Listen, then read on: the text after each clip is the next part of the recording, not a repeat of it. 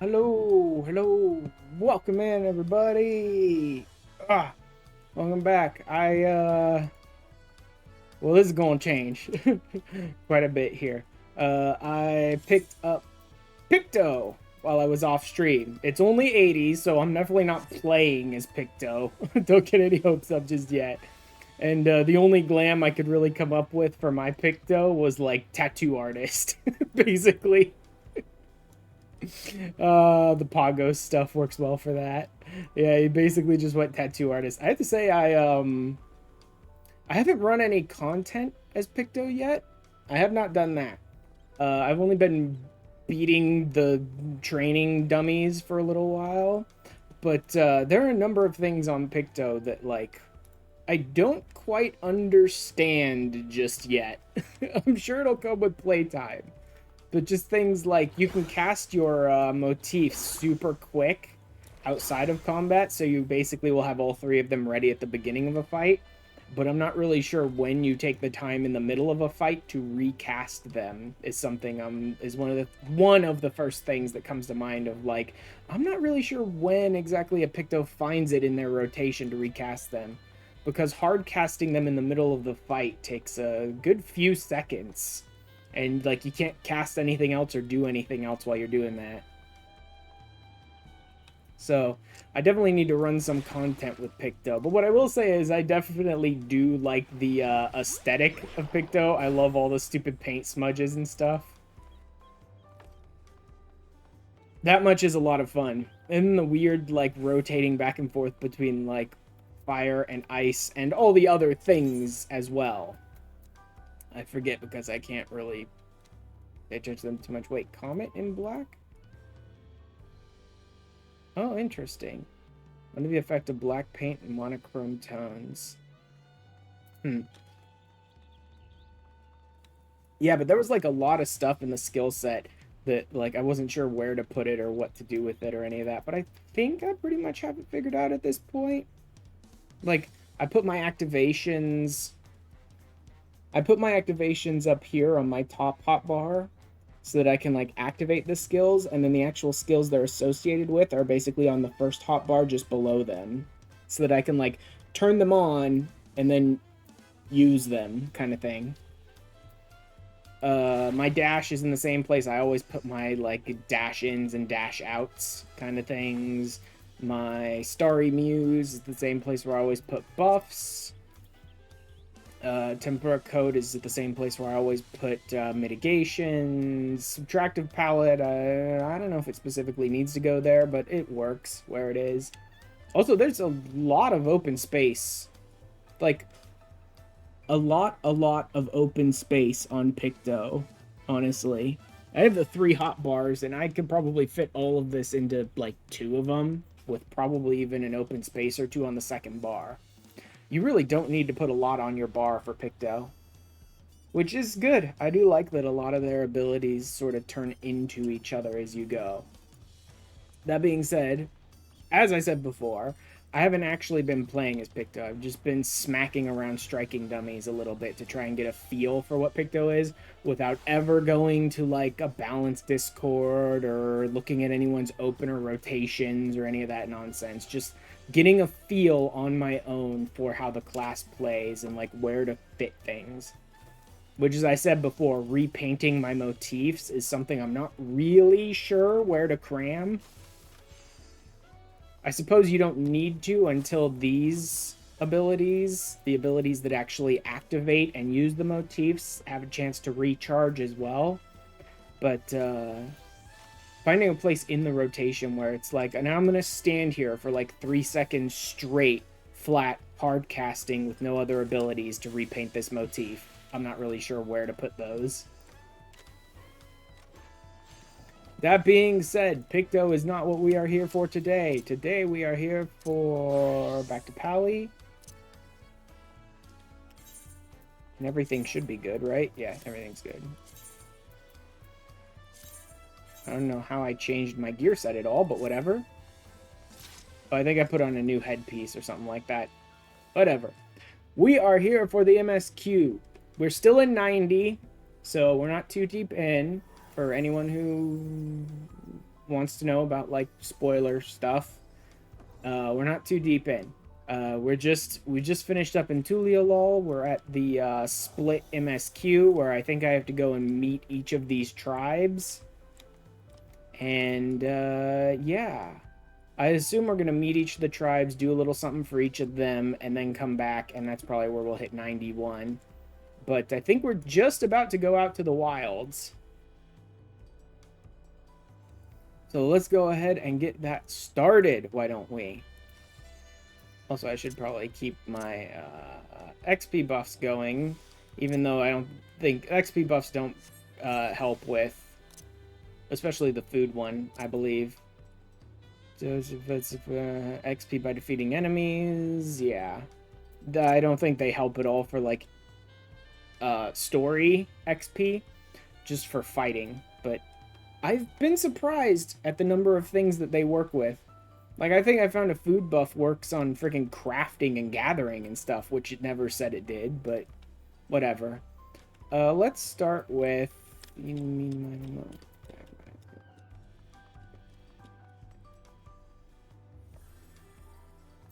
You. Starting with you. Starting with the Pelu.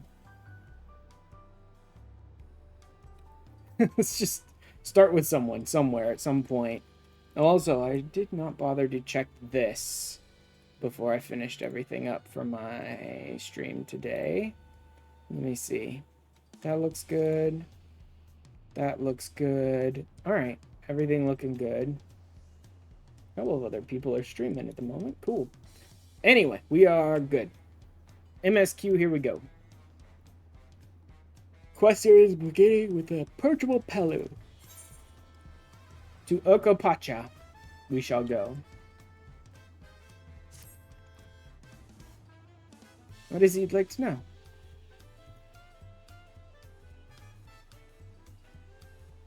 The main concern was confirming the state of the road ahead. As I recall that to reach Okopacha, we depart from the Arc of Dawn, and then take the road west at the first fork. Should we be wary of anything along the way? It is indeed the way to Okopacha. After the damage wrought by the recent downpour, however, you'll be doing more stumbling than walking. Do take heart. When it comes to rugged terrain, we have a most dependable solution available. Come with me. Dependable solutions, you say? We'll be back to talk to you in good time, my friend Hanu. Meanwhile, you can eat and drink your fill at Zvalia of Tai. It's all been arranged. Like, take him from his normal daily routine and just be like, we'll talk to you later. Just sit here and eat and drink while we go take it hours to waste out of town.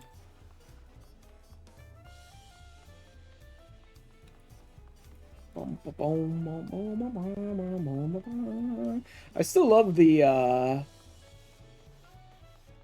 music in Tural. I don't know how well it fits, but I do love it. It's all jazzy and stuff. Still, I'm not sure how well it fits for like a hub tune for a town, you know what I mean? But it's fun. Alpacas! Those horrible furry fiends. But you are our most dependable companion, the alpaca. Those evil, mindless, no thoughts.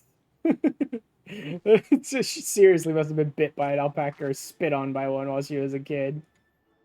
These animals could traverse Okopacha's steep mountain trails as if they were gentle fields, and all while carrying heavy loads. Our merchants will be lost without them. So they fill much the same niche as our chocobos back home. You don't have alpacas in Eorzea? Alpacas are native to Tural. Eorzea has its chocobos, and the eastern lands have their horses. Why go to the trouble of breeding another pack beast in a place which ill suits its qualities, and where it is not needed anyway? But must we ride these little monsters? The impression you aren't fond of alpacas. When I was small and being a bit naughty, I went around pulling on their wool. One of them spat on me, and it was the foulest stench you can imagine. I knew it was gonna be that. I knew it was just gonna be like one of them spit on her or something as a kid. And they like to ride. Alpaca's brothers' mounts are inquisitive and docile. Even those without experience find them easy to handle.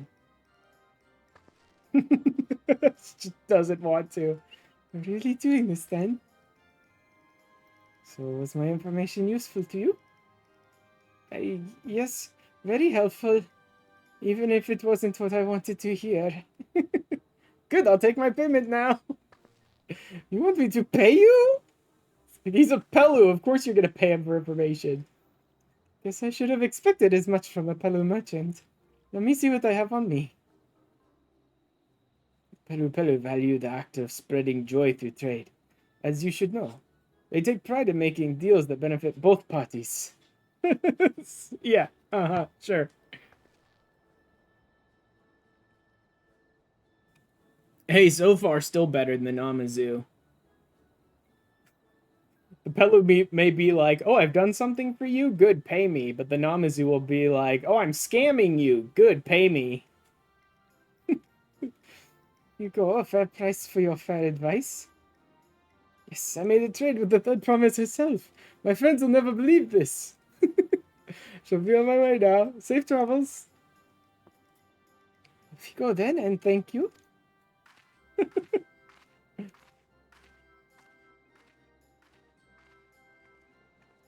I better not get spit on again. You brought that on yourself. Remain calm and gentle, and so will they. It's like, maybe don't go tugging on their wool. Still not happy about this. But if we need to ride alpacas to reach a Copacha, then that's what we'll do.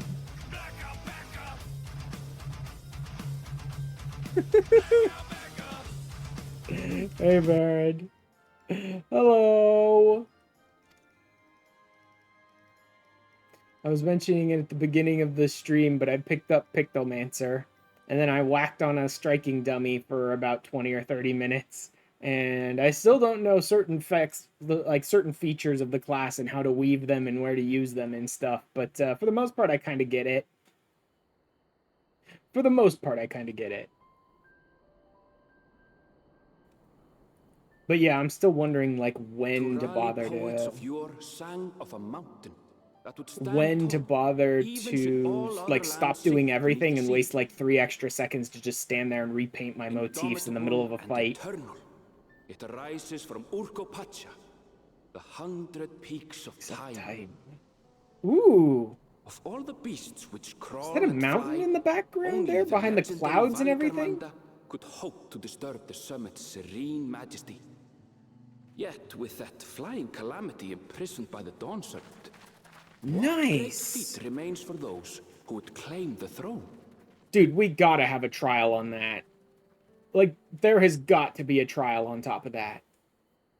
Calling it right now. Probably Valagarmonda. Probably Valagarmonda trial on top of that. So I would this expect. Is Urkopacha. I've never actually been here before.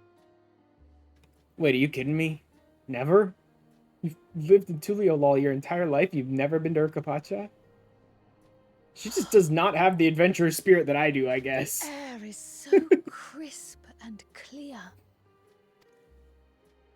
Mountains everywhere you look. You seen any mountains that high up? Maybe in particular has quite the presence. It puts me in mind of Som-Al. Possibly, yeah, that's what I was gonna say. Stuff like Sorkai or Som-Al or things like that, we might have gotten mountains that are like that high. If anything, maybe Som-Al, but even that, I don't know. Maybe. Because Som-Al was supposed to be high enough that it took us up to the floating islands.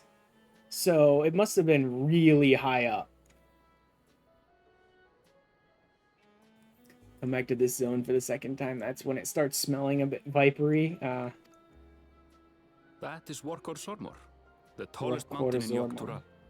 Its sheer height makes it an imposing climb. Uh-huh. But there are other reasons the ambitious keep their distance. Hmm. Oh? Do tell. Where to begin? Excuse me, but you're Wook Lamat, are you not?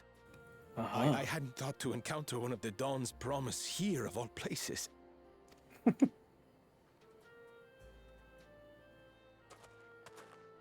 I mean, why not? Technically, all the Dawn's Promise should be coming out to these locations. But I should introduce myself. I am Bolnok, a weaver Bolnok. by trade. Well met, Bolnok. We're on our way to Watranpelo. Truly, I've just come from there, as it happens. Dude, these freaking names. I like it. I like just like weird ass names that if they didn't say them in a cutscene, I'd probably never pronounce them right to whole new locations and areas that I've never been to before. It's a lot of fun. But then the culture that they're pulling from a lot for Dawntrail is one I'm not super familiar with on a personal level. So I will pronounce everything wrong, horribly wrong, until they pronounce it in a cutscene. Let's just expect that. I'd ask the Pelu Pelu who sell me their wool to give me a tour of their alpaca ranch.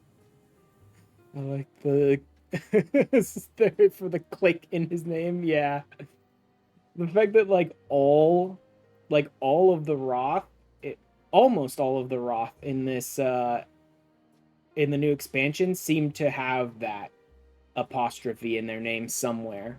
Like Wook Lamont doesn't, which is why it was kind of surprising to me. But like almost every single Roth I've run into in this expansion has an asterisk in their name somewhere. The head rancher and I shared a bottle of mezcal while he explained the finer points of wool Mezcal, production. you say?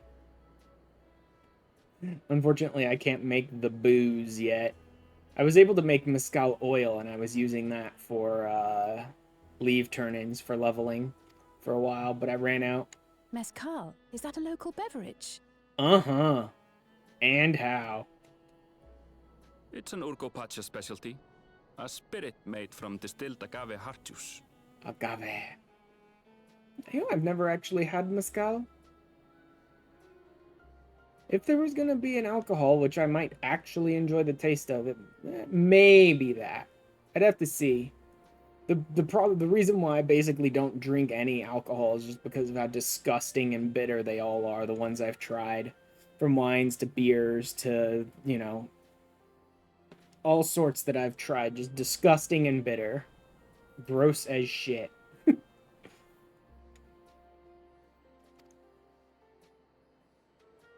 Yes, and it must have done wonders for my mood, for I And I tripled mean, my one made usual from order of agave alpaca might be a wool. bit sweeter, They but I did don't know. offer Who me a knows? discount, though, so it wasn't a bad deal in the end.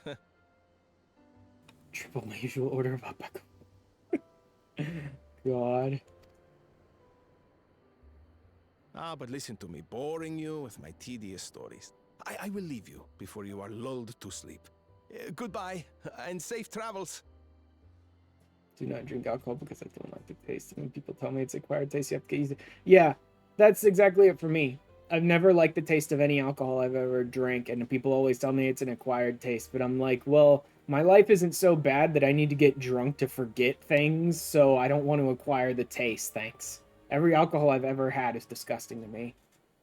In fact, the only version I've ever had that wasn't completely disgusting to me was margaritas that my family likes to make sometimes, but they must have gone pretty light on the rum, because I know when I turned 21, my sister-in-law went to make like her usual margaritas that she likes to make when we're at parties and things like that, or like to back then when we're doing parties and things like that with the family, and I would usually drink them just fine.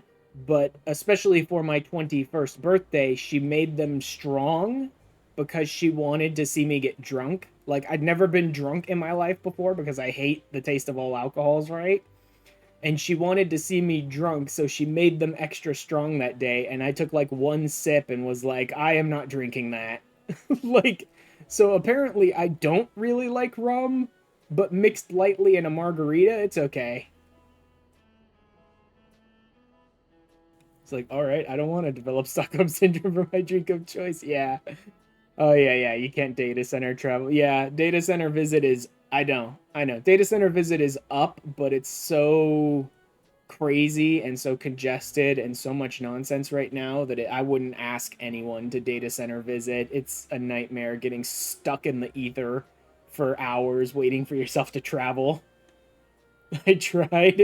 Oh, God.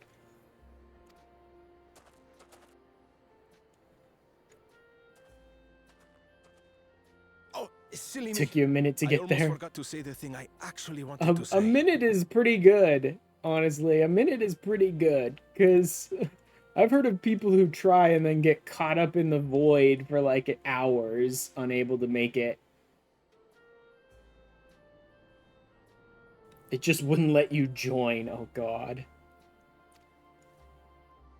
Peace for Tural. I agree with your vision, third promise. You have my support in your bid for the throne. I get it. Like, it makes sense that there's a lot of older people in Duliolol who are totally supporting Wiklamat's claim to the throne. Because, like, all the people that are old enough to remember the warring tribes and things like that, they're like, you're all morons for wanting those days back.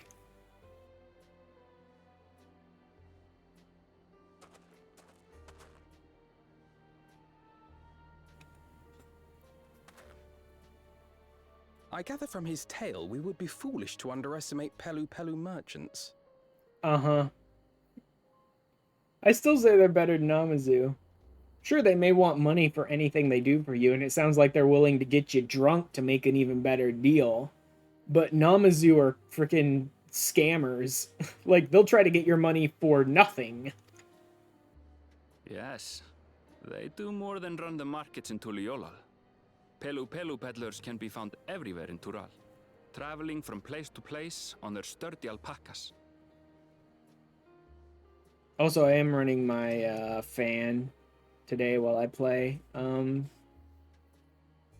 Hopefully it doesn't come through too much. And when I'm not speaking on the mic, it shouldn't come through at all because I have noise canceling on. But like once I speak and my voice sort of cuts through the noise canceling and like activates the microphone on my mic, or not even activates, you know what I mean, like cuts through the noise canceling so it like lightens the noise canceling up so my voice can come through clearly. At that point I get the feeling you can probably hear it in the background while I'm speaking, but hopefully not, or at least not too bad. But I think I will run the fan when I'm doing MSQ. I'm trying not to use the fan too much when I do the free trial stuff because I'm turning that into YouTube videos. I don't know for sure if I'm going to turn any of the Dawntrail stuff into YouTube videos. If I do, I might just be me talking over some of the gameplay, and that'll be like muted. Just sort of talking about my experiences in Dawntrail and things like that, if I do it all. So I'm not worried too much about having the fan on in the background because it is fairly light. I will say that. Even when I'm speaking, even when the fan can kind of be heard in the background, it's not super bad. You know what I mean? It's not very noticeable. I ended up having to, like, while I was in DaVinci Resolve and editing stuff for the free trial update one week, I could hear the fan, but like just barely. And I stopped running it because I don't want to hear it at all on my fucking YouTube stuff. But for the playthrough, the Dawntrail playthrough, like I said, I don't know how much of any of that is going onto YouTube, so I'm just gonna run the fan so I could freaking not melt in my room. The fact that Dawn Servant is essentially two dads with two stray cats who they seemingly like more than their actual child. Yeah, I had to turn you up a lot to even catch your fan in the background. Yeah, like I said, it is not very noticeable, but when I'm speaking, it is coming through on the mic, but it's not very loud. It is really low.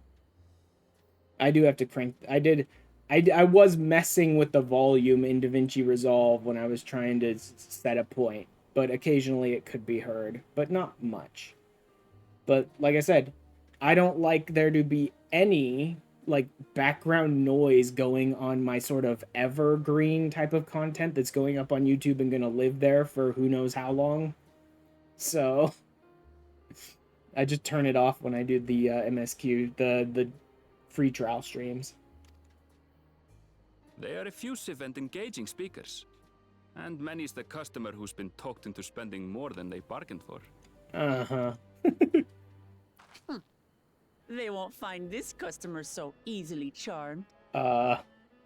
Something tells me you're not that discerning of a customer.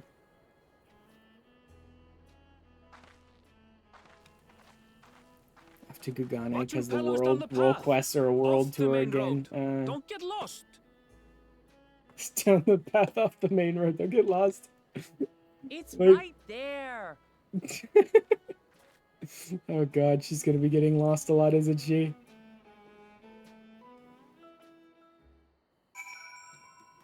Also, I do have some new mounts that I picked up, but I don't think I'm gonna use either of them.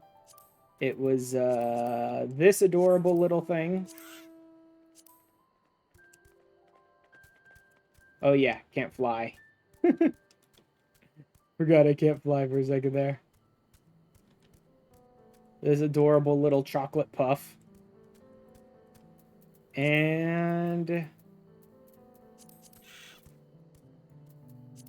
this less adorable giant mech.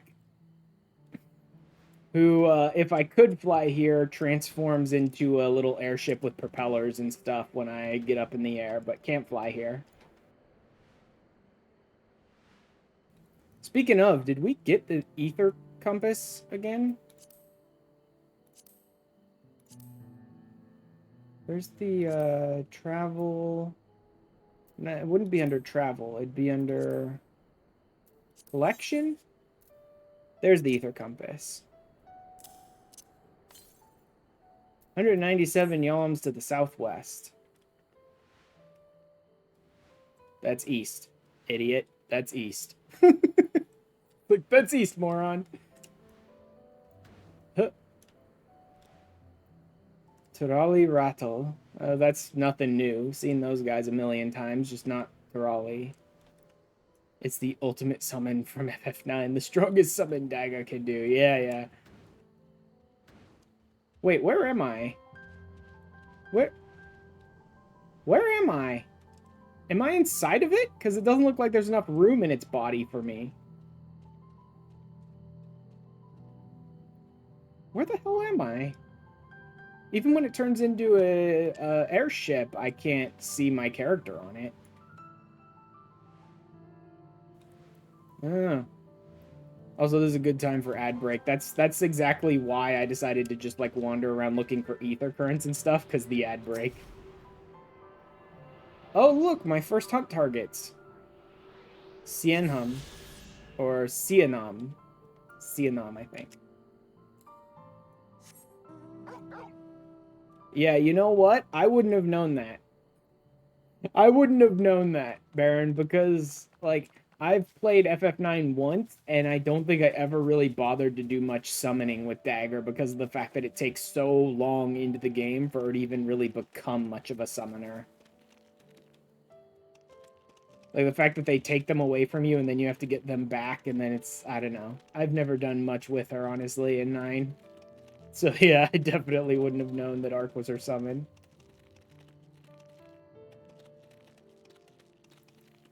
Anything interesting in this little town here? No, nothing yet. But yeah, I'm using Torgal.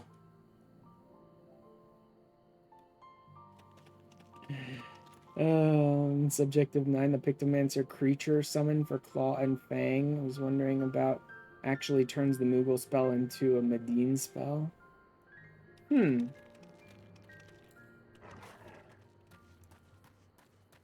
Huh. There are no... Yeah, there's no little dummies around here for me to mess around with Pictomancer, and it's 10 levels too early for it to go out and pick a fight with anything. Chabayuka.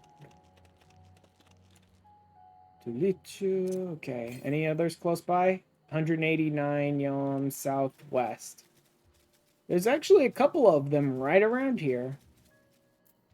How many are there?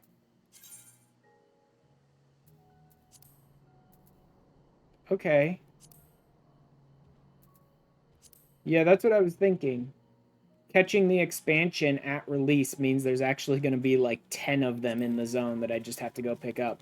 Because I'm used to them being much fewer, because I usually come to expansions quite a bit later, right?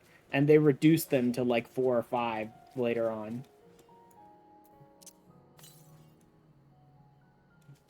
To the west.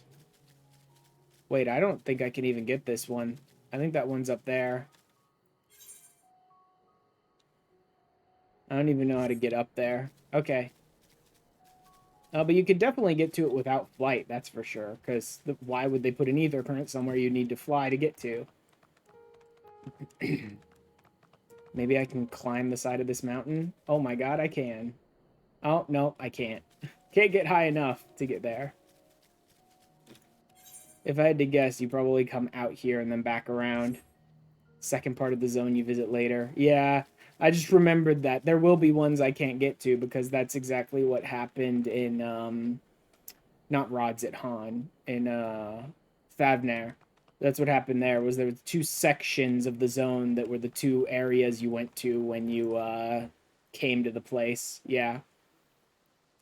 He's the summon that replaces Alexander as the holy summon 9 because Alexander is a plot point. Yeah, pick up the ones you'll pick up the ones you can't get to as well. Yeah, yeah. Alright. Ruktief? Wait. Weren't you in... No, that must have been another Brook something. I think this name is different.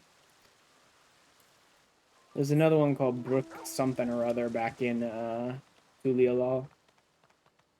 Alright, that's enough messing around here. How are you?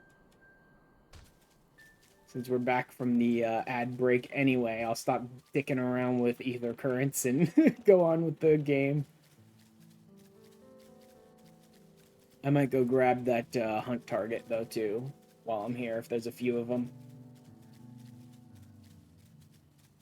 Bum, bum, bum, bum, bum.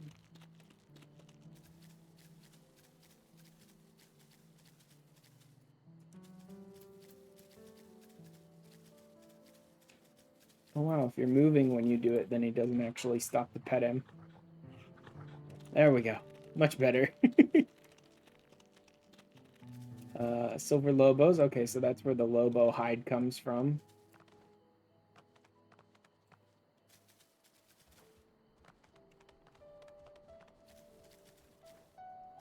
New locations. Alright. Alley-oop!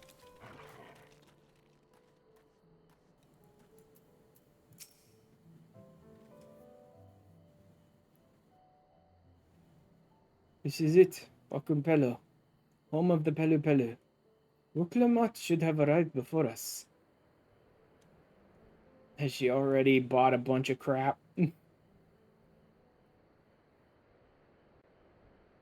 That's not good. She's already talking to the Pelu Pelu. You come all this way for the right of succession? Oh, so this means I'm exchanging words with the future Dawntrail. Please, the outcome is far from decided, but it is a possibility. Unfortunate then that I deal in cloaks woven from especially luxurious alpaca wool. Such a garment would look magnificent when draped over the shoulders of our budding ruler, And a nation's ruler should dress her best for her adoring people, yes? Fighting for our finest lady, that's right. Come then, promise, my well-stocked shelves are but a few steps away.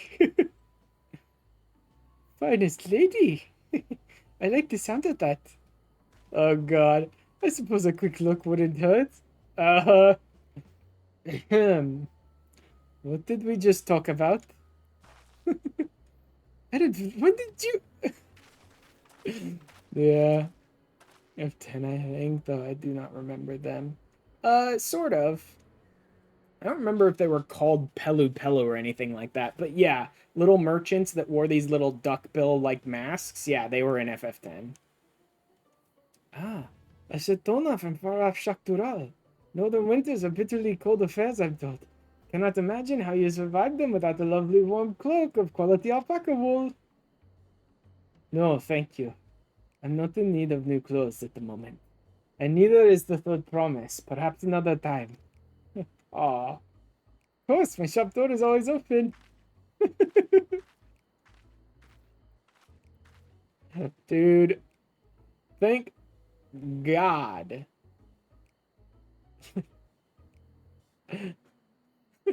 The look on her face.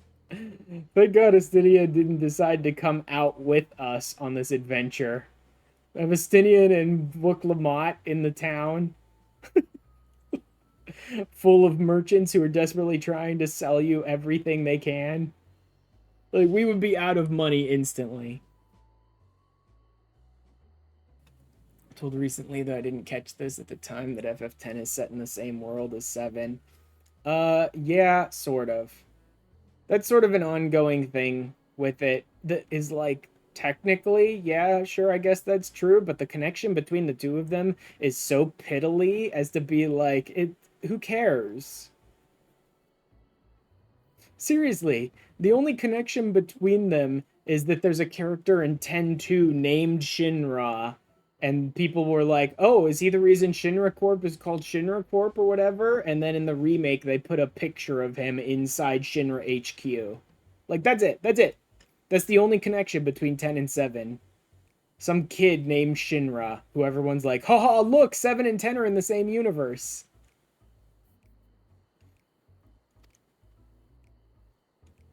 It's just... like, it's such a tiny connection that it's like, who cares? Even if it's true, who gives a shit? That would be why I didn't know that I haven't played the remake. Yeah. Like, even if it were even if that is true, who gives a shit? There's like no connection to the two worlds. As I mentioned previously, the Belu people live for bringing happiness out through trade. They won't cheat you or sell you defective goods. They will, however, disarm you with their deft turns of phrase, and unwitting customers like Wuklamont fall prey to this affable approach time and time again. Unwitting customers. The only recourse is a clear and firm refusal. They won't pursue the matter should you make your disinterest plain. Valuable insight into the minds of the Pelu Pelu. Let us all take Arenville's words of caution to heart.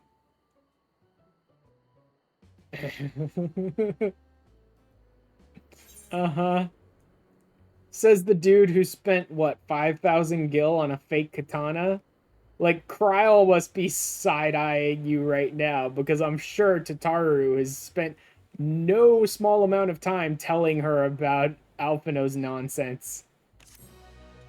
The Pelu won't actually scam you, but they're very pushy until you say no. Yeah, I have been hearing that recently, where it was like people talking about how much they hate the Pelu Pelu, and then other people being like, are you kidding me? We already had the Namazu. They're 1,000 times worse than the Pelu.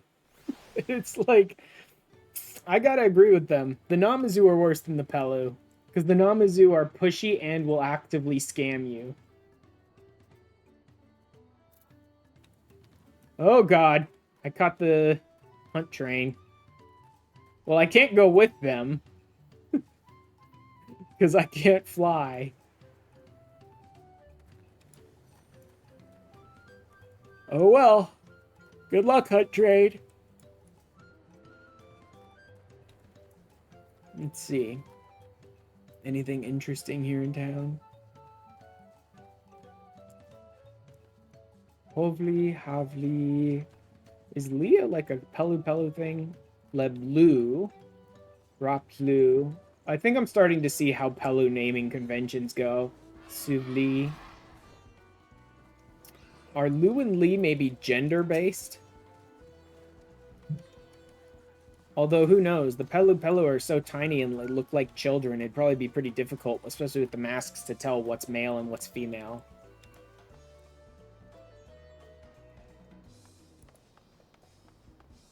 I can see it already, right? The Pelu have like a one-syllable starter, and then they end their name with Lu or Lee, but I'm not sure if that's gender-based or different like groups or something like that. Not sure, but their naming conventions seem very, very easy to understand, at least. Yeah, one of your cats came to say hi. Softly, Sivlu, yeah. Probably, yep. Yeah, Lee and Lu. 2 syllables with the second always being Lee or Lu, it looks like. Not sure whether that's a gender thing or what.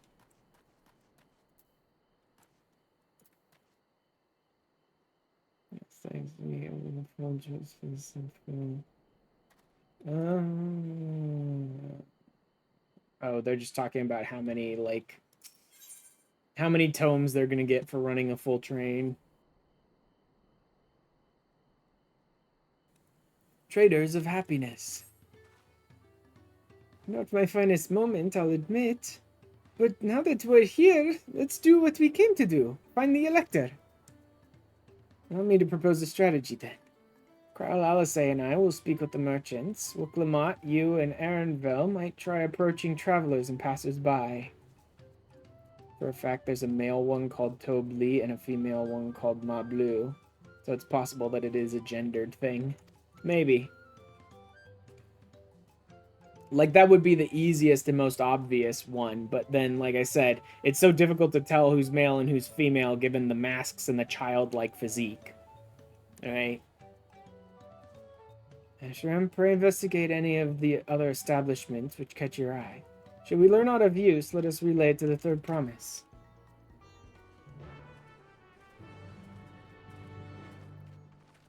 Dude, people still to this day show up to hunt trains and then go like, looking for party. How is it not common knowledge at this point that if you're showing up for a hunt train, just grab one in Party Finder? And if there's none available in Party Finder, then make your own. It'll fill up in seconds. It always does. Whenever I showed up to a hunt train and there was nothing in Party Finder because they'd already all filled up, I just made my own, and within like 10 to 15 seconds, it completely filled. That's how it goes.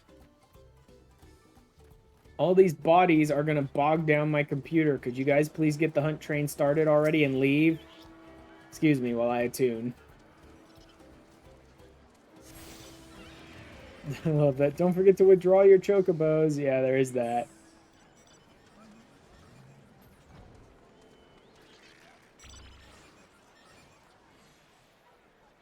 Like, there's no real rule that I couldn't join this hunt train, but there's no guarantee anyone in here would have something I could ride pillion on, and there's little reason for me to join the hunt train, because I would get much fewer tomes. The fact that I'm not level 100 yet means I probably wouldn't even get the best tomes out of it, and I can't, like I said, I can't guarantee anyone will have something I could ride pillion on, so no reason. Really? As an aside, the fourth dungeon will 100% have made some people quit Black Mage and or given any caster PTSD. Non-flashbacks in the fourth dungeon. Oh man, you can't stand still in the fourth dungeon is what I'm getting out of that. It was like made some people quit Black Mage. It's like you cannot be standing still in the fourth dungeon. There it is. Oh, I can't wait to get that. I cannot wait to make it to Solution 9, man. I want that so bad. Just totally cool. As it comes down, have a... It has a flight mode. I've seen the flight mode. The quadcopter thing on it is like goofy and I love it. I've seen the flight mode. It's cool.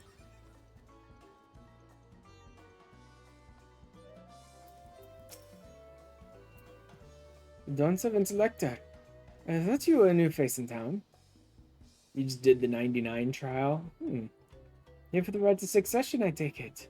Yeah, don't much care who sits on the throne, as long as they keep Tural peaceful. Well, then you do have a you do have an opinion, then. Because there's only one who's outwardly supporting, like, Tural peace. I don't think Kona is going to suddenly take us to war or anything, but, like, there's only one of the Dawn's Promise whose outward, like, #1 stance is we're going to keep Tural peaceful. People tend not to be in the mood to relax or sip our excellent mezcal once arrows and spears start flying, if you know what I mean. Speaking of which, would you like a cup? A joy shared is a joy doubled, I say. No, just outright refuse. No, thank you. I guess you were asking about the Elector business. Being but freshly returned from my trading route, I have heard that there's a contest afoot, but not much else. Our head ledger, Tobley, could probably tell you more about it. You just unlock the job gear you're doing, the job quests, so you could dye them. I will be interested in seeing the 99 job gear. I don't usually end up making much use of that. I'm like so actively against glams that are job specific in general. I mean, I guess I could use them if it's a really, really good look for that job, but this is why I desperately wish that Square or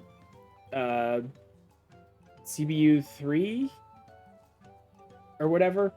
Anyway, I wish the devs would make glam non-job gender level, any of that specific. I wish that the requirements for equipping would disappear as soon as an item becomes glam. It should be the case. I 100% believe that. Despite any conflicts that might arise, despite any weird discrepancies, despite any weird looks a person might be able to use that don't look anything like their job, like all of the little debate around it, I don't care. I want all glam to be non like level or job specific. As soon as you turn an item into a glam piece, it should be a level 1 all classes thing. Just unlock the job gear. Red Mage 1, you actually kind of like it, and the Reaper jacket is A+. Reaper's got some good looks. Reaper's got some really good looks. Red Mage 2.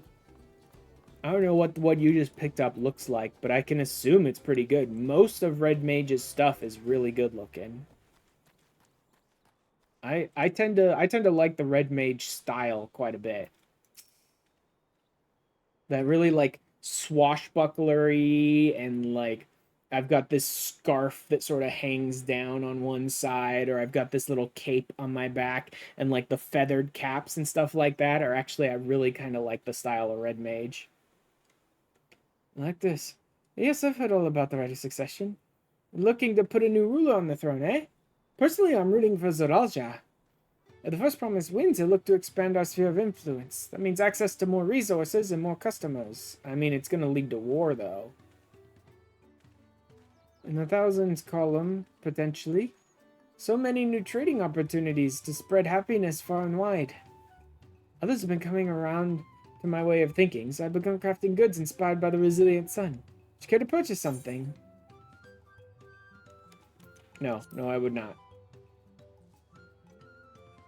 You kind of don't like the Red Mage jackets usually, but this one has a nice fit. I think the style just sort of fits with mine a little more. Like, I'm not the biggest fan of like really long capes or things like that, but like Red Mage always has like sort of short half capes, or like the one arm like scarf that hangs down, or things like that, and I really do kind of like those aesthetics. I don't really like foot length capes and things like that though. Very well, you said you wanted to know about the Elector. I could help you, but I won't. I can tell you're no supporter of Zoralja or his policies. I love how this guy's like, he wants to expand our sphere of influence, and that'll bring us many, many more business opportunities. His Zoralja's stance 100% is going to lead to war.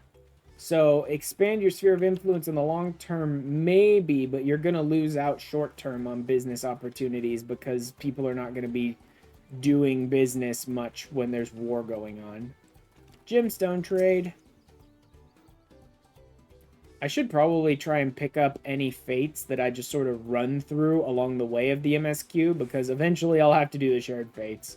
I have yet to finish any shared fates in any expansion, because there is little you can possibly do to bore me into oblivion more than, say, here, do 60 of this garbage. Like, here, do 60 of these that amount to nothing more than opening up a couple of items at a vendor. Magni being a big virgin as per usual. This job quest. Oh, if he ever stopped being little son, it would be surprising, honestly. Wouldn't fit him. It's open for business. I do not accept Pell or Gil. Bicolor gemstones are most welcome. So he doesn't even accept Pell. That's interesting. Alpaca fillet. Mega Mugui pineapple. Oh! I could spend it on Mega Mugi. Try speaking, Ash. Mega Magui pineapples, because that's what you make the mescal oil from. And I could use those to turn in. But I need to make like 9 mescal oil for every single turn in. Although silver lobo hide probably wouldn't be any better. Almost certainly there's an alumin that goes with it that you need to turn that into leather. So...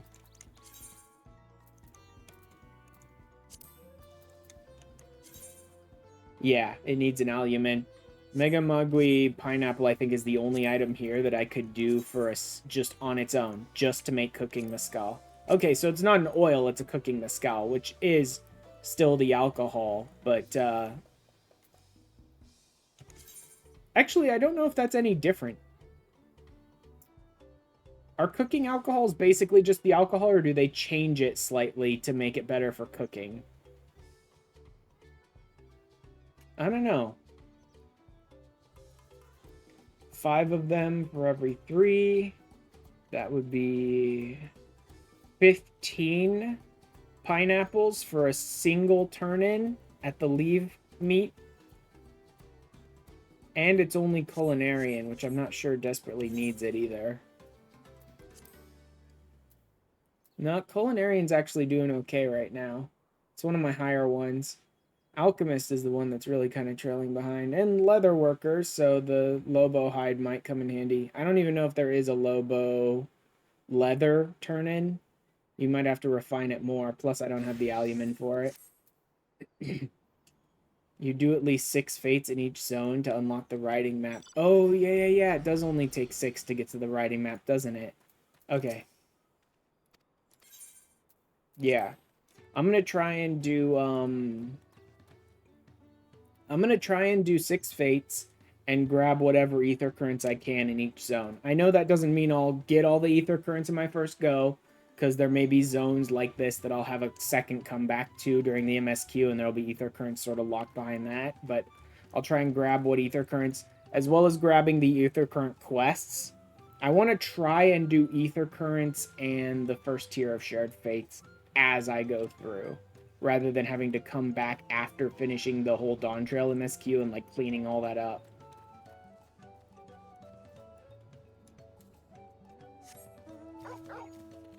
Come on, pupper. Let's go see this last one. Lovely. My blue. What the? Wow. Not like the rest of them. They're all wearing the red one, and this one's all pink. Hello there, I'm my blue. Did you have a question for me? Sorry, I don't know about any electors. You should take a moment to see our prized alpacas before you leave, though. Oh, be sure to admire them from a respectable distance. Get too close and our nervous darlings may be tempted to spit on you, and that stuff stinks. Happened to a visiting buyer not so long ago. Tobli, that's the head rancher, was so mad at me for not giving a proper warning. No one makes a mistake without Tobli noticing. He knows everything that happens on this ranch. Okay, so Tobli is male. And I don't really want to come off as sexist, but the fact that one whose name ends in Lu happens to be the one dressed in pink just rough guess from the outside, I think it might be a gendered thing. The Lu and Lee, I think, might actually be a gendered thing with the naming conventions. Mob Lu is female. She has a voiced parts. Okay.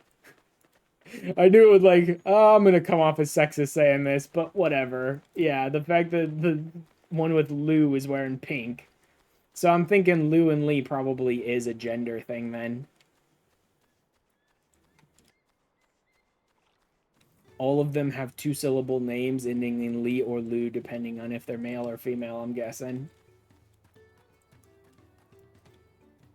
Going to be on foot in the first 2 zones until you visit them each for a second time. Definitely get the riding map ASAP to make questing a bit quicker. Yeah, hi Kiri. Hello there. How much time has this one got? 3 minutes. Yeah, I'm not gonna be able to do that one in time, I don't think. Barrage, all the friggin'... Oh god, here comes the everything.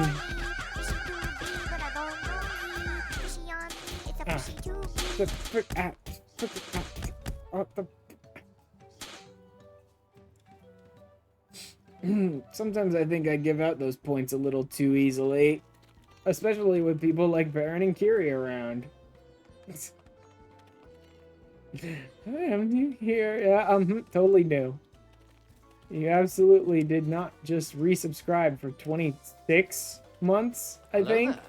It's just the other day.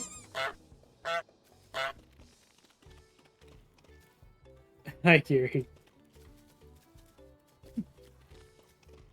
God. You have to watch yourself around these silver-tongued peddlers. I almost bought a bottle of mezcal and a stack of blankets. And then there was this enchanting ornament. Anyway, I did manage to learn that Obli is the man to talk to about the contest. Now, if only they'd share where this head ledger of theirs is to be found. Really? He's also the head rancher? Well, the alpaca ranch is not far from here. I say we pay a visit before the others return. Oh, great. Visit the alpaca ranch without the others. Good. I love the floating umbrella mount. Is hilarious. Yeah, that one's only got a few minutes left on it, so I won't bother with that.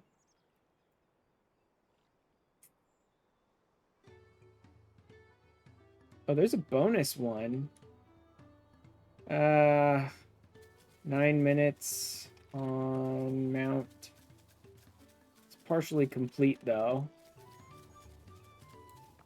Yeah, maybe I'll try it. But sprint. Actually, I don't think that's any faster than the mount speed. I would love a, like, full-on readout at, like, movement speed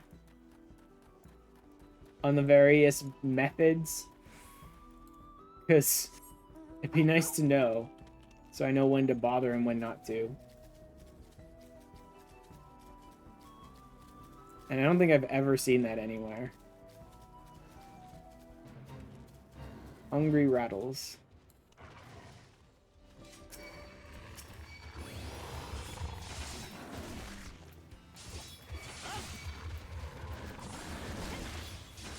There we go.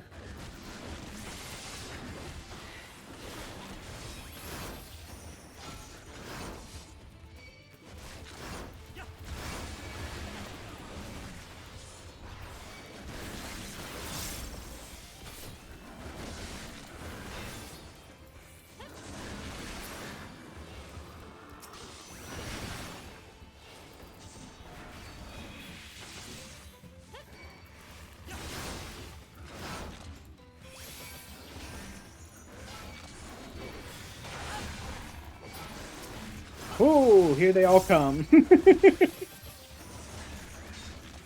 Oh, cool. Here come a bunch more people to help, too. Okay, I'll just tank the crap out of this, then. Tank it all.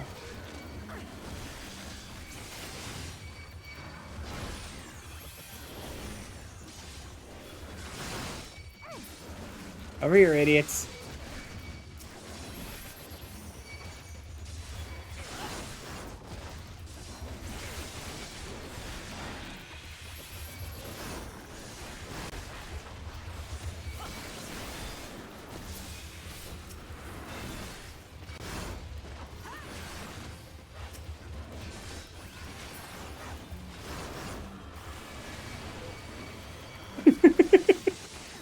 Really getting everyone's attention here.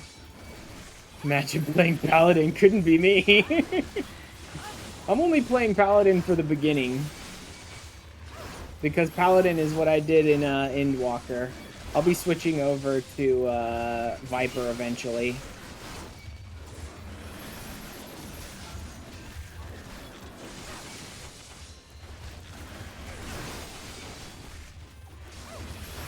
Jesus.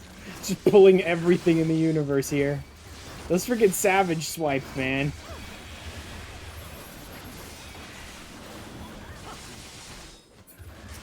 It's difficult to even see them sometimes because of how many bodies there are on top of me. Bicolor gemstones. Okay. The rattles are leaving. I just need to wait for them to leave so I can pull my mount out. Anything else around here? There's the Pelu Peddler here. And it looks like they're heading that way. So maybe I'll try and head over there too. I may as, yeah, like Baron was saying, I may as well get the maps. The riding maps, since it's going to be a while before I have flight unlocked.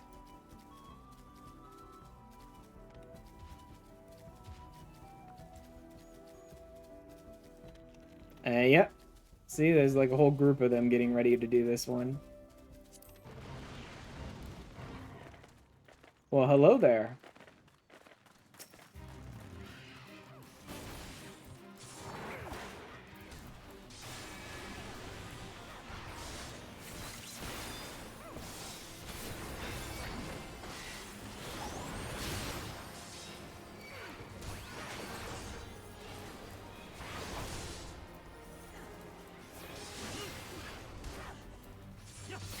You know, there are infinitely, like, not enough combo, like, PvP combo things going on. I loved the idea that they were doing this whole PvP comboing system now for the classes in normal play, but it's just not enough. Not nearly enough things combo into each other, which is annoying. Like, each of the classes has, like, one thing that combos into something else, and it's like, there's easily 5 or 6 things on each class that could do it.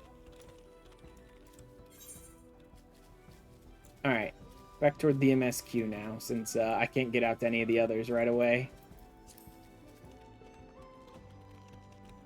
Especially on Paladin. Like, Paladin's 1, 2, 3 could combo so easily. I should,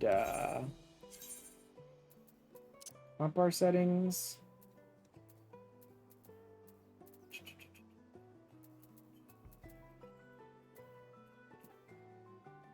No. And no.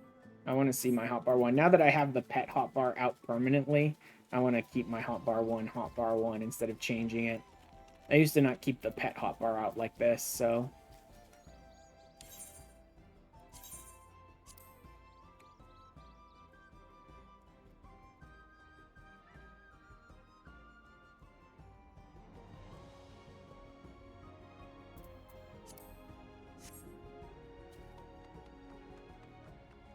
Oops. Hit the wrong button there.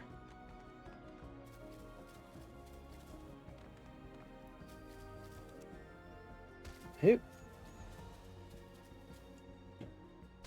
Yeah, I'll only be being Paladin for the first, like, 2, I think, levels of the MSQ-ish, somewhere around there.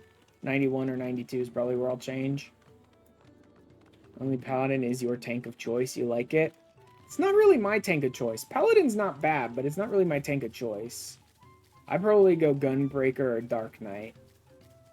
Which is stupid, because Warrior is just straight up the meta tank, but I just don't like it.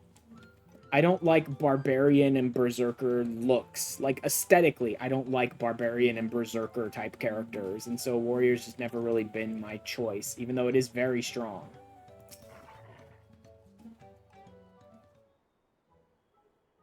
You not tried Gunbreaker or Warrior yet?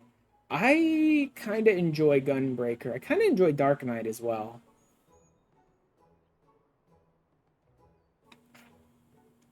I might take my first break to go and get some food pretty soon because I started up my stream and then someone decided to vacuum right outside my bedroom.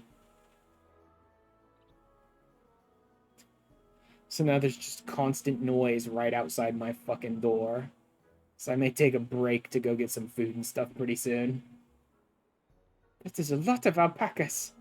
Still, we know the head ledger could be here somewhere. I can't let fear deter me. Not to say that I'm scared, of course.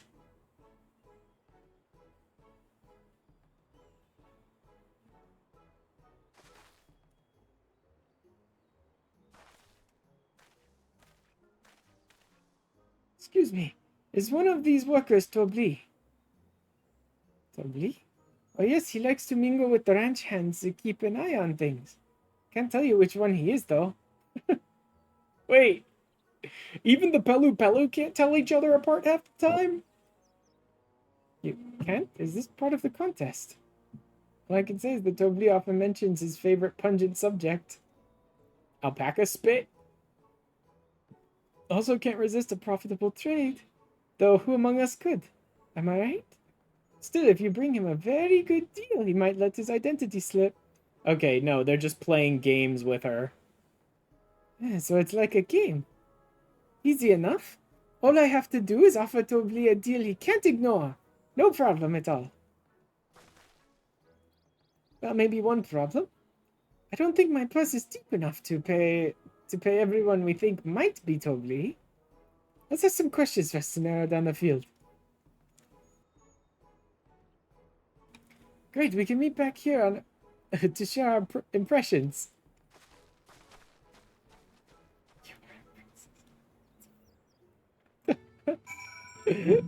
You should have unlimited funds, yeah. I'm a blue. Obviously, I'm not Tobli. I mean, oops, I shouldn't have said that. Find out for yourself who Tobli is, or if an elector is even at the in the village at all. Good luck. Uh-huh. Visitor from across the salt, if I'm not mistaken. Be warned, the alpacas will spit if you startle them. It's just you keep your movements slow and deliberate. Okay, so... Well, he's not spitting, and I'm walking right through him. Regards you with wary eyes and a twitching jaw. Backing away slowly might be the wisest course of action.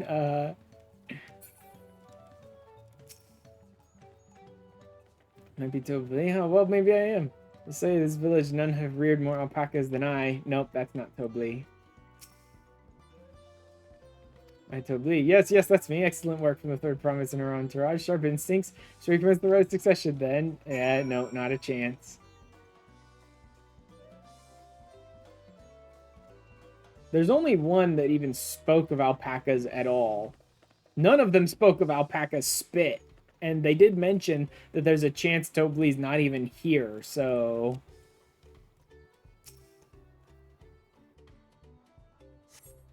There's no way they keep telling me alpaca spit stinks to high heavens, and then they mention he likes to talk about his favorite pungent thing, and he's an alpaca herder, so, you know. Put two and two together there. Both done with our interrogations. Who do you think it is? I have my suspicions, but let's hear you pick. The diligent one was the one talking about alpacas. None of the others even spoke of anything related to alpacas or spit or pungent smells or anything. So intent on stable choice. I had my eye on that one too. Time to rip the mask off our mystery ranch hand, so to speak. I mean, maybe. There's also a chance Tobli's not here at all. We know it's you, Tobli. To prove it, I propose a deal. A generous sum of coin for confirmation of your true identity. Yeah, well, they won't scam you, so... They won't scam you, so if it wasn't actually Tobli, wouldn't accept the money. Although just your true identity, yeah, he would take the money and be like, I'm not Tobli. I gladly accept. So you correctly guessed, I am indeed Tobli. Head ledger of Wakumpelo. Wachumpelo? Wachun, I think it is Wachun. And head rancher of the family ranch. I'm also one of Gulu Jaja's chosen electors. Good call. Aha! In a place featured in the Tural saga, just as we thought. I was right to trust your instincts, and I wager that this won't be the last time. There's an alpaca walking up behind me. She found you out very inscrutably. And I'm glad she did. Would have been a pity had her bid ended here. I do like that, Baron. You're a princess. You should have unlimited funds. Like, yeah, technically.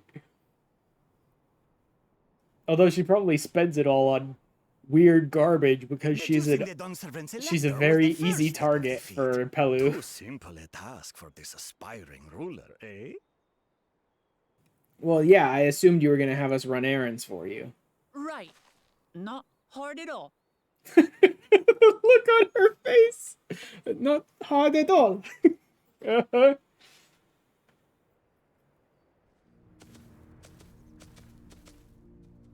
Zeralja?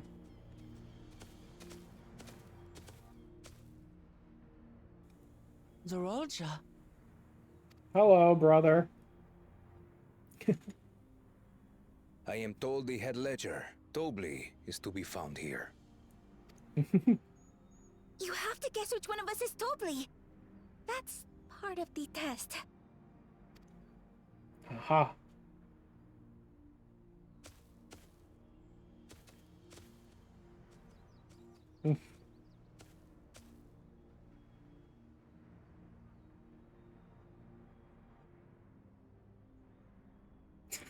Dude, are you gonna seriously just try to intimidate the Pelu? Yeah, he just glared the Pelu down until it looked over at Tobli out of fear.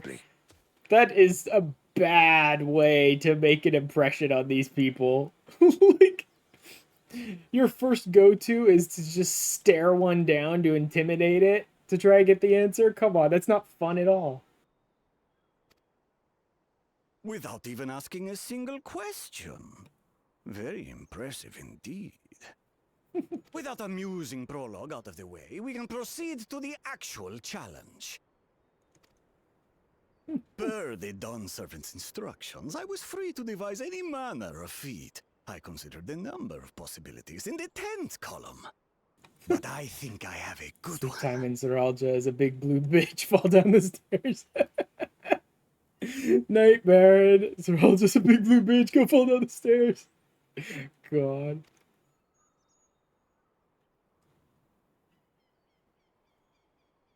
You must go forth and capture for me an alpaca. Capture an alpaca. Capture an alpaca.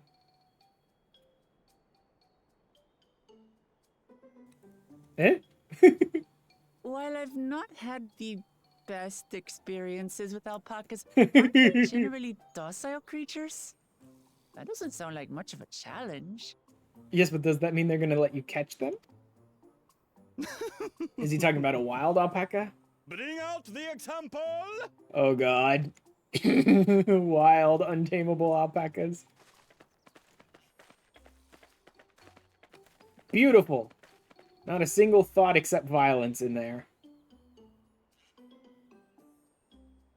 This is a special kind of alpaca. Would you please approach the animal third Maybe place? not. Don't have her do it. She already hates alpacas. Me? Well, it should stay calm if I stay calm, right? That's what Erinville said. Not this one.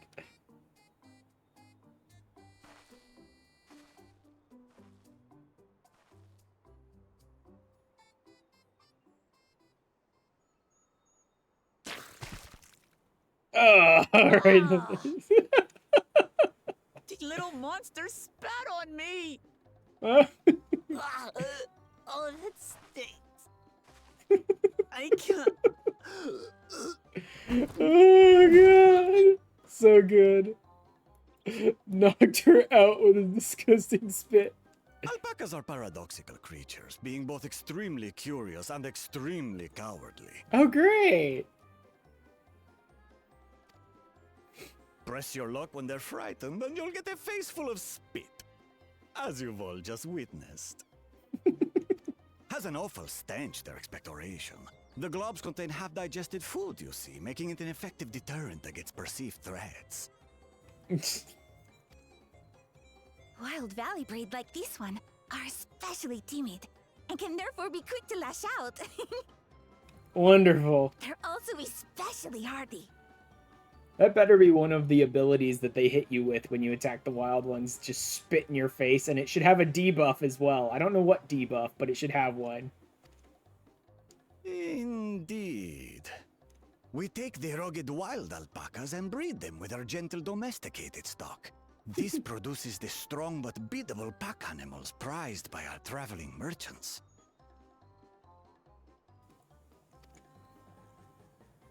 All right down there?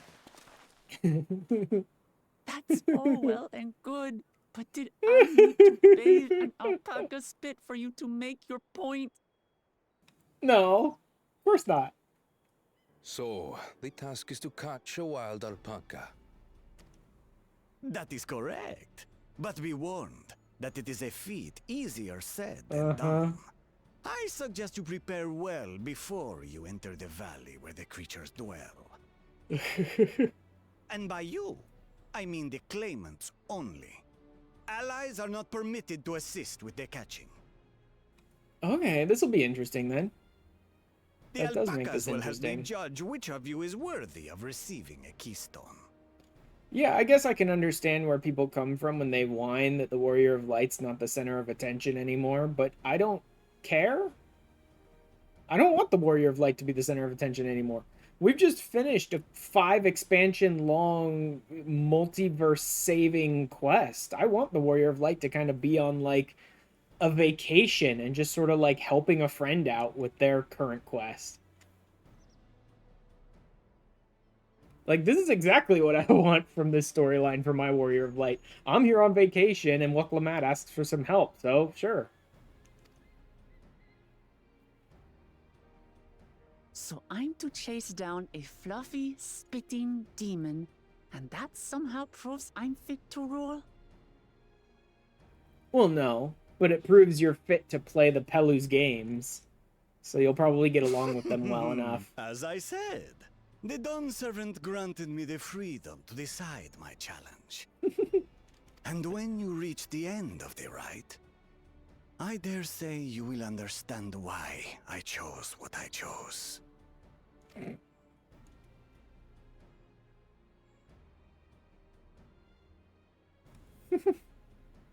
kind of like the Pelu so far. Very well. This won't take long. Wait! Didn't I warn you this was easier said than done? There are preparations to be made, factors to consider. A beast is a beast. All yield to strength. Yeah, I can see how he's gonna be a bitch. He gonna be a bitch. We're probably gonna have to fight him at some point. So far, this experience has done absolutely nothing to improve my opinion of alpacas.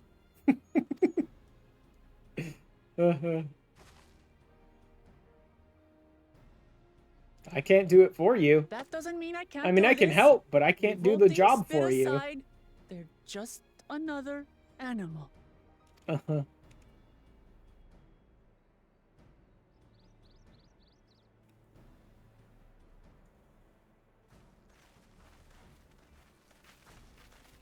Are you all right, Orclamat? We thought we heard you scream.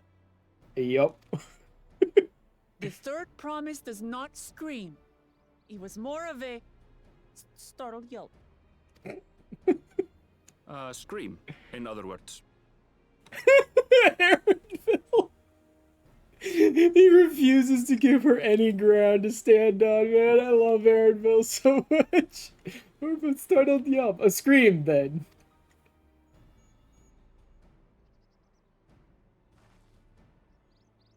Can't take yourself too seriously among friends. Did you find the Elector?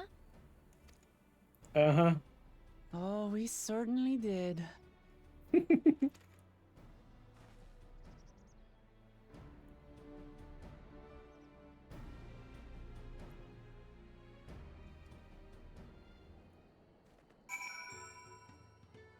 Oh, Karu left and Swish logged in.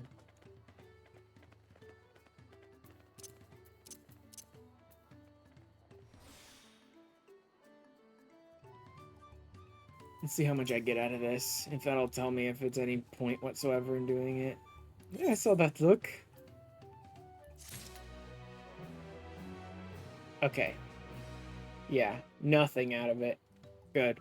To note, no reason whatsoever to use XP buffs when you're just questing.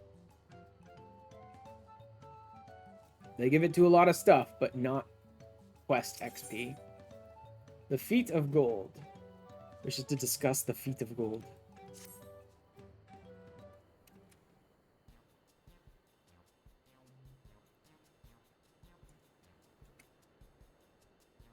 As Wuklamat helped demonstrate, the Valley Alpaca are wary of people. Getting close enough to catch one will not be an easy task. You might have warned me about that earlier. I have enough trouble with tame alpacas. How do you expect me to wrangle a wild one? With the proper saddle, we infuse the leather with a relaxing scent that soothes the spitting beast. Wonderful. Give me one of those then. Have you perhaps forgotten we are a clan of merchants? If you want a taming saddle, then you'll need to find a saddler to make them an offer. They don't come cheap, of course. Crafting a saddle will cost you the equivalent of 10 pel in the thousands column. You mean 10,000 pel? I don't have that kind of coin. Converting to gil, that comes to around 1 million or so. Mayhap if we all pitch in? No. This is my feat to accomplish. I wouldn't feel right about having others pay the cost. I'll find the money, somehow. Or maybe we could craft it ourselves? I'm actually quite a talented crafter, and in fact have my crafters up to like 93 or 94 right now. I'm sure I could craft a saddle. If I could find a merchant who's willing to teach me how to craft a saddle, which they'd probably want money for that too. In that case...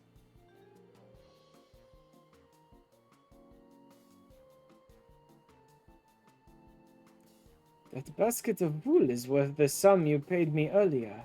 1 pel in the hundreds column. Beginning with the wool, you can trade for ever more valuable goods until you have something suitable to bargain with for the saddle. Oh god. We have to trade up. That's a nice gesture. But you think I can turn 100 pel into 1 million? That's 10,000 times more. It's doable. We need 10,000 pel, not 1 million. So we're looking at 100 times more. Oh, right. I panicked and got it confused with Alphino's million gil. I'm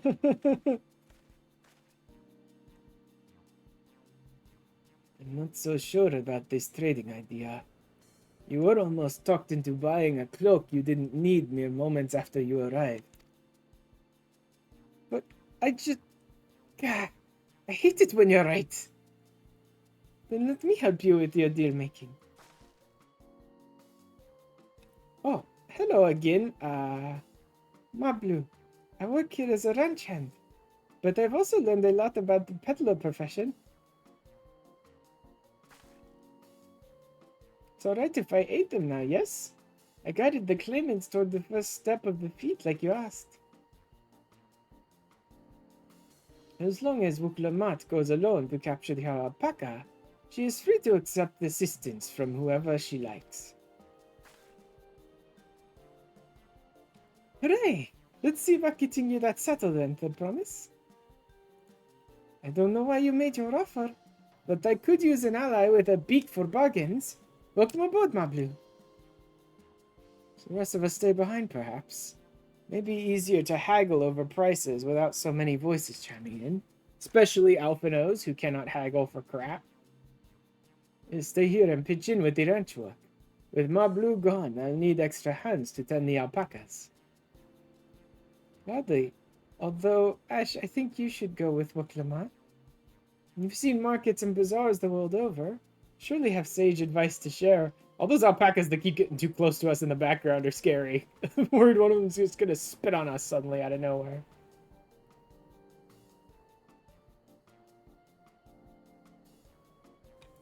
In that case, you should also hold on to the alpaca wool. If it's misplaced or soiled in some way, you'll have nothing to bargain with. As if I'd do such a thing. But I'll leave the wool with Ash anyway. The better to keep my hands free.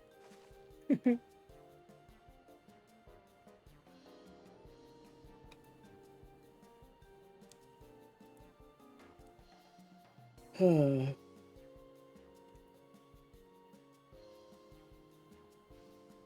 begin, I suggest we try trading the wool to Havli, the saddler.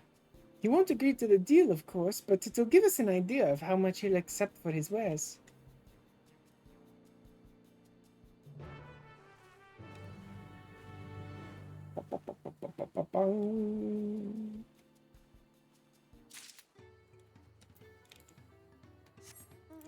Any nearby fates?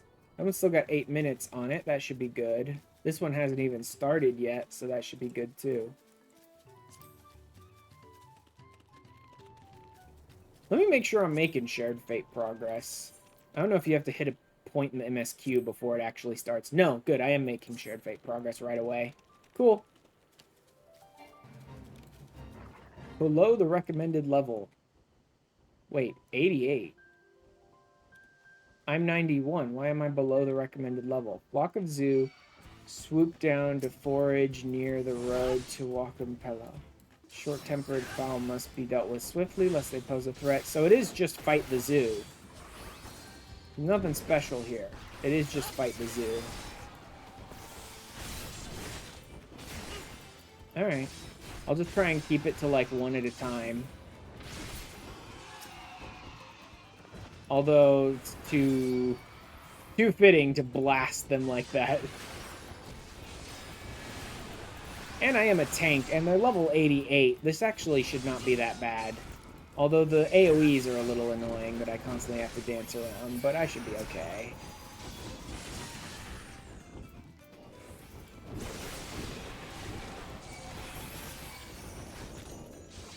But yeah, they're 88. I should be fine.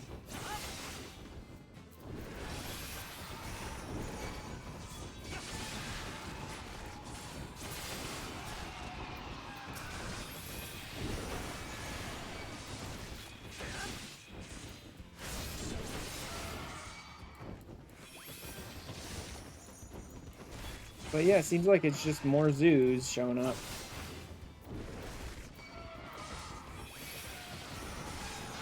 Nothing new or special, so I'll just go ahead and stick with these.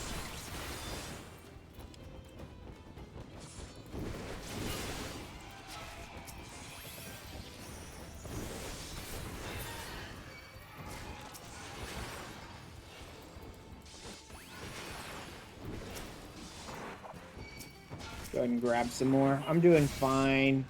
Perfectly fine XP-wise, so I'll just go ahead and grab them all. Since I have so many good, like, AoEs to use here. On Sonic Blast.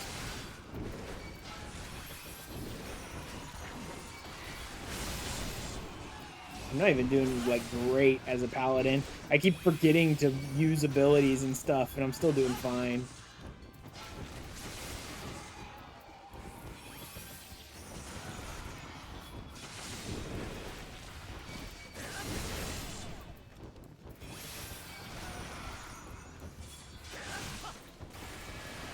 Oh good, there's someone else over there fighting as well.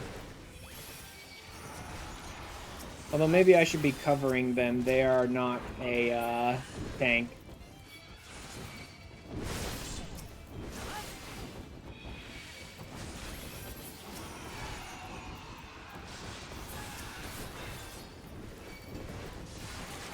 Like, I know we're not in a party together or anything, but if they're not a tank, I gotta cover their back. Alright, next one is out a little further, but that's close enough. Yeah, I can do that.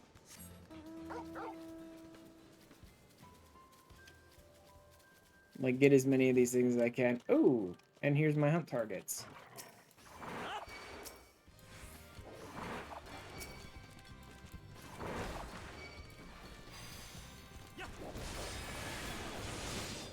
It should be 3. It's usually 3. Let's just guess at 3. Mole-a-whack. Mole-a-whack.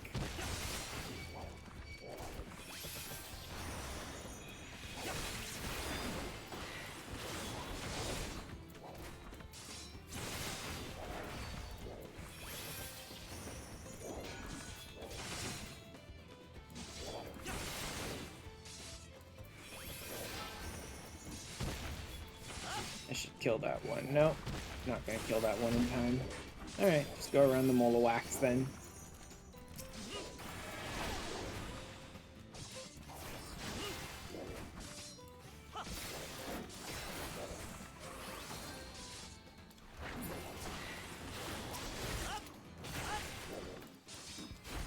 Oh, no, it was 2. Alright. Oh well. Extra barb mole won't matter. Alright. Got a hunt target done. Oh, this is a defense one. Okay. Not my ideal ones, but it looks like there's other people out here doing it too, so why not?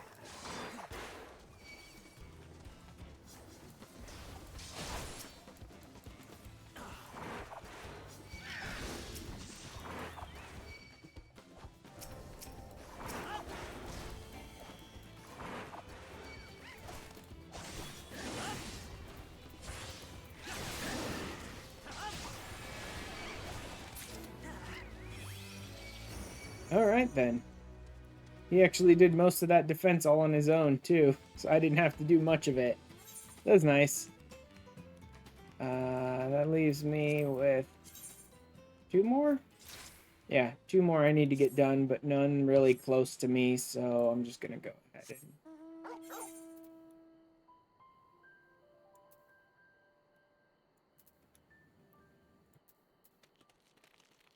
head back.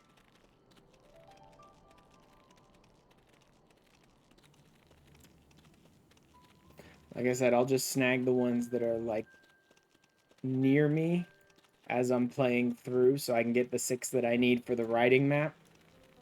And, oh, ether currents, too. 308 to the northwest, so that'd be out that way. Okay. I'll wait until we head out to capture an alpaca or whatever.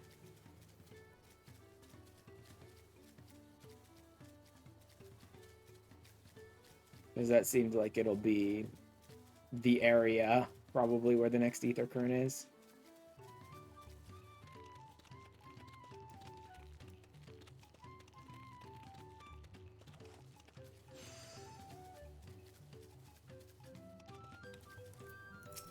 Lovely.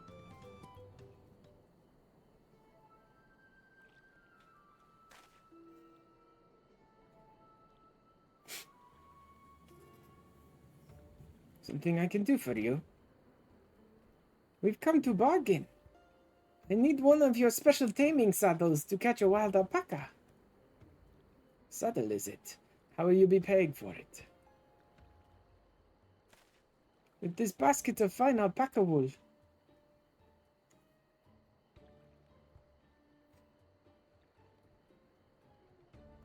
What use does a saddle maker have for wool? Besides, this will barely cover the cost of a single strap buckle. Offer me something I actually want.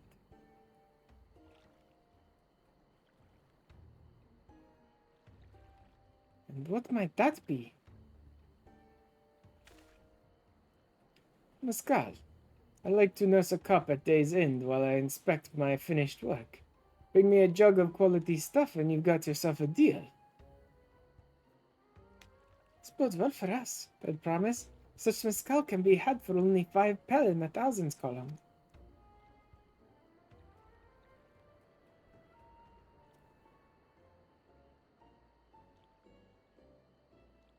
Hold on. Did you say third promise? The my offer has changed. The saddle is going to cost you a jug of premium mescal, aged 3 years at least. 3 years? That stuff is valued at 10,000 pel or more. Why have you doubled the price?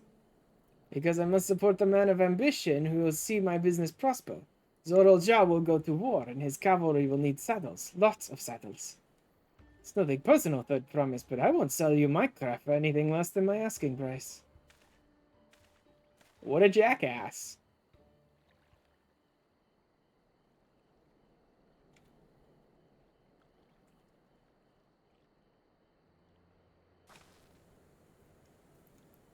Can't say that I blame him. I'm known for championing peace. And peace is unlikely to bring him more customers. That's fucking short-sighted as hell, though. Those of our grandparents' generation remember the dark days when the clans were at war. Many of these Pelu pray for your victory, Oklamat.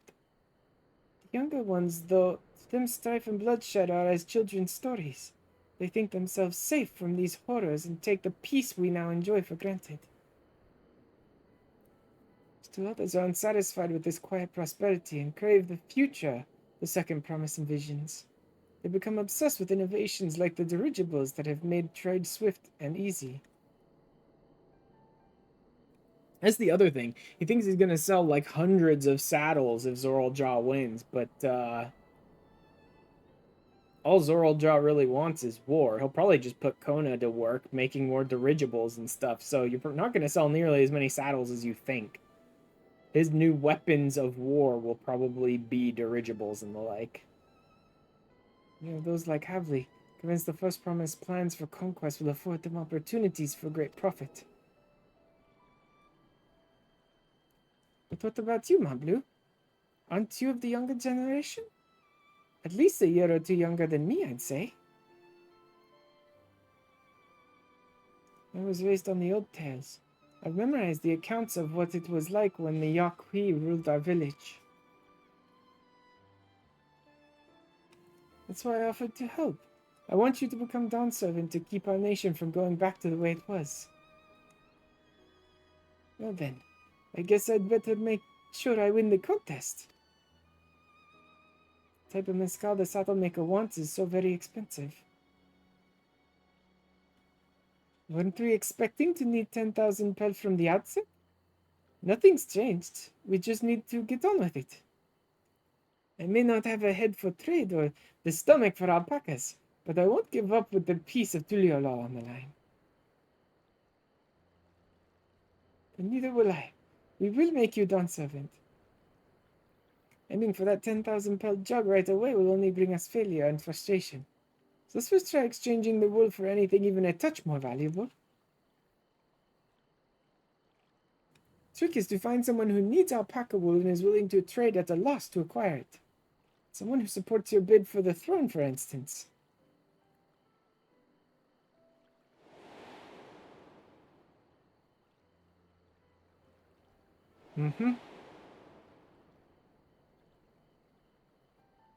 Although, does he really need more alpaca wool? The dude already said that he traded for like 3 times the amount of wool he actually needed. Of course, the weaver. Bornak was his name, I believe. He went out of his way to say he agreed with my vision and he was here to buy wool. I think I remember the direction he was going. But for now, let's head back to that road where we first met him.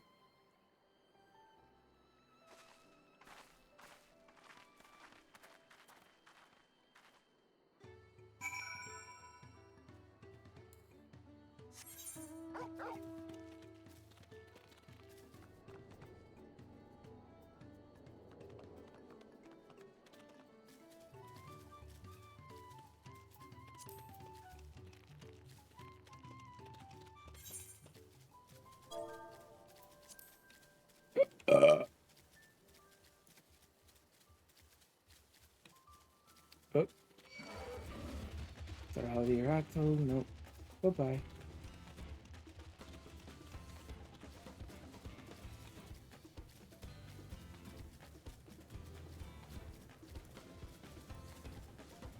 Yeah, I should be able to make this work. With 13 minutes still on the clock. Yeah, I'm almost there already. Yeah, this will work fine. I didn't even check the level on this one, but there are other people out here fighting. I just hope I'm in time. Because I remember this boss does not have that much health. Although there were multiple of us fighting him last time. Well, it's only one person this time, it looks like.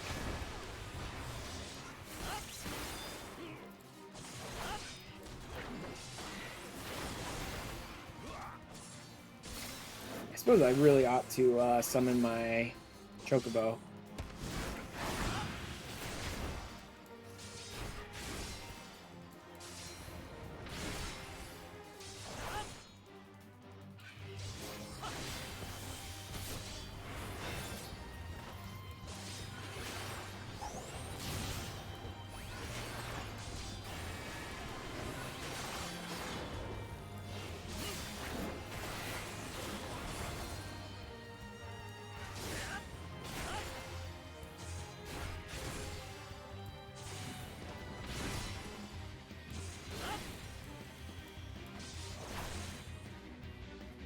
Can stun him. Okay.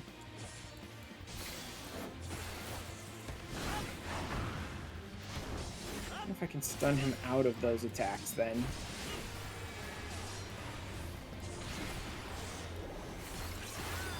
Not gonna get a chance to see because everyone just showed up, so he's dead. I have the quest objective that sums up Dawntrail. Huh? Oh, the feet of gold? Yeah. Okay, can't get out to that one. Oh, that's Kozama. Oh no, that's two Kozama Uka. Okay. Never mind. Speak with Waklamat. Oh, speak with Waklamat. So I only need one more fate, and I'll level up the first time, which should get me the riding map. Speed up my movement around this area a bit.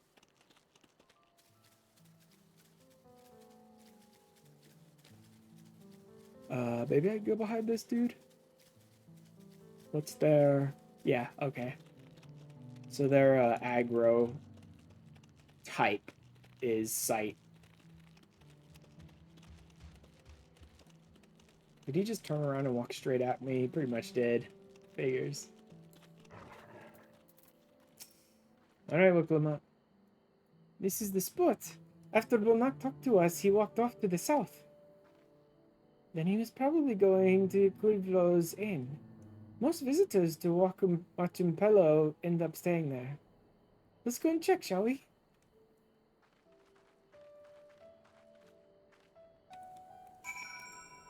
Oh, dang. They're actually heading exactly the way I just came from. Figures. I should have talked to them first, but if I talked to them first, I probably still would have gotten there in time for the fight. But better that I just got there and got plenty of credit for it.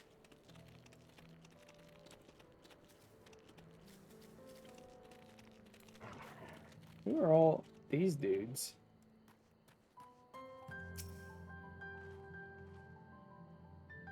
Can I have the basket hash?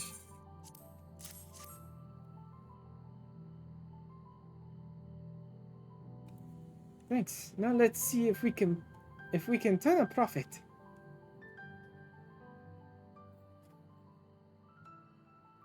Well, look, I'm glad we found you.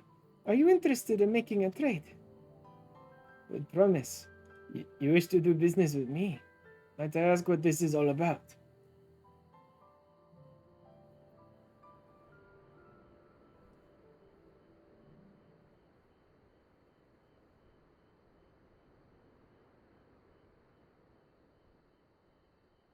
See. So the goal is to turn a profit, is to turn a basket of wool into a jug of 3-year-old premium mezcal. Then allow me to invest in your efforts. Peace and Tural is what allows me to cross freely into the lands of my suppliers. Naturally, I would prefer that one pledge to preserve that peace win the throne. Thus do I humbly offer you this wool poncho, small token that I pray contributes to your victory.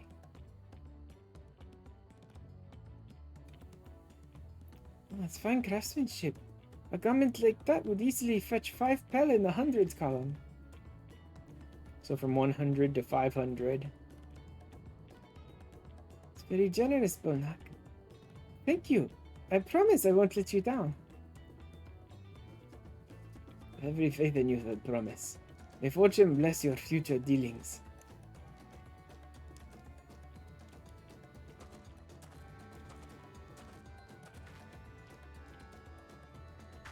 Can't believe you quintupled your investment with your first deal. We're off to a spectacular start.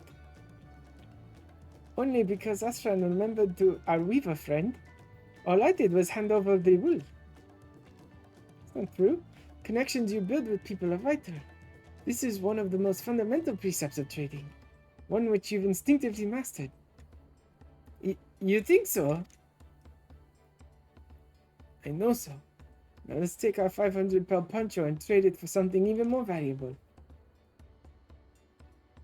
Here, Ashran, you take the poncho. If I lost it somehow, Erenville would never let me hit the end of it.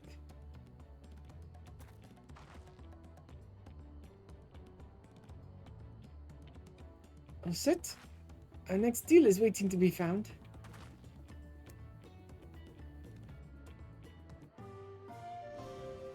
Excellent trade. 100 pel to 500 pel. It's a whole new UI element just for this nonsense.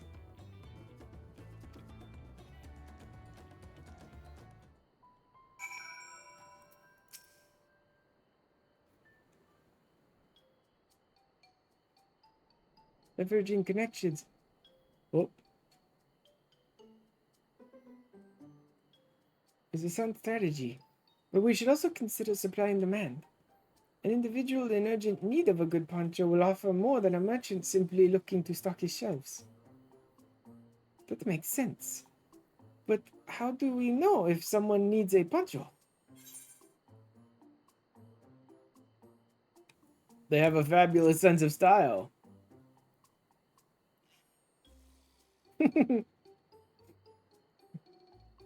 It's a nice sturdy poncho, but the design is traditional. I don't think fashion is part of its appeal. So only those people with a practical need would be interested. Says you. It's the obvious answer, isn't it? We look for a person without a poncho and hope they're eager to buy ours. Yes, there you go. We find the demand for our supply. So where should we begin our search for prospective buyers? In any number of places, but we could do worse than starting right here at the end. There might be interested travelers.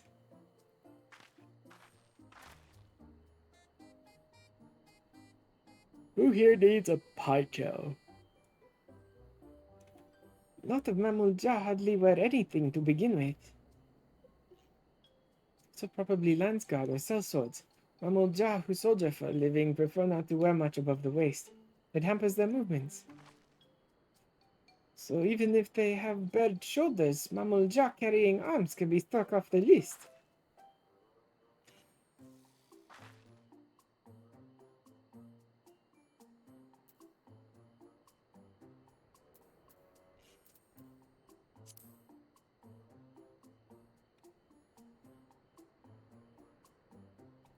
Let's see. No coat or cloak, but also no weapon. We might have a winner. So that's why the mammal jaw were here, just for this bit of the MSQ.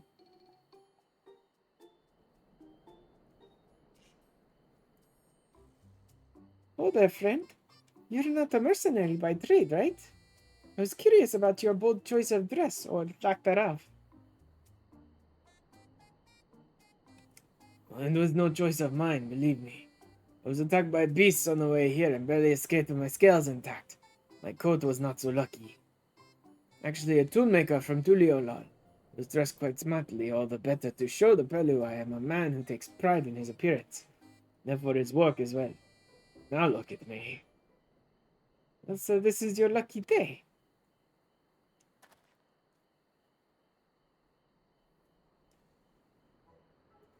What a splendid poncho. This would be the perfect replacement for the coat I lost. We'd be willing to part with it if you'd like to make a trade. For one of your fine tools, perhaps. What about this hatchet? I crafted it myself and will vouch for its quality.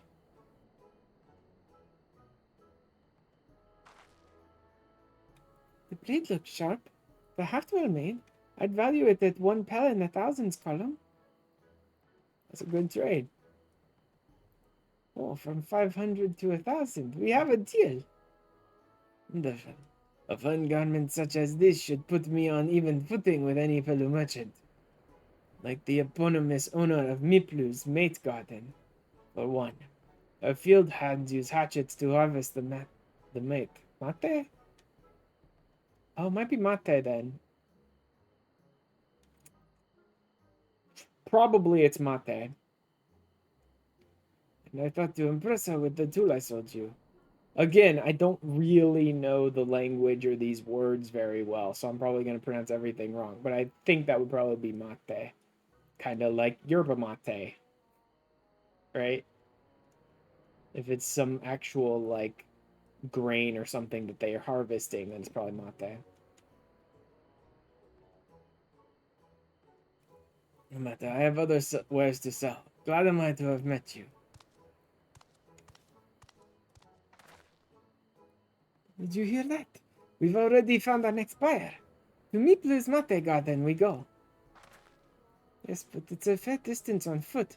We should take alpacas. A reaction to the alpacas again. These ones will be the conch type, right? Like, I don't know. Excellent trade. 500 pel to 1,000 pel. 500 pel wool poncho for 1,000 pel hatchet. This is a like goofy part of the MSQ. I kind of like it. I think it's hilarious that they bothered to put together that excellent trade thing. Like,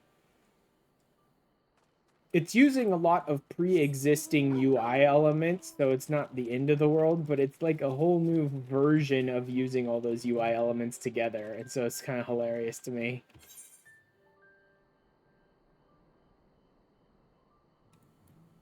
Okay, no new fates nearby. Well done recognizing that toolmaker as a potential customer. If you've a mind to change professions, you make an excellent merchant. I kind of am. In a lot of ways. I mean, I'm a gatherer, I'm a crafter, I sell my stuff on the market board. I kind of am a merchant in a lot of ways. Just not only a merchant. Wilmot steels herself for the ride to find your next trading partner. Before we get moving, you should be the one to hold this.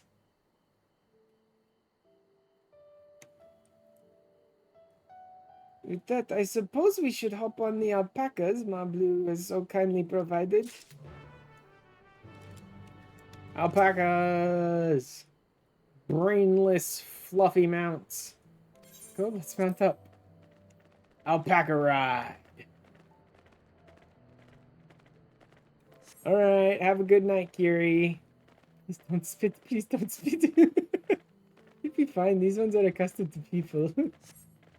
God, I still don't trust them. Oh my god, Oklamat. Heck for writing no matter what you say. Renzi Pellu would never have become traveling merchants. Imagine walking all the way across Tural. Ugh.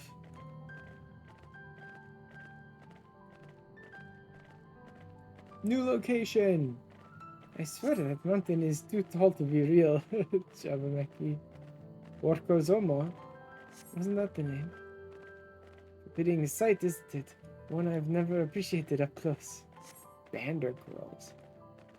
Let's take the long way around the cliffs to get there, to the highlands belonging to the Yaqui.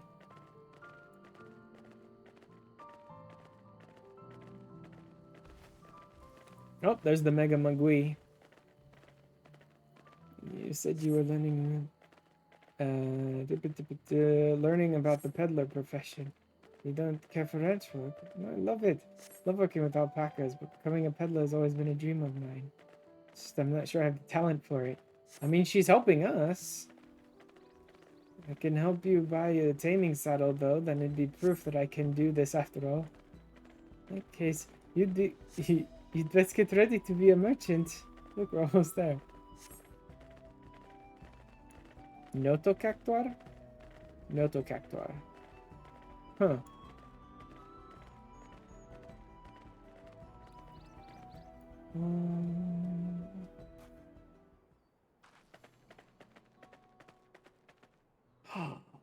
And you didn't even get spit on. We made it, and without a single smelly incident.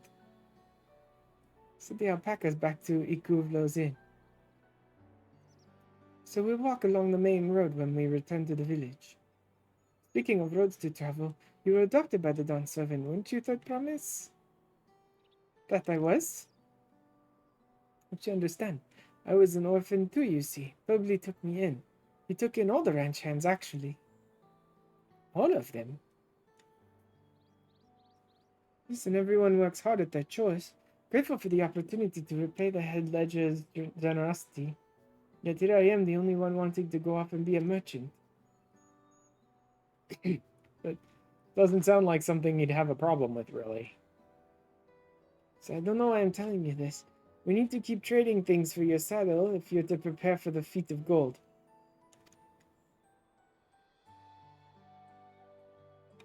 As it's mate harvesting season, they can't have too many quality hatchets. Add to that Woklamat's way with people, and we should have no trouble making a favorable deal. That's Miplu herself over there. Pass the hatchet to the Third Promise and let's get to bargaining.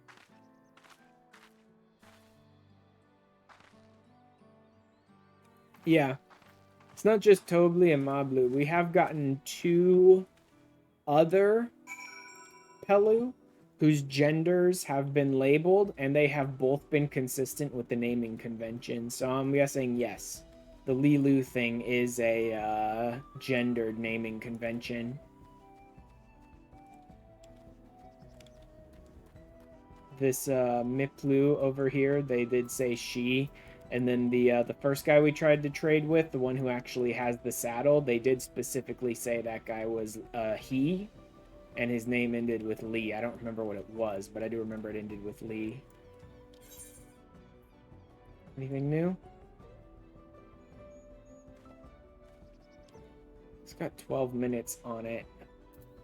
I could probably do this quest and be back heading towards the town, which will take me right by that one before it runs out. Let's try and do that. You have that little axe for me.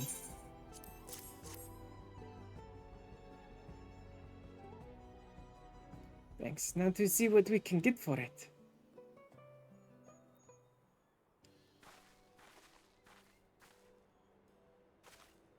You're Miplu, the owner of these fields. I have a mind to trade if you're interested. Well, the Third Promise. I might be convinced to entertain a proposal. What do you have on offer?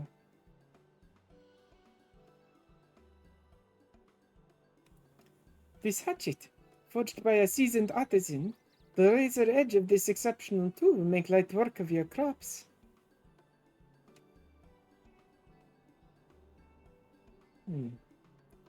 Quality is acceptable, I suppose. Offer you a large sack of mate leaves in exchange. Sack of mate leaves is valued at 1 pel in the thousands column. Same price as the hatchet. This deal would bring us no closer to the mescal.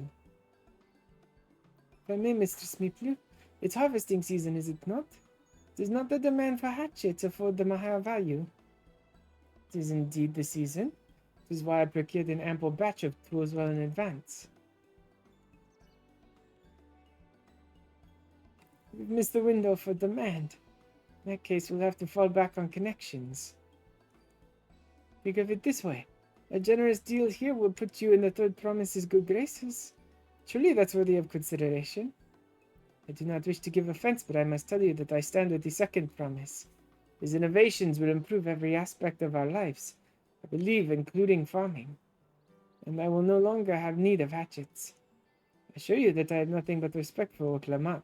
That is why I'm prepared to purchase a spare hatchet at a fair price. Suppose it is fair given your reasons. Yourselves would be no better off for the transaction. How about this then? If we were to help bring in your harvest, would you give us a better deal? As a matter of fact, I would. Until Kono's reforms come about, I can always use more hands in the fields. Then you can go ahead and add our labor to the bargain.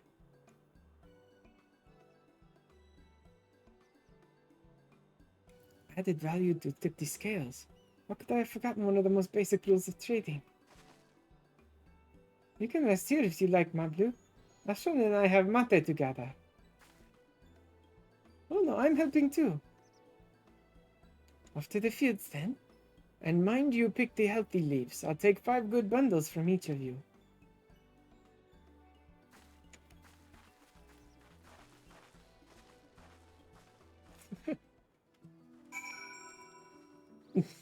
Yeah, this bun over here is definitely on the same MSQ area that I am.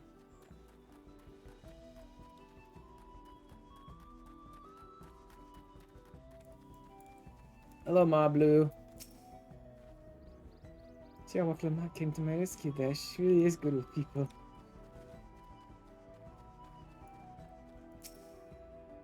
Verdant mate leaves. Oh, there's multiple of them around here.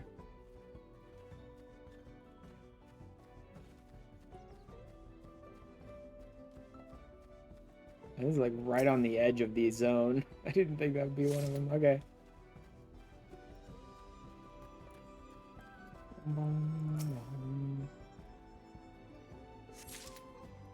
Who's with Lamont? There she is.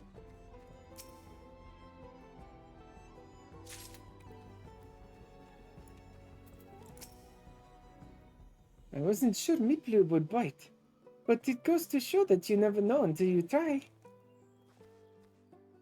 Yes, indeed.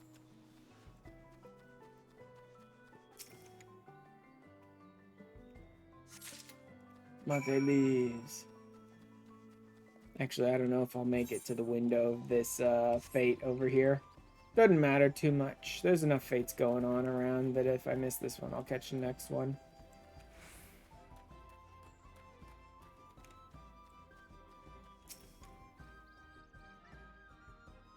Brought me some leaves then. Pile of freshly harvested mate leaves. An acceptable harvest. We'll see how your companions fed before I make any decisions, though.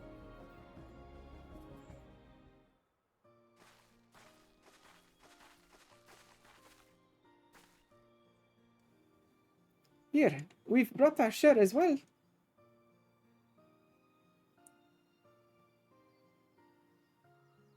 Thank you, Third Promise. This is more than enough to hold up your end of the bargain. It's time to honor mine. After adding the value of your labor to the price of the hatchet, I'm prepared to offer you a full sack of our highest grade mate leaves. Premium mate? Bought at the shop, one sack of those leaves would cost no less than 5 pel in the 1,000 column. Good, we're only about one trade off then. Then we can bid farewell to this hatchet.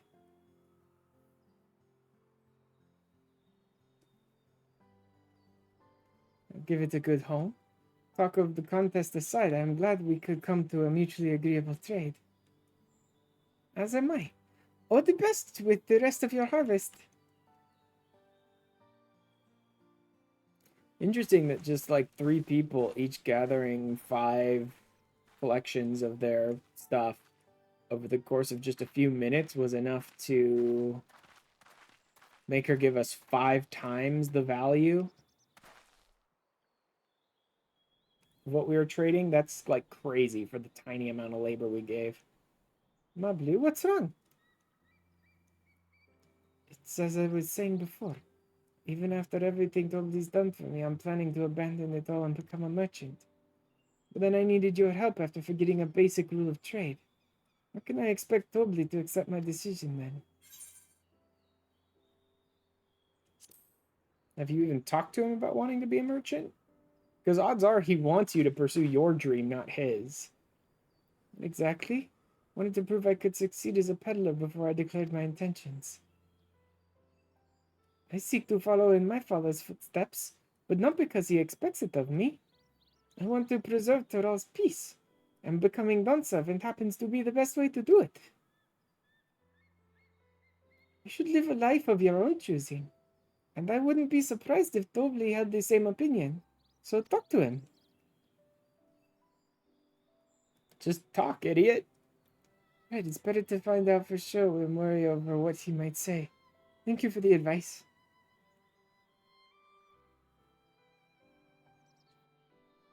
First, we have a saddle to buy.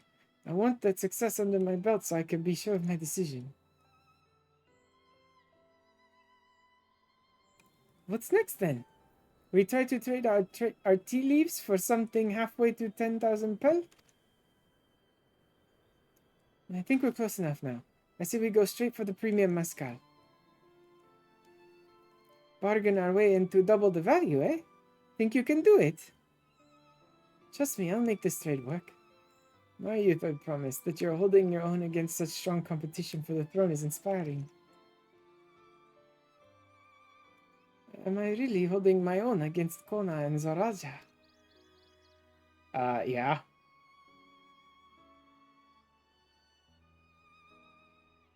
I mean, of course I am.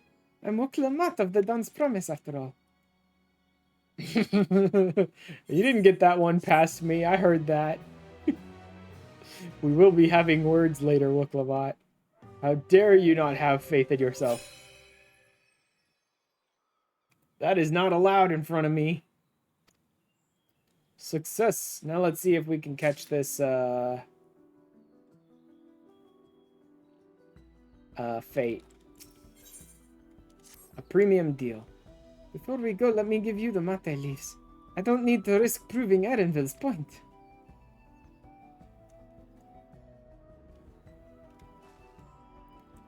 Ready then? Our next stop is the Mescal Distillery.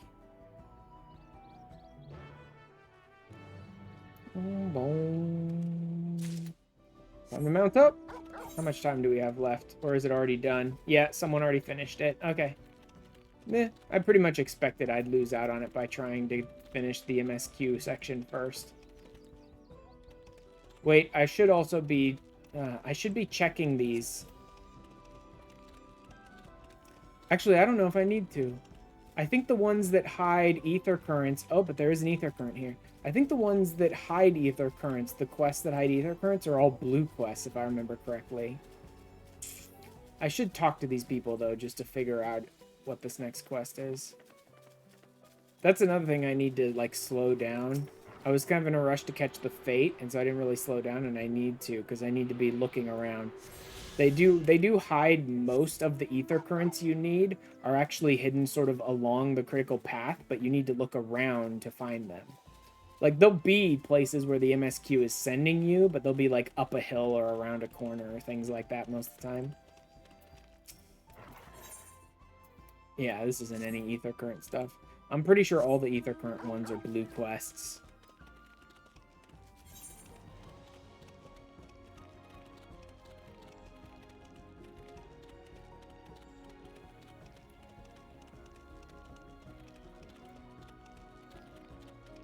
Yeah, this really seems like the whole zone. Not interested. Just skipping that.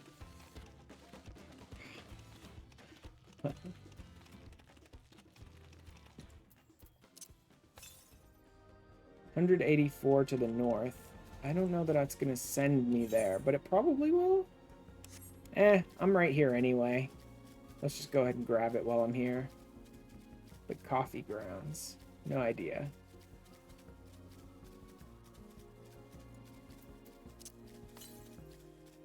$63 to the north. So it's going to be up this hill, I think.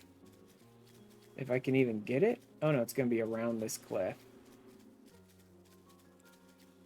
Where is it? I should be able to see it by now. Is it up there? Okay, how do I get up there, though? Can I make it? No. I can't quite Skyrim horse my way up this hill.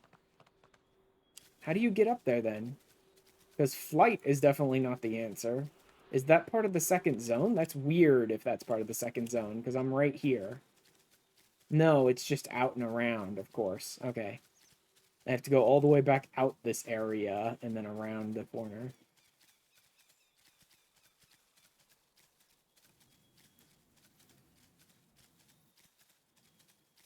Alright, then.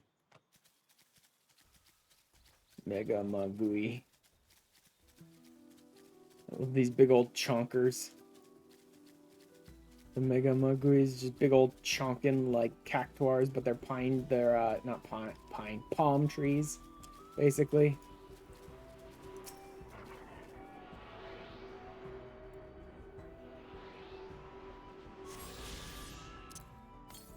Next, 389 to the south. I think that might be in zone 2. 389 to the south, maybe. Let's just head south and see.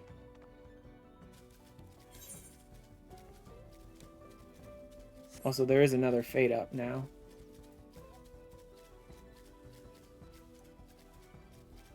But it's not even active yet, so I can actually kind of take my time with it.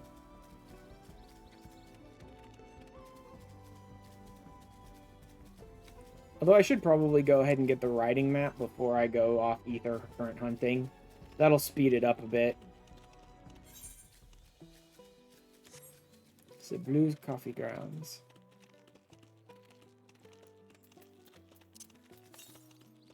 $295 southwest. Okay, so it is still pointing me at that one. Alright, so there's none nearby then. Tabaneki. Barb moles. Or bottom moles? No, barb moles. Okay.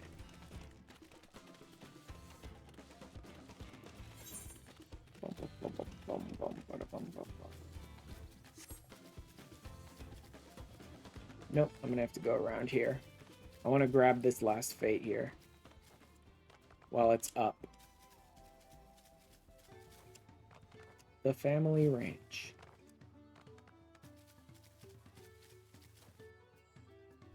Damn it, do I really have to go all the way around to get to there?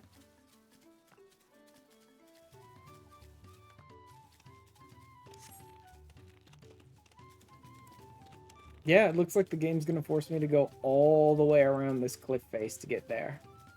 That's annoying. Odds are they'll, have already blown through the fate completely by the time I get even halfway there. Oh well.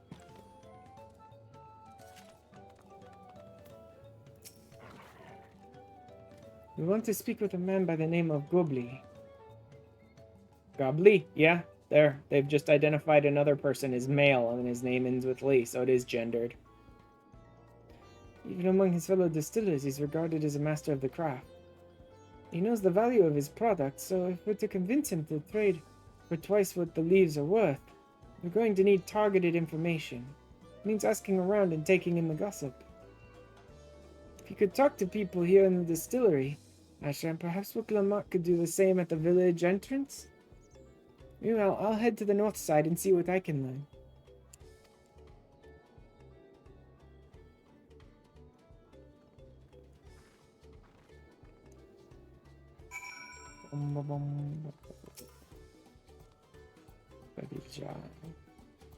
Me, I'm a chef from Tural. I haven't come here to buy Gobli's mezcal, finest in Tural, according to my customers.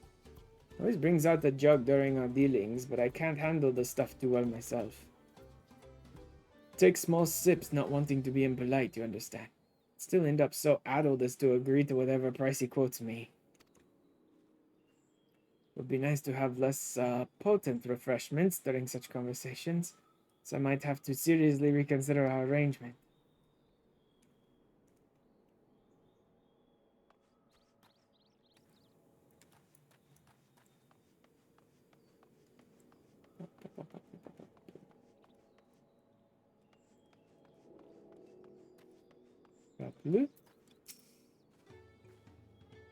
There's not much I can say about Gobli, but I can tell you what Gobli's been saying.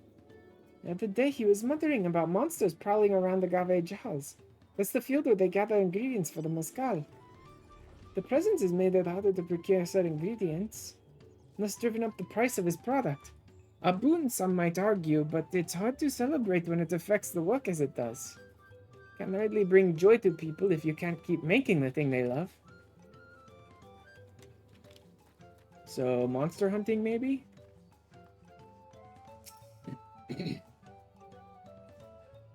Probably might be a deft hand at distilling, but he's got no sense when it comes to appearances.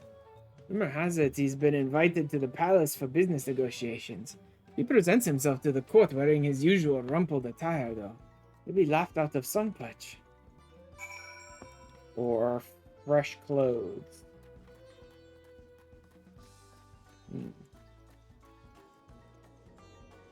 Disheveled appearance, monster troubles, and he tends to get people drunk to get better deals. Which is nothing outright wrong with that, but... So what did you find out? We can make use of all those tidbits. The deal is as good as sealed. As for me, I found out where Gobli is working. There's a millstone at the top of the slope behind the distillery. You go on ahead and I'll bring Clement.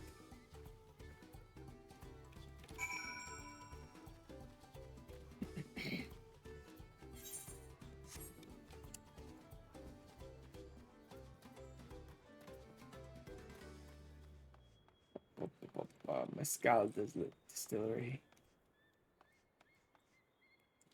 No? Ah, over here.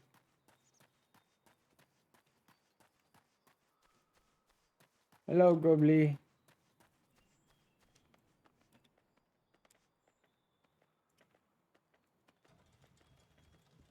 That doesn't look like...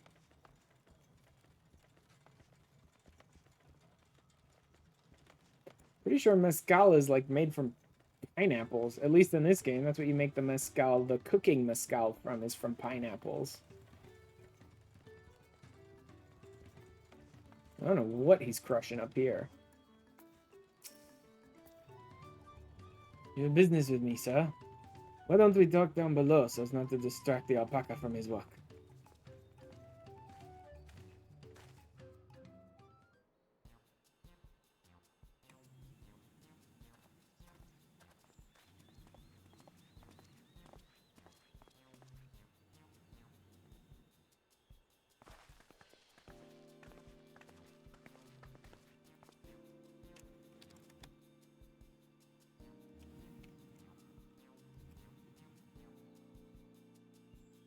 What's this about?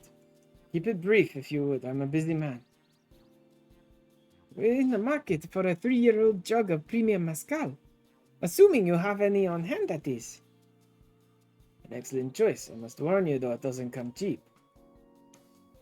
We don't have Pel, but we can offer a sack of mate leaves in exchange. It's top-grade stuff, like the mezcal. No deal. Mate leaves are well and good, but I don't have any use for them.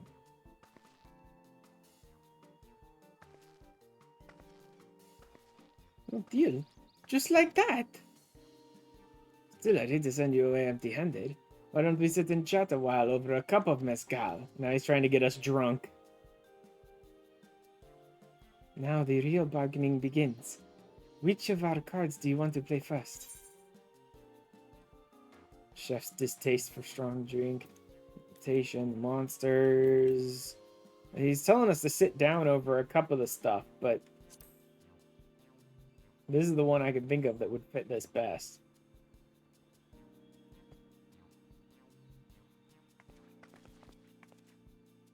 Appreciate your hospitality, but I'm afraid I can't hold my drink. I've heard one of your regular customers, a Hubigu chef, is the same. Seeing as not everyone can enjoy mezcal, I wonder if you might benefit from having other refreshments to offer. Something like mate tea, for instance, and brewed from the finest leaves, of course. Oh, you're right, absolutely right. I've noticed a growing reluctance on the part of my Wigo friend. But did not realize I myself was to blame. Just endeavored to be a better host. Still, even with that added value in mind, no sack of leaves is worth the mezcal you're after.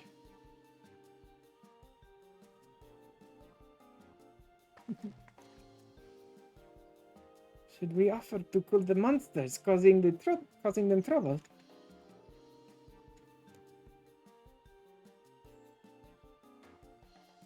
Not yet. We'll keep that card up our sleeve until we need it.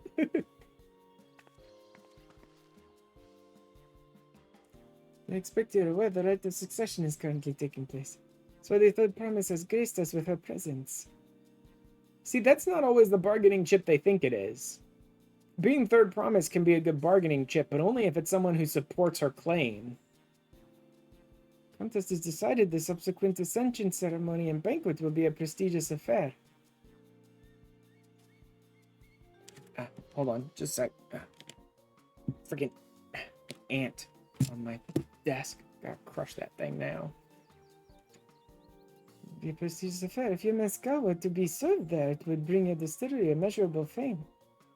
Could it be that your rumored invitation to the palace is to discuss that very possibility? As a matter of fact, yes. I must admit I'm still reeling from the abruptness of it all. It would be a great honor and opportunity if I could secure the deal. I think a exceptional mescal would speak for itself. That said, there's no such thing as being too prepared, and first impressions last. You want to be wearing your very best when you walk into Volak Shunsa. It's such a shame to miss this chance of a lifetime simply for want of proper garments. But it would. You're saying you have garments to offer, something ideal for court. We have no garments on hand, I'm afraid, but we can provide you with the next best thing. An introduction to a weaver. His name is Bolnok, and his works are highly regarded in Tural.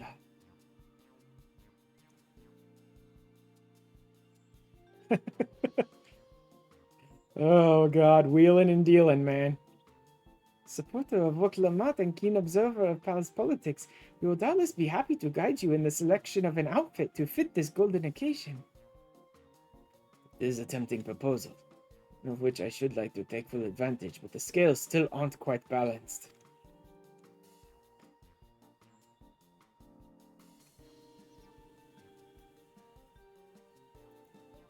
Say, winter monsters running amok in Agave Jaws.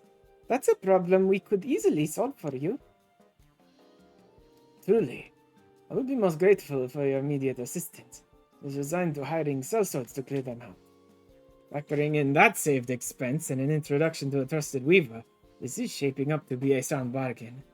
Alright, you have a deal. Yes, I knew you'd come around. Give us a moment, and Ashran and I will take care of those prowling nuisances.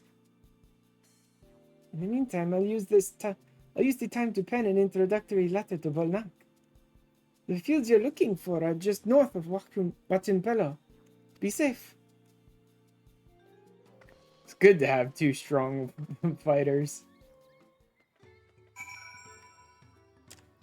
Oh god. Oh man, Lilac is so lucky that I keep my VTuber over the chat. Otherwise, people would have seen what you just posted. Oh man. Any new? Nah, that one's too far away. Odds are someone will pop it and finish it before I even get there. Alright.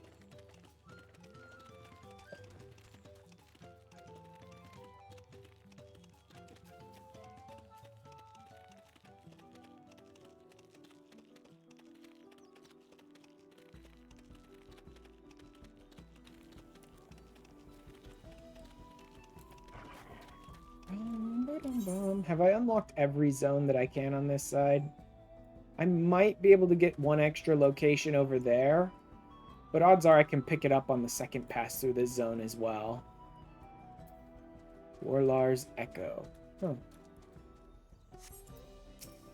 Oklama. That should be a Agave Jaws just over there. This will go faster if we split up. Come and find me once you finish clearing out your share of the pests.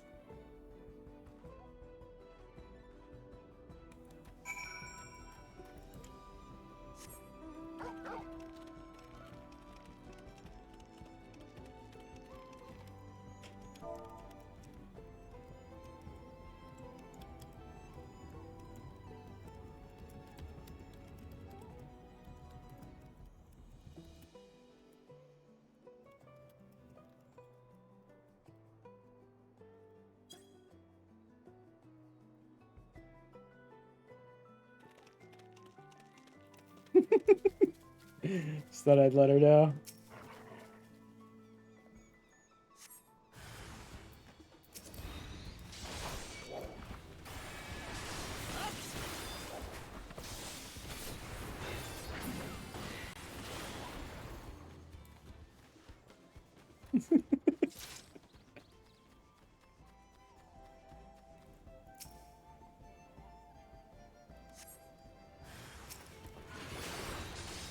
Just freaking storks to the face. Just get speared.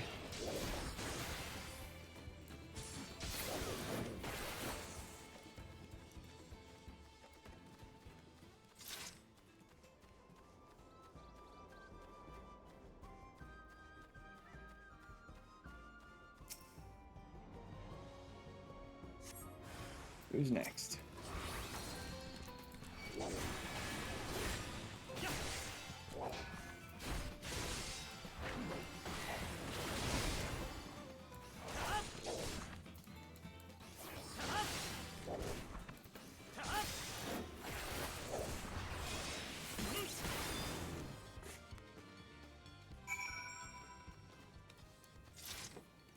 Boom, boom.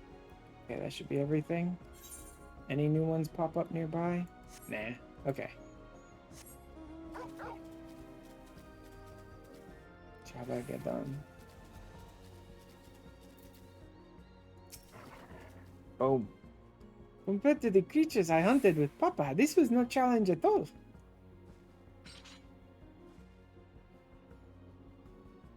Come on, let's head back to the distillery. All that's left is to give Mablu the sack of leaves so she can seal the deal.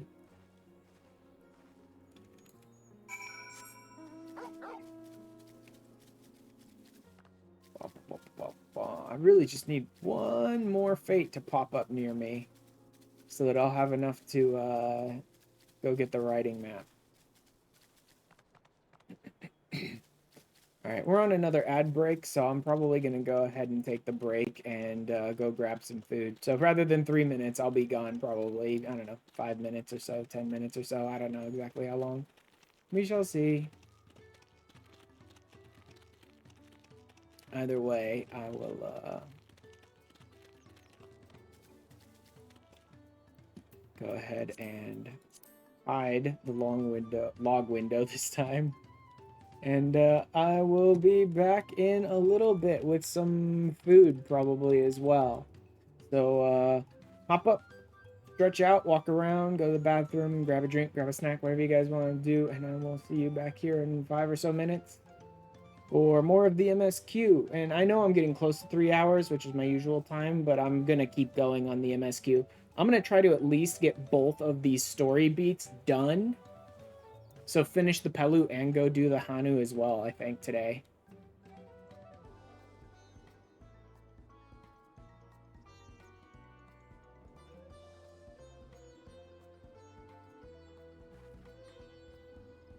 What do we still have anyway? These nuts. Ha! Got him! I'm pretty sure I still have these nuts.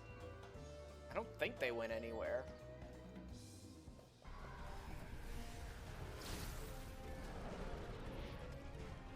Unfortunately, yes. Whatever it is can absolutely just use the other ghosts as its power source.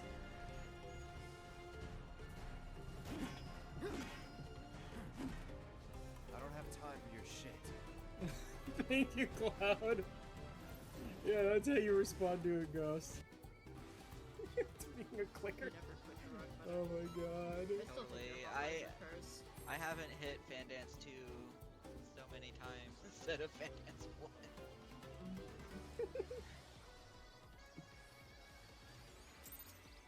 I haven't hit Onavant instead of Shield Samba.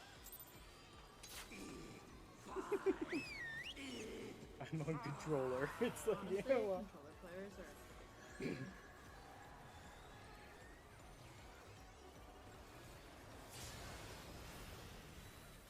I'm almost jealous of controller players, but yeah. I am not jealous of their targeting ability. Oh yeah, no. I will never be jealous of that. High-end controller players are kind of impressive. High-end clickers are on a whole nother fucking level. I love you too.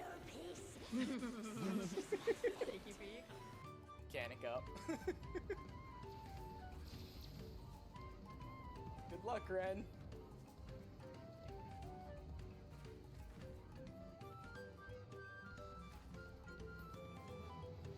Wow.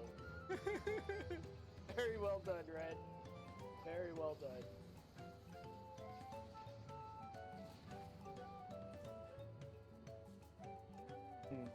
Quite a bit, I think. Or actually, it may not have been. Goblin army is approaching from the east. Goblin army?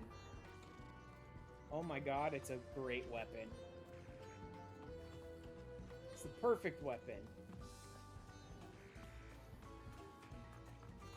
Nothing could ever be better.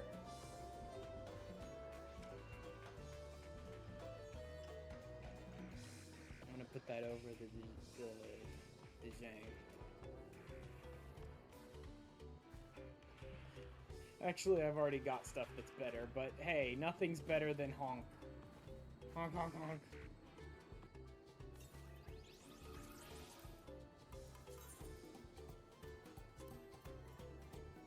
So rewind up misspelling, modeled upon no one in particular. No, really. Modeled upon no one in particular. Yep, no one in particular. Honor a certain individual with a mammoth likeness, but knowing that it would go against his wishes to do so, the artisans of the crystalline mean came up with a perfect solution. Make a mammoth likeness anyway, but give it a vague name. That makes everything alright, right? By any other name, I would still be a rose, Master Rose. Oh my god.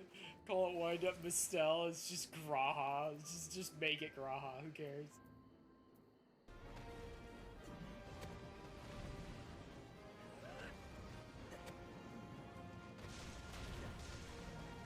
Yes! There you go, baby.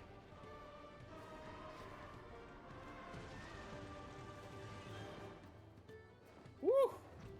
One punch, baby! Okay, that was more like 150 punches, but still. Running back and forth between these two locations, though, that's annoying. I really wish my stupid ship would just let me fly it now. And I still think it's dumb that you need to have the life support back on before you can fly your ship in a planet with an atmosphere. I mean, it'd probably be smart to do that before flying a ship around, have the life support working, but whoever said I was smart?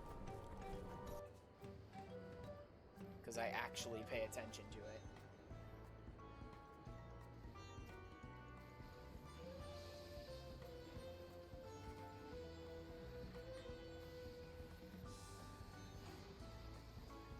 Oof. All that phlegma right in my face, man. Barely. And now you're done for.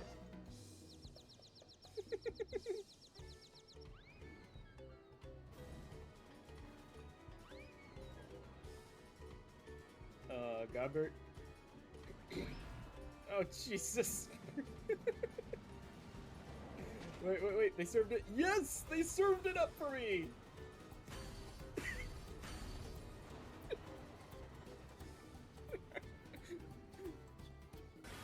Hey, only 2 people died.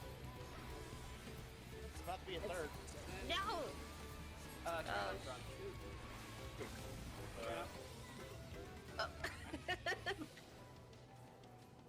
Yeah, but Make that a 4th and a 6th and a 7th. Yeah, I think I spoke too soon. Oh, he left the... Okay. When I'm alone with only dreams of you, that won't come Dude! What'll I do? Son of a bitch. You'll speak to my corpse is what you'll do. He killed you with his singing. Like, Emmett had the right of it, you know what I mean? All these dumbasses with staves and wands and swords and axes, and he just pulls out a gun and shoots you in the back. this action-packed hardcore episode of Final Fantasy XIV. So I'm sitting here really going to town on my wood. Twitch might cancel me with all this hard grinding on my wood.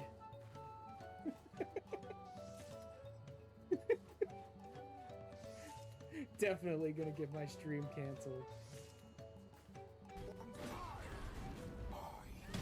Yes, old man! Come get me, please. I'm getting you. I'm getting you. What is he I doing? need to be in on this. I don't know. Oh There no, shouldn't be that's just another his phase. death animation. That's just his death animation, okay. Oh my god. Dracula, you fucking nerd, where's my money? Give me my fucking money! Give me my fucking money, Grandpa! Get eaten, Grandpa! Come on, Dracula! Big bitch. Finally! Give me your soul! You're here, Dracula, you big fucking nerd! Slayer of the Immortal King and Master of all! Yes! Fucking finally! Finally! Oh my god! And in stream. End stream, yep. It's just like... Lovely smile. Oh, god damn you, Scarlet.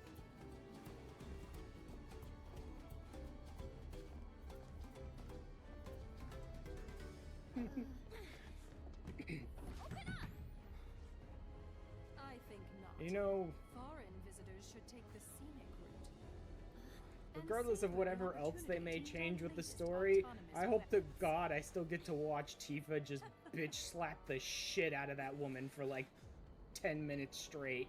Like, damn it. Like, standing on top of the Junon cannon, just slapping the shit out of Scarlet. Never get a better chance. I can't wait to see that in high definition. I just put mine on V and got rid of the push to talk thing that was on V. Who Yeah, but turned then off the you light? can't do this. Do what? Yes! Can't see anything.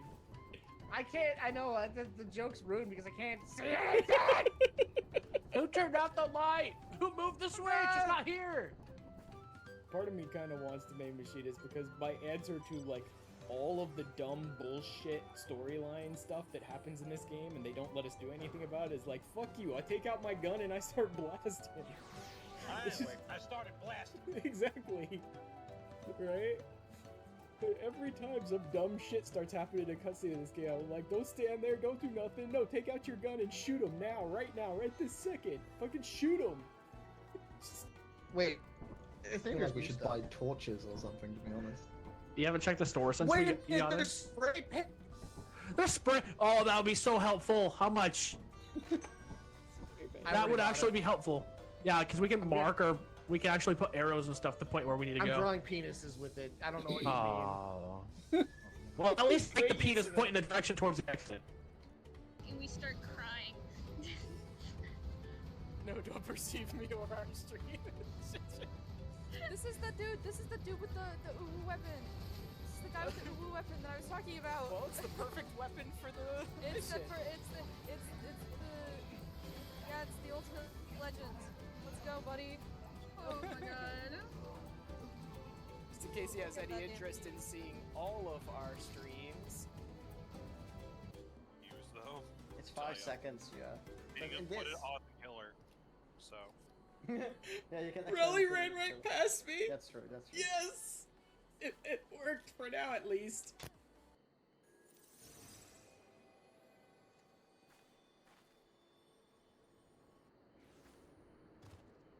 And I'm back. Oh, man.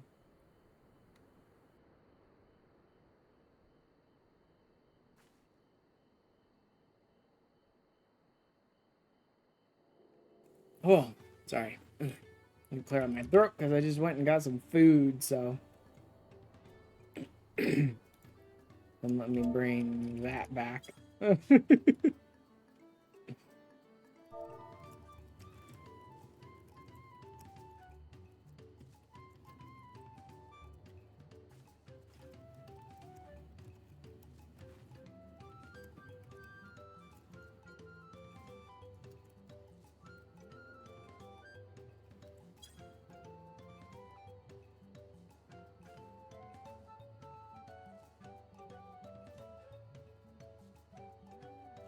Alright. There we go. On with the MSQ, unless there's a... nope, no fates nearby. On with the MSQ.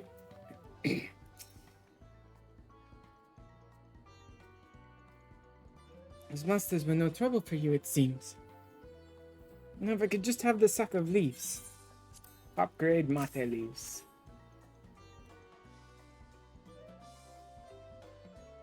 Thank you for looking after our precious trading goods.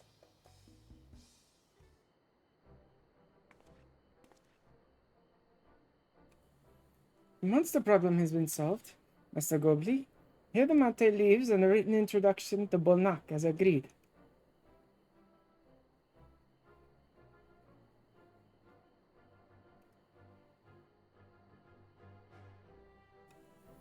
Then the deal is done. Here, your jug of premium mezcal, aged 3 years. Please accept it with my compliments.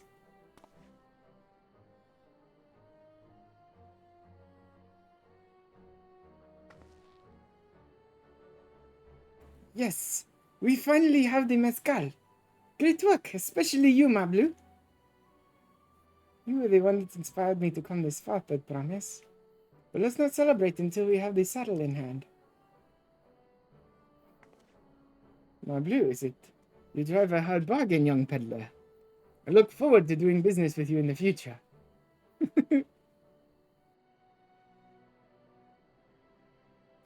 Thank you. But truth be told, I'm just a ranch hand, for now. If I ever become a proper merchant, though, I'll be back to strike more deals with you.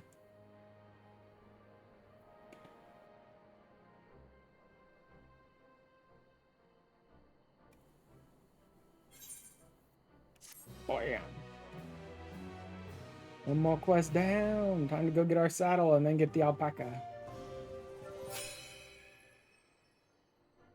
This is an interesting use of the UI. It is. I do like the little excellent trade nonsense they keep bringing up. It's funny to me. Wooklamat in the saddle. Die, huh? Ice, Raptor, and Cactuar. They're okay.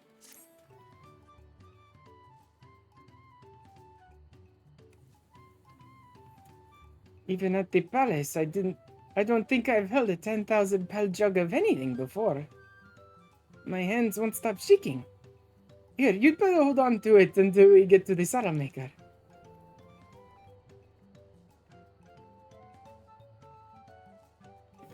Can you imagine if we dropped it and had to start all over again? Luckily, Howley's place is not far. We just need to head across the plaza. Imagine if they suddenly popped up one of those, like, transporting things on me, and, like, if you bump into anything, it breaks, or something like that. That'd be some bullshit right about now.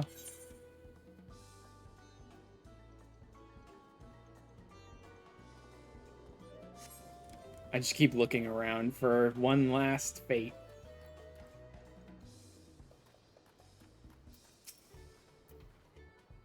This is it. The trade we've been working towards. High quality jug of mezcal you received in trade for premium mate leaves. An introductory letter and the swift culling of hostile pests worth 10 pel in the thousands column.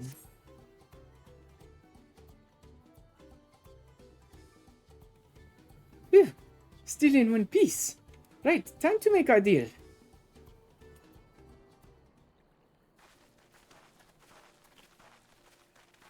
Ah.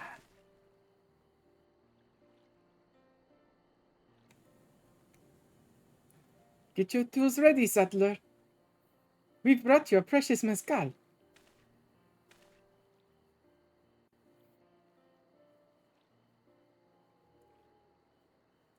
Wait, you actually got your hands on a jug? But you had nothing, a few measly clumps of wool. Yeah, I know you thought we'd never succeed. Good for you, jerk. What we had was an aspiring trader with a gift for negotiation.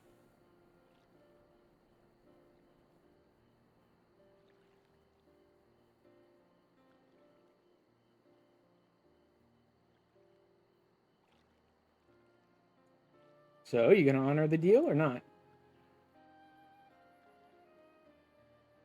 Yeah, you better honor the deal. Otherwise, you're no Pelu if you don't honor the deal.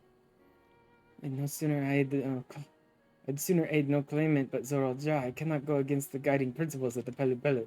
Dude, Zoral Ja didn't even come to you for help. Zoral Ja is completely brushing all of the, like, Pelu traditions aside and just gonna go beat up an alpaca and drag it back. Trade is a fair one. We'll craft your saddle, third promise. Great! Stay and wait if you like. Have all the requisite materials. This won't take long.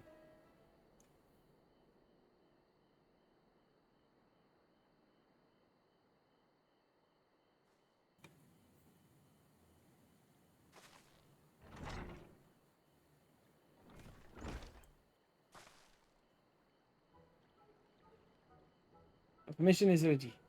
Catching a wild alpaca is never a simple affair, but you'll have an easier time of it with one of my saddles.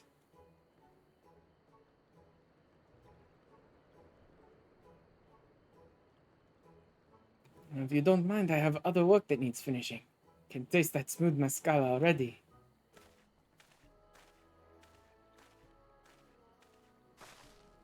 We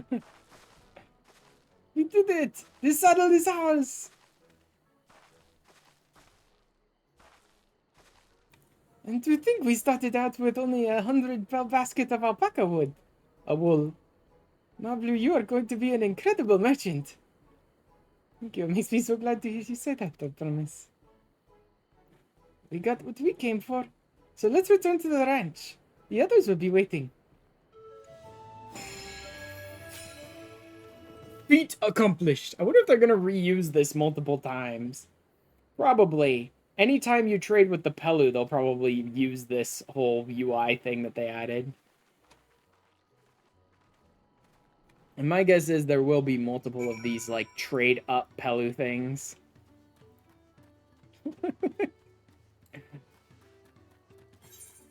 Any new ones pop up? Hey, there's one. I mean, there's another one down there, but can I even get there in time? It is a bonus one. I don't really need the bonus XP on my paladin. But, what the hell. Assuming I get there.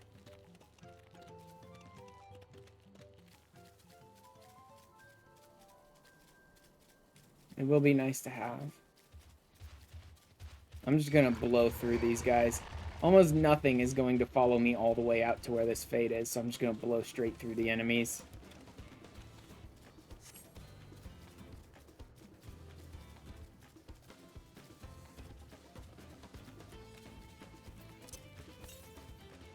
.96 southwest. Yeah, I know that's gonna be in the new zone. That'll be in zone 2. Not going there yet. Awesome. I'm getting there. Hold on. Don't kill it yet. Don't kill it yet. Don't kill it yet, guys. Come on. Hold on. Okay, good. Good. It's not too bad.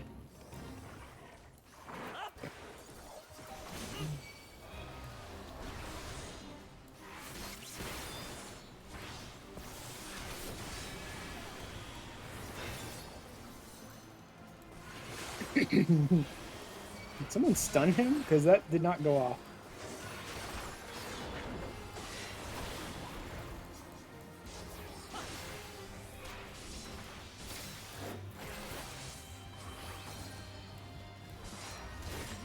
Smell of death has drawn a forlorn maiden. Let's take out the forlorn maiden, shall we?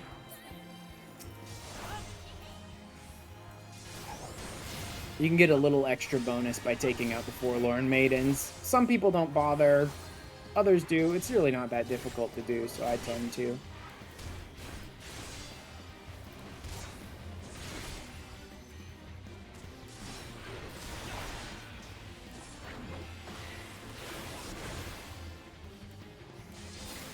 Oh, someone's coming. Let me hold off until they can get a cast in.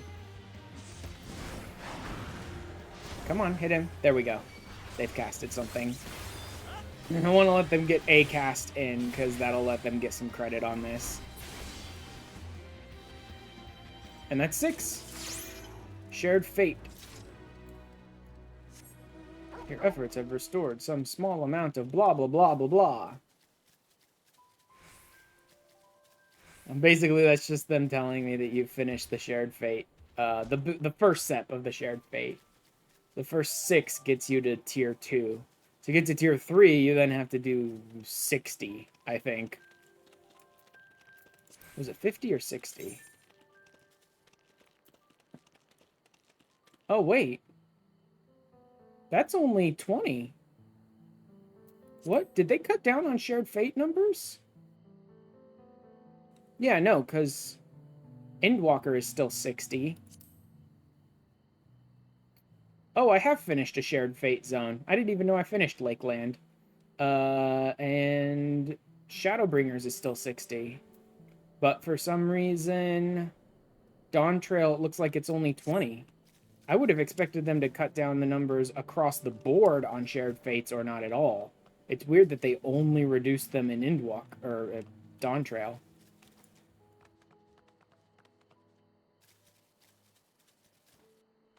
Now that we are almost done in this zone, I finally have what I need, hopefully, to get the riding map. I believe I do.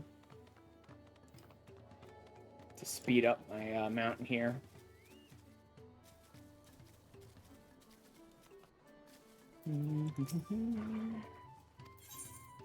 Welcome to my humble blah blah blah. There you go. Okapacha riding map. That'll help me when I come back here for the second zone as well, though. So that's good. Okapacha. Oh, also, I do have all of the painter stuff for the Pictomancer, which I got when I picked up the class, but I don't think I'm going to use any of it. And this isn't the worst. But I think I've seen other ones kind of like this, and I like I said, I don't like single class glams. I really dislike when a glam is limited to like one fucking class. I'm just like, what a waste of my time. Because I don't make class glams. I make glams that I might use across a whole role, preferably across any class I want. But I don't know, we make do with what we got, I guess.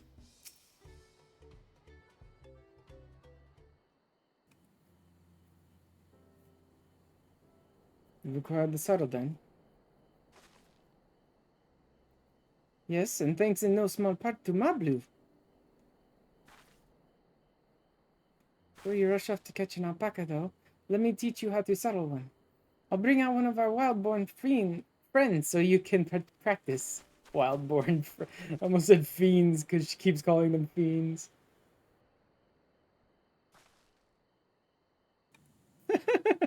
You gotta learn.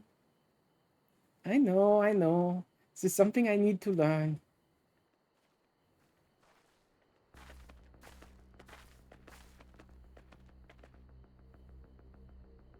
Horrible beasts. I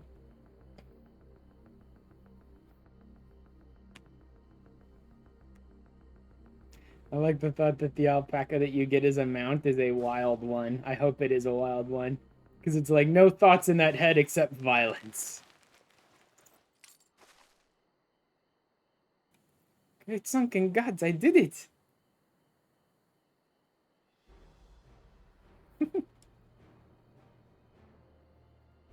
He hardly seemed bothered, much less inclined to spit. As if he was completely accepting of Uklamat's touch. It is because of the singular scent with which the saddle has been coated. Alpacas find it very soothing. You know, I've never taken a good long look at one of you before, but it's adorable. You're actually kind of cute. Spit in her face after she says it. That would be perfect. You're only now noticing that. You're actually kind of cute. Saralja, he's back. Like, did he just beat a golden alpaca? What the hell, dude? Having done exactly what he set out to do. Alpaca is blood. Is it just me, or is it glowing? I've heard tales of such a beast. They say the golden alpaca lives a solitary existence deep in the valley, where it shuns the company of both man and its own kind. Or if there'll be a fate or something associated with the golden alpaca. How did he manage to snare a prize like that? A beast knows its betters. Faced with overwhelming strength, it will yield rather than risk death. An apt illustration of how greatly the power of the first promise exceeds yours, Wuklamat. Strength alone won't win him our father's throne. I'll be the one to find the Golden City, and then Tural can remain at peace. An everlasting desire for peace can only be forged in the fires of war.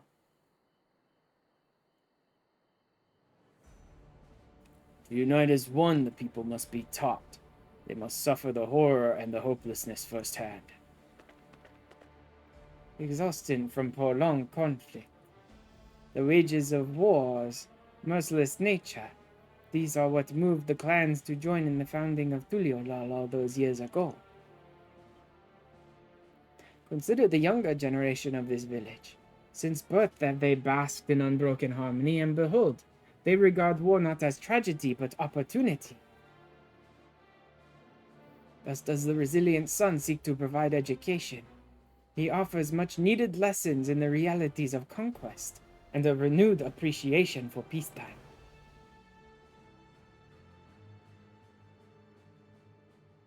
Tis true that war's misery breeds longing for peace. But I have seen with my own eyes what becomes of an empire forged through the violence you propose.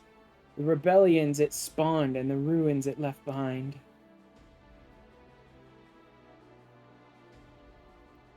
The Garlean Empire was a congregation of simpletons. And you're not? You seem pretty simple to me. Oppressed fought back against their oppressors, as well they should. Men are not beasts, only a fool would seek to rule over all with the threat of force alone. This is why Gulul Jaja did not elevate the Mamoja, why he treated all clans with equal respect. However, First Promise has his gaze fixed upon more distant horizons. He would unite not only Tuliolal, but the star in its entirety. What? Why? Need not explain myself to you.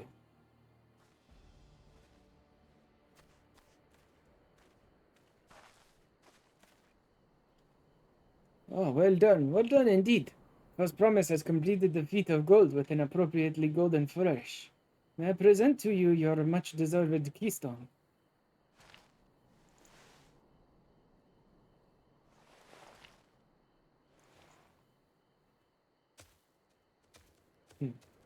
Wonder if we're gonna meet like one of each of the promises in each zone we go to.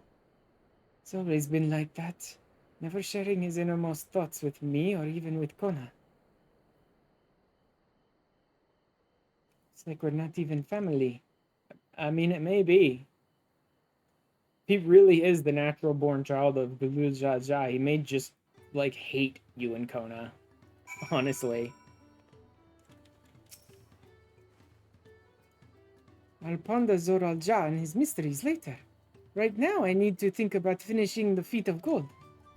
Have my saddle. I've practiced how to use it. So lead on to where the wild alpacas roam. The valley of Orunkanka, I think. I don't know. I don't know the language very well, and I know it's probably not actually. Although, I mean, mescal's a real word. So, I don't know the language very well, and a lot of these are going to be made up words anyway, but it seems like hard consonants are more common here. So where I usually would try to soften a lot of the consonants in certain places, on other areas it seems like you're kind of hitting the consonants hard in this language. So I think that's Orunkanka. Northwest of here. Come on, everyone. Even if we can't enter ourselves, we can see Wuklamat off on her hunt.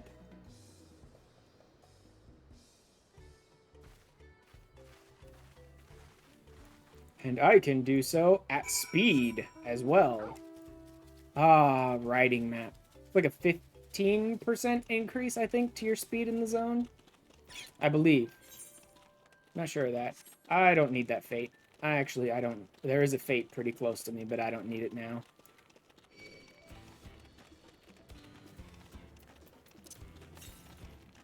.360 to the southwest. That's still aiming me at the same one. There she goes.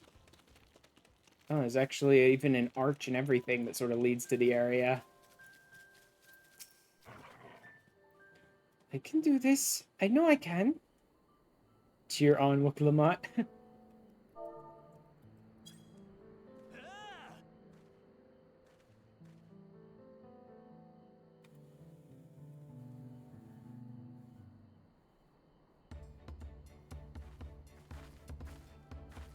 Good luck there, Promise! Thanks. I'll need it. Truth be told, still not sure about alpacas. I'd rather not go near one if I can help it. Oh well. But if I'm to rule this nation, then I'll need to learn how to live with them. Tural is their home too. Learn how to live with them. Right. I'm off.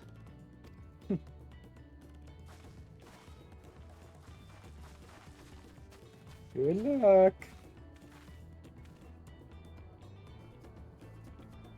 So, shall we head back to the ranch, or...? I'm staying here. Yep, me too. As will I. Wooklamart is alone in this. The least we can do is stand watch and await her return.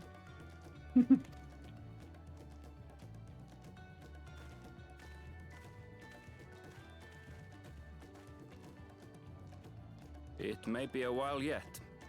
Help me pitch the tent. Just gonna put up a tent and wait.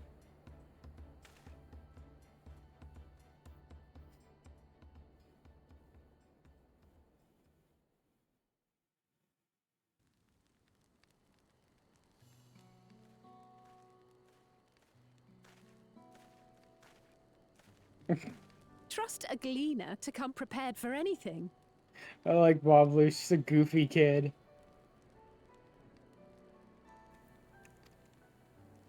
What's a gleaner? It's Aaronville. Someone whose job it is to travel the world and procure uncommon things for their employers. Erranville specializes in finding animals, I believe.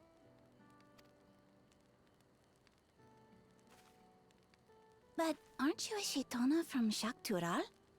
Why did you cross the salt?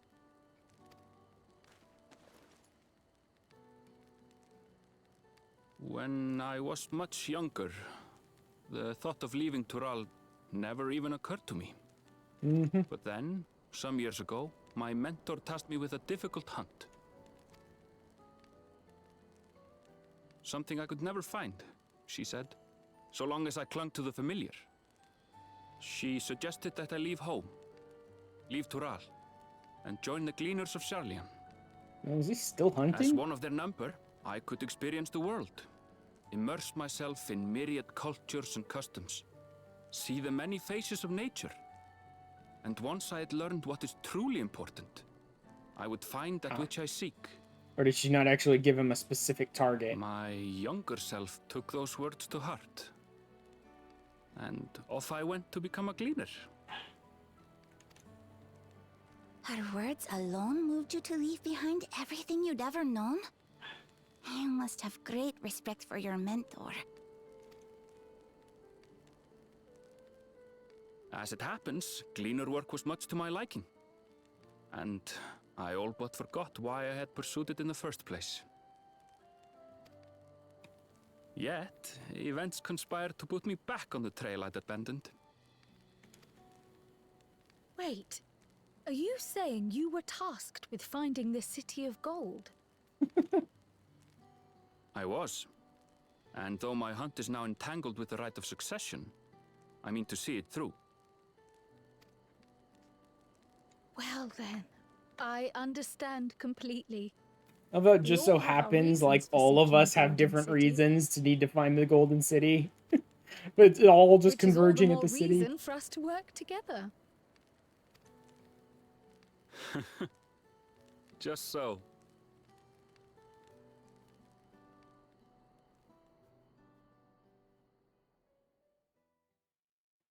So, how's Wolf Lamont doing? Because we were here all night.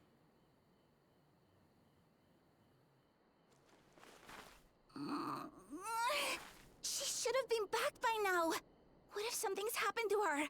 We need to tell Tobli and arrange a search party.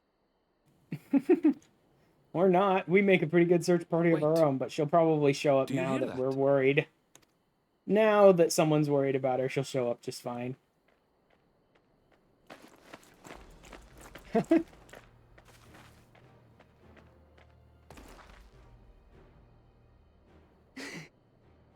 did it.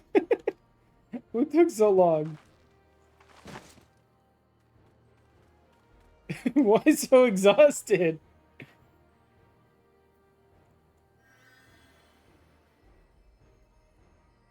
You're utterly spent. And small wonder.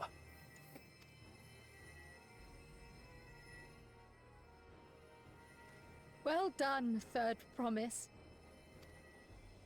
The ranch isn't going anywhere. Take a rest in the tent. I think I will. Thank you all for believing in me. I was just about to have us not believe in you quite as much and run off to get help. But sure, why not?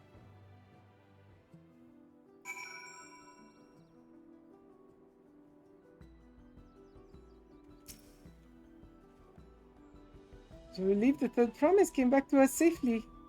And the alpaca she tamed is healthy looking beast. Surely this will be enough to satisfy the feet of gold. Too light.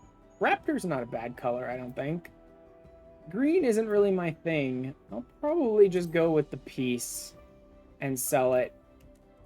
Odds are I can find these in other locations. Probably for bicolored gemstones, undoubtedly. Like, they're all gonna be restricted, I can tell you that much. But I'm sure they're available some places. And likely for Gil as well, they usually are. So actually, when they offer dye, the freaking money piece that they offer you is undoubtedly going to be worth a ton more than the dyes.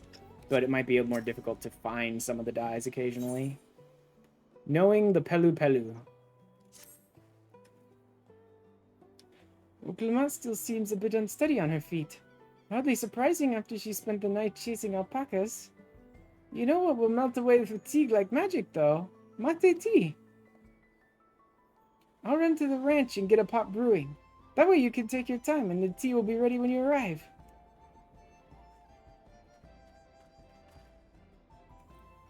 As Mablu so wisely suggested, we shall set a slower pace for our exhausted third promise. Really? Or are you just gonna tell me to meet them there? Because I'm racing at pace. I'm racing quickly. I even have a riding map and everything, so I'm just rushing across here. There's another fate right here. I don't care. I don't care. It's already taken me like 3 hours to get through, over 3 hours just to get through this first zone. It'll probably take me similar to get through the next zone, and I do want to try and knock out both of these bits of the MSQ. Both the Pelu and the Hanu before today's done.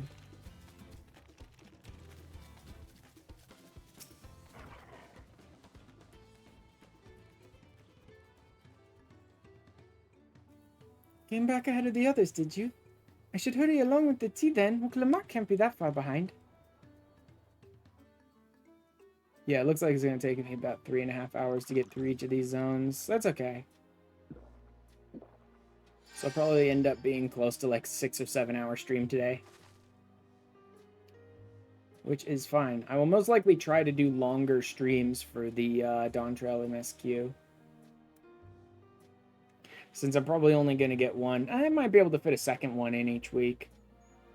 But everyone so far ahead, even like all my friends, are off to do the Dawntrail stuff. It's out now, like the friggin' Savage raiding and the normal, no, the Alliance raids and all that sort of stuff. So I do want to get through it, but I don't want to try and rush myself too much. I'll probably just do 1 or 2 long streams each week of it.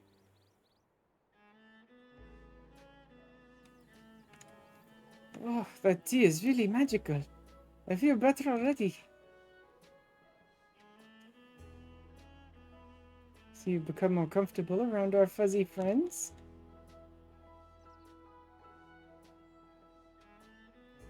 Watching this one taught me a lot about alpacas. What grasses and fruits they eat, what sounds they react to, their adorable little quirks. I guess I've grown kind of fond of them.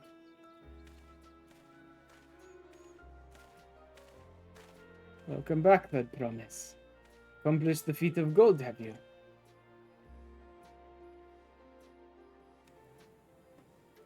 Yes, there's no mistaking a valley alpaca.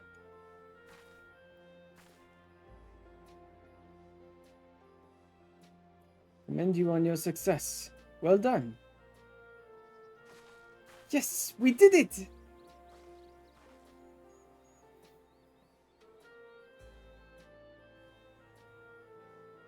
Although I couldn't find the shiny one like Zoralja did. I'd be surprised if you had. Golden alpacas are born but once every few decades. They are elusive, solitary creatures that are rarely seen, much less captured, thanks to their innate physical and magical gifts. Only a single other person is known to have caught one before, that being Gulul Jaja himself. Papa was chasing alpacas too? So my grandfather's stories say. It was before the founding of Tuliolal, a time when the mountain giants, the Yakri, held our people in thrall. Compelled by their overlords, or forebears, would ride their alpaca mounts to the highlands to deliver gifts of food and other tributes. Those were wretched days, to hear grandfather tell it. Then along came the young Gulul Jaja, yet unburdened by the mantle of Dawn Servant.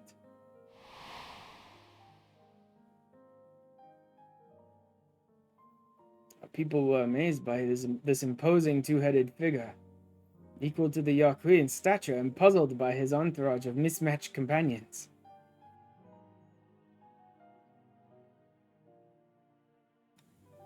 Some trembled in fear, believing a new conqueror had come. Yet Gulul Jaja showed no such inclinations. He sat and spoke with us, sipping from the cups of mate tea we offered him, and grew somber when he learned of our plight. It feels like there's some strange secrecy around the giants. We keep hearing about the giants, but we don't see much about the giants. It feels like there's this weird secrecy around the giants that leads me to believe there'll be something other than just, like, giant people. Like, I don't know, maybe there'll be some sort of weird machine out of Solution 9 or some nonsense. Like something other than just here's some big people, I think, is what we're going to get out of the giants. There'll be something, like, revelatory, right, in the story in some way. Could have anticipated what their visitor decided to do next. Gulul Jaja ascended the cliffs to face the giants and freed the Pelu Pelu from the Yaqui's subjugation. He then turned an appraising eye upon our riders and proposed we take to the road to peddle our beverages. Suggestion seemed obvious for one who traveled as he did, intent on fostering amity between the clans.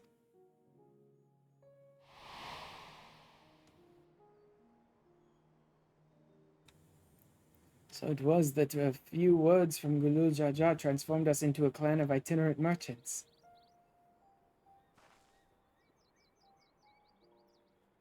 I've never heard the bond Papa forged with the Pelu Pelu spoken of in that way before. The saga is not so detailed. Then you may not know that Gulul Jaja sought a sure-footed guide for his trek up into the highlands. Thus did he capture a golden alpaca.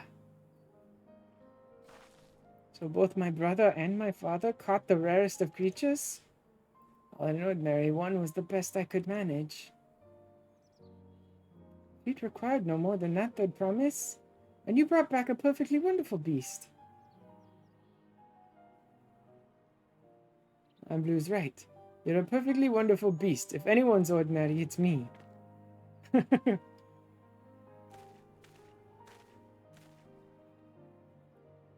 only did you accomplish the feat of gold, you also made many trades and brought joy to many people in true Pelu Pelu fashion. I sorely doubt your sibling could have achieved the same. Yeah, like, it's cute and all that Zoral Jaw brought back a golden alpaca, but he also completely bypassed half or more of the intention of the rite. Which was to go out and trade and make connections like Pelu Pelu do. Should be proud of the accomplishments which earned you your keystone.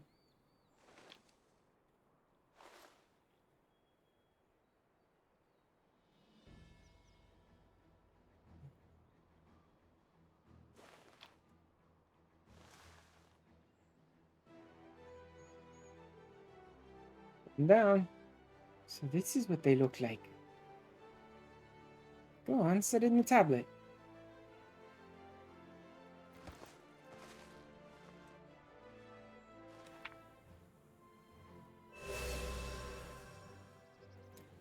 Ooh. A perfect fit. That leaves 6 more.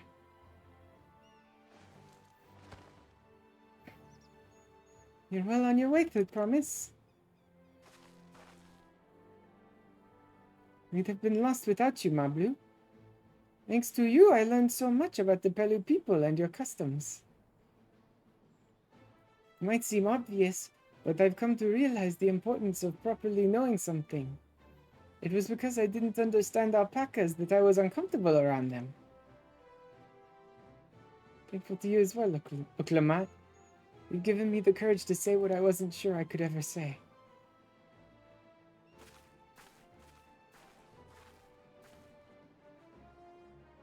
Totally, I want to leave the ranch and become a merchant. Appreciate everything you've done for me, and I've loved every moment caring for the alpacas.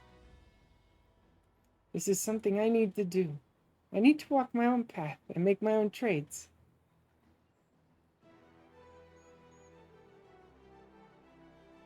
So, parent, allow me to say one thing. I always tried to give my wards lives filled with as much happiness as I could provide. But never once have I wanted that to be the only happiness, you know. You have my blessing to walk any path you choose, Mablu. Gladdens me to hear you found the calling you wish to pursue with such passion. You will make an exceptional peddler, I am sure of it.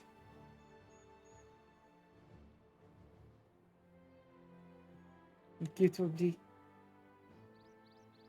What did I tell you, Mablu?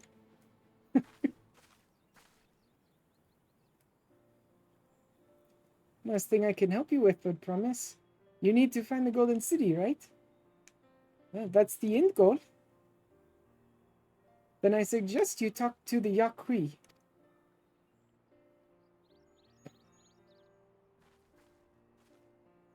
They once ruled over far more than just Okapacha and the Pelu Pelu. 1,000 years ago, they were the overlords of Tural and all its peoples. During that era, the Pelu Pelu were commanded to search for a city of gold. They scoured every corner of the continent, but never found any trace of that fabled place. But if they didn't find anything, what could the Yakui have to tell us? They may not have found it, but the fact that they thought to look for it at all makes me curious. Perhaps there's value in delving into how the legend originated.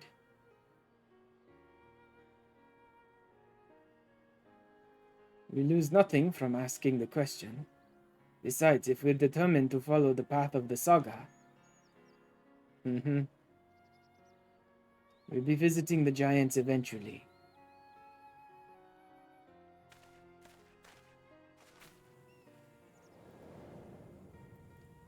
Oof. Off to the frozen mountains to visit the giants at some point. But first, the Hanu. Oh, Carl, I have a question I've been meaning to ask. Since we finished with the feat, where did you acquire that earring? An earring. Do you recognize it? This piece is just like it first became fashionable in Tural around 20 years ago. Since then, it's become common to wear one as a charm for safe travel. 20 years ago, right about the time my grandfather made his journey. Yet the Dawn servant implied the earring was connected to the Golden City in some way. Surely there was more to its significance than simple fashion. If you want to know how it first came to be crafted, I could try to find out.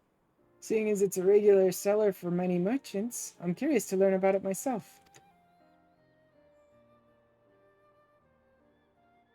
I would appreciate that very much, thank you. Jumping feet first into the peddler business, eh, ma blue?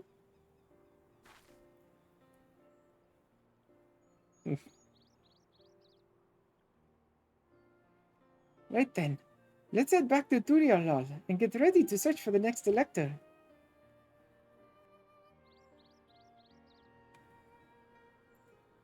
Farewell for now, and thanks for all your help. I will become Dawn servant, so make sure you set aside your best mezcal for the occasion.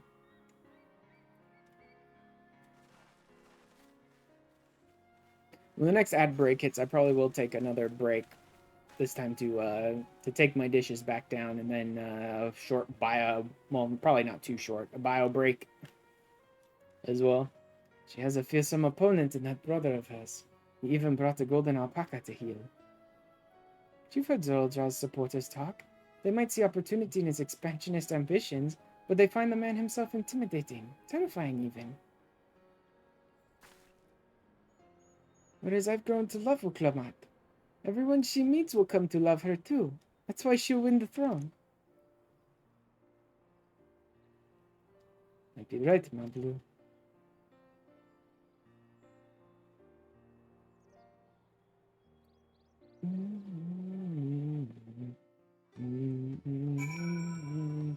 In fact, yeah, I think I'll head back to town and finish this part of the MSQ. And then that'll be about the right time for the break. And then I'll go ahead and take another short break, 5 or 10 minutes. And then be back and we'll continue on with the Hanu. It's so good to have the feet of gold safely under our belt. Even if my victory pales beside Zoraljah and his shiny golden alpaca. I know I shouldn't let it bother me. Gods know you've all been supportive. But I want to be strong or wise like my brothers. To be a promise that people respect. Which is not likely if I stand here carrying on and on about things. Let's move on. Back to the body of Tai with us. The contest has hardly begun.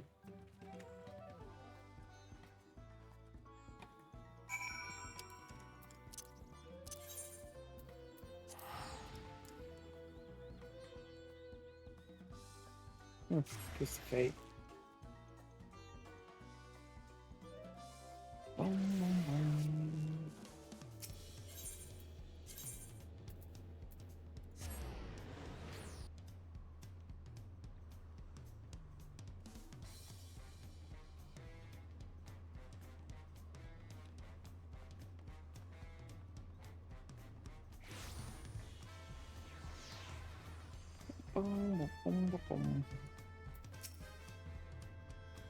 And just like that, we found an elector and won our first keystone.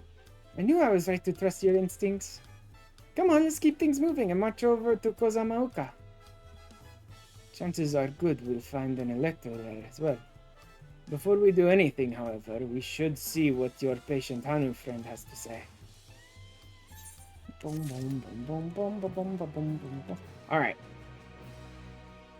I'm gonna take another break, 5 or 10 minutes. Ads will run during this at some point. I'm right about the right time of the hour for them to run again.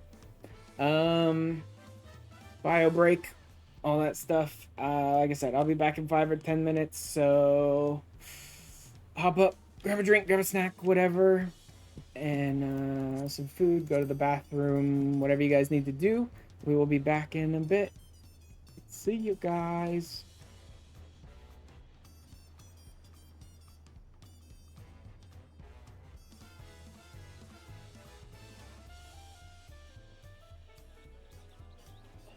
Cool. Oh, God damn it. I just came up with the perfect idea, but I don't want to do it for this one. Ars Nouveau's not the right mod for this. If I were playing something like Evil Craft or Blood Magic or something like that, I have the perfect idea, but Ars Nouveau is just not the right mod for this. If I were playing... That's what I mean. That's what I'm talking about, actually, Baron. If I were playing, like, Evil Craft or Blood Magic or something like that, I would make the upside-down pillar from Overlord 2. Not...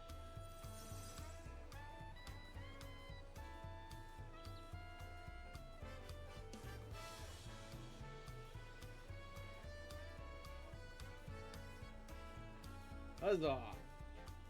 Look at all those dead people and remember that your family is dead, Allie. It's sweet that they wanted to do this for her, but doing this for her as a surprise is maybe not the right way to go about it. Hey, Allie, remember all these dead people? Like, guys, maybe you should have told her what you were gonna do beforehand. Jesus. This is a strange, strange town I retired to. But it works for me. Use though. It's 5 seconds, yeah. You can put it on the killer, so. Yeah, you can. Really ran right past me? That's true, that's true. Yes! It worked for now, at least. And this is how we adventure through this area.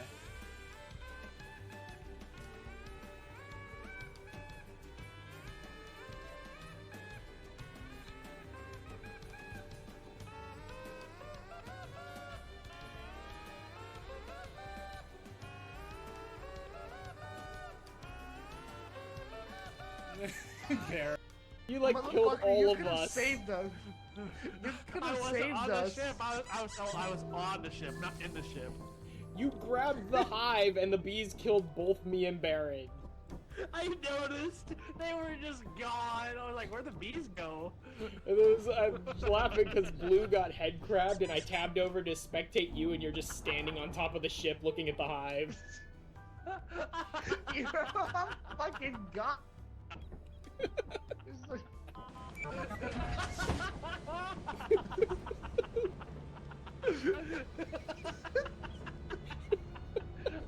I just tabbed over. I feel like that one scene from Dragon Ball Z Abridged where he gets there, where Goku gets there and everybody's already dead. But over here. I will slap the shit out of you. You're so annoying. Damn, that's nuts.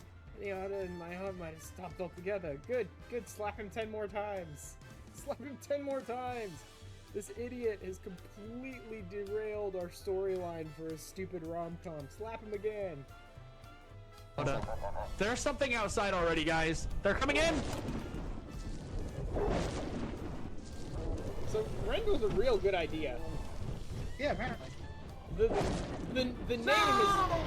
The name is very fitting. Yeah, we opened the door and got rendered immediately. Fantastic. Yep. I love it. What the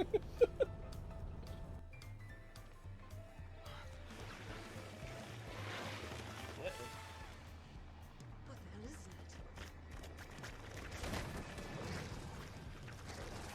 that? I've seen enough hentai to know where this is going.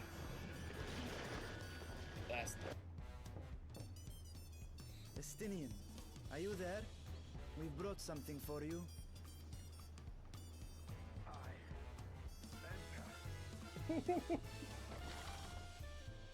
Exercising? Yup. Wow, sweaty, shirtless Estinian, not like 10 minutes into the new MSQ. They really know their audience, don't they? The very first things you do with this MSQ is go on a date with Zero and see shirtless, sweaty Estinian. Like, I thought you might enjoy it. They really know who they're appealing to, don't they?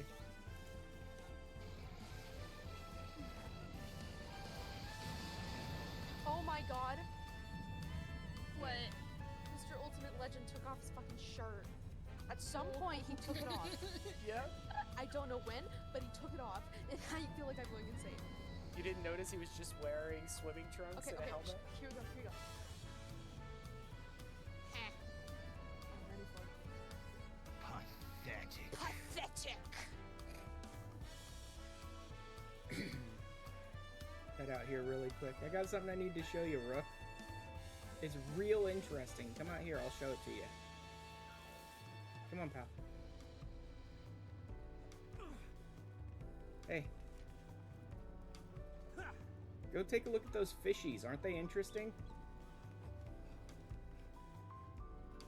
This is a single static clinger on 1273, I think?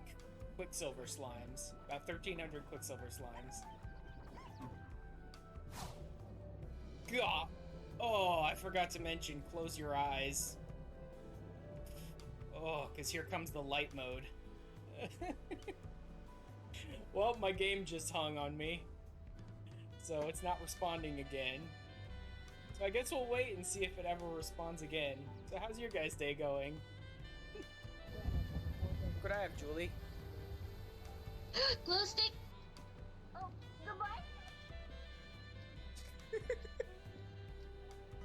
Favorable! Like, I suppose they can't end an event by saying, like, terrible affinity.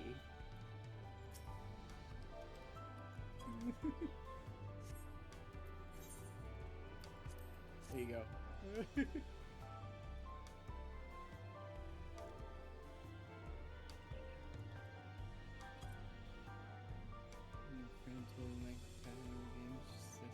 Just pops up divorce.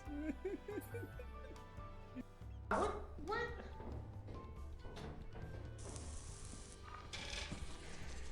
Oh my god, it jumped on my head! Get it off, get it off, get it off! Keep backing up, Asper. Keep backing up. You'll be fine. Just keep backing up. If I fall into a pit, I'm blaming you. Right. Look to the right. Back up. To the right. Thanks. I knew that was coming. Did you just use it to eat the pancake? Dude, I could tell that was coming a mile away. I knew they were gonna lead me into my death, but oh well. It was funny at least. Don't believe it was worth it. It was worth the meme. Nothing important going on. Just standing. It's not my fault.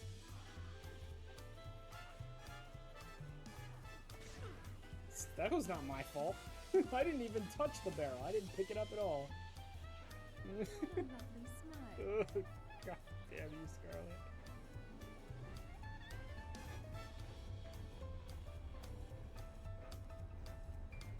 I think not. You know, Foreign visitors should take the scenic route. regardless of whatever else they may change with the story, I hope to God I still get to watch Tifa just bitch slap the shit out of that woman for like 10 minutes straight. like, standing on top of the Junon cannon just slapping the shit out of Scarlet. I can't wait to see that in high definition. Coco! I'll do a couple more dice roll, but if I don't find anything else, I'm going with Coco. I didn't know there could be one that simple. With all these bullshit, like, 20-letter names, I didn't know they'd give you something as simple as Coco. Yeah, I'll put in a loom on alt.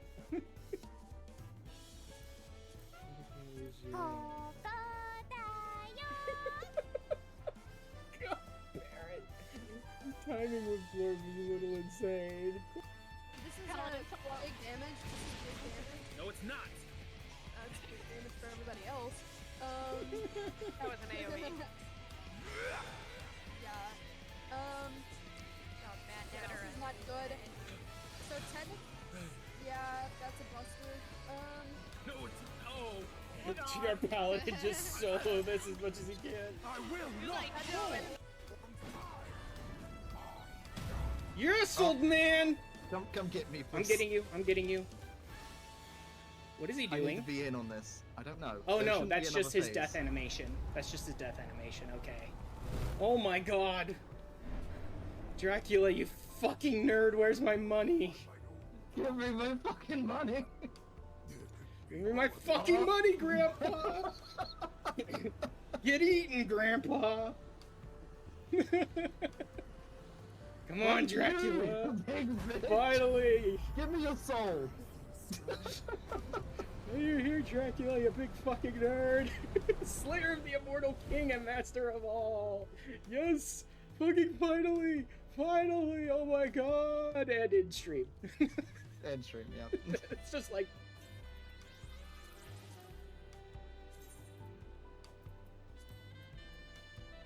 So we wind up misspelling name, modeled upon no one in particular. No, really.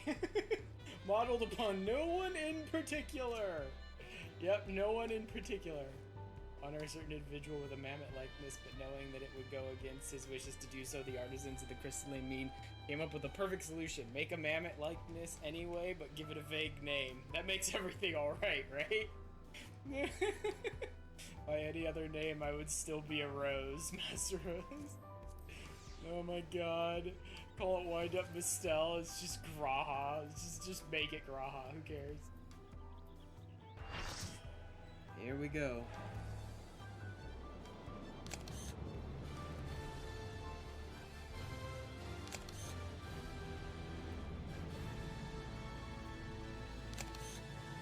Gotta get those pictures.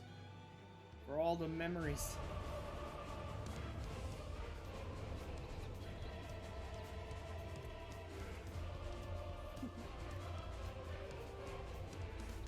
You will never reach it. Will never reach the deliverance you seek.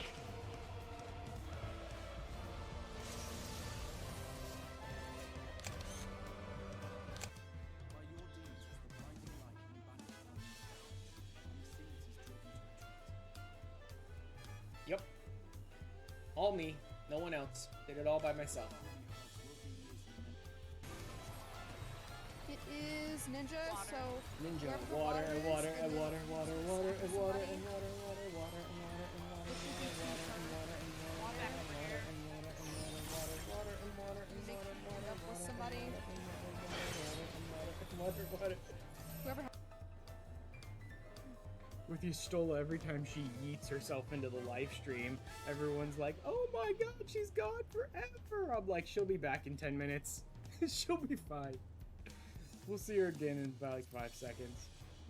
Especially that second time. Second time she yeeted herself into the live stream, everyone was like, "Oh no!" And Emmett's like, and there she was. You know what I mean? Emmett just like snapped his fingers and boom, she's back. It wasn't even a long time of like, "Oh no, will she be okay? Will she live? Where's she gonna show up? When's she gonna show up?" Emmett's just like, yeah, whatever. In my face. Oh god! Wall of fish! Fish walls! Oh boy! Is that... I was to say, there's no way that's real. The real one costs way too much. Couldn't imagine someone had actually summoned a real one. I want to help, we can die together. Great. Come, Mello. Tonight we die as one. Again and again and again. I wasn't gonna. Come on, you'll see. See what, exactly? According to Madam M, you've caught the eye of a certain fabulous someone, and they'd like to meet in person. The whole, sure, I want you to come in there with me, Cloud, is a nice excuse and all, Aerith, but we both know why you're actually doing this.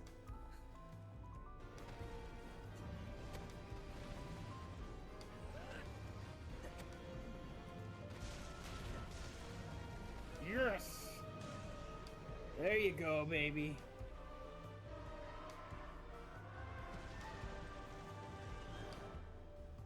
Woo! One punch, baby.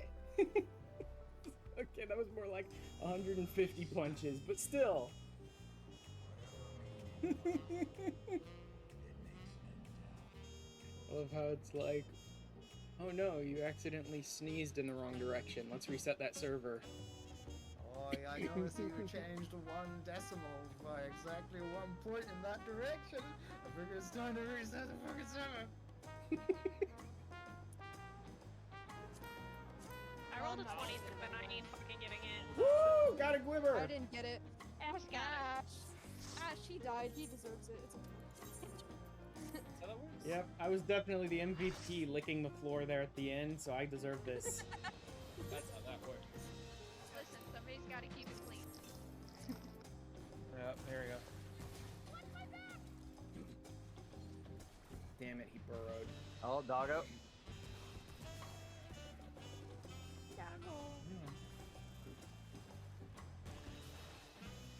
Good job, dumbass. I have been through this day. I love him just like standing there watching, waiting, dodge. Alright. Finally back. Okay. Let's go ahead and get started with the other side of this MSQ and work with the Hanu and see what they're up to.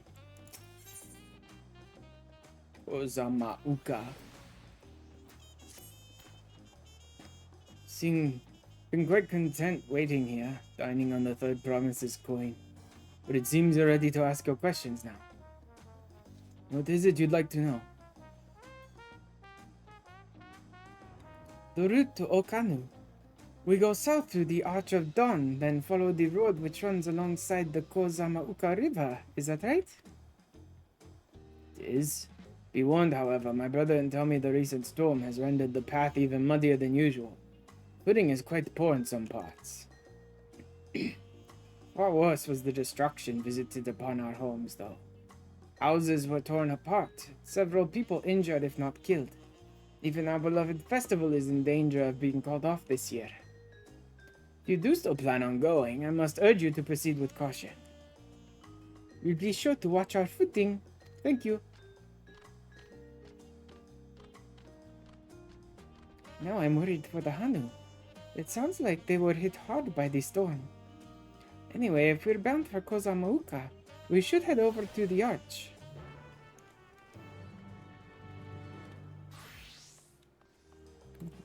Boop. Are we just gonna take alpacas again, or no?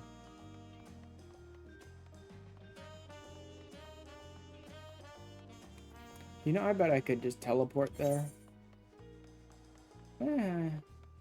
Farad Cabins might be a little closer, but not really. Sights of the West, so that'll be the sightseeing log. Which I should probably do as soon as I can. I'll leave it for now. I never really push to like, oh, get the sightseeing log done as fast as possible, or even get it done at all. So if I miss some because I happen to go out here without the sightseeing log unlocked, then so be it. Are we all ready to leave? Then onward to Kozamauka. Open the way.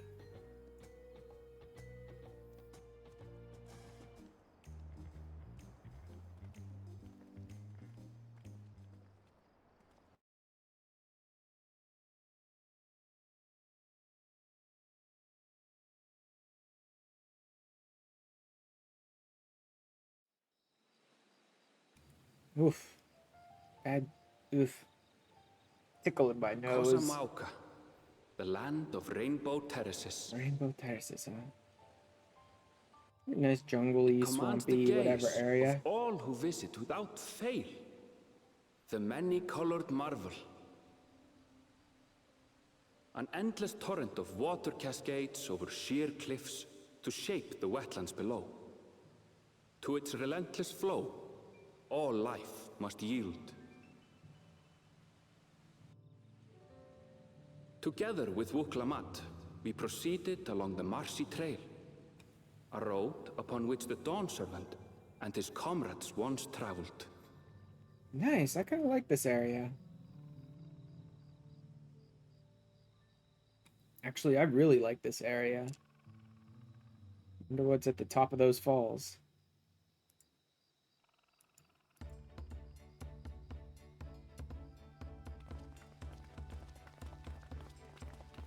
Interesting music. Look at those falls. Even from this distance, you can feel the weight of that water. Get a drink. The Isle of Ham was impressive, but as you can see, Tulihiola does not want for natural wonders. It's been forever since I've run Isle of Ham. The ground is swampy, so watch your step. What was that one even Want to called fall into a again? bog? Was that Ether Font? I think that was Ether Font. I won't. I told you I've been here before. Come on. Okanu isn't much farther. Okanu.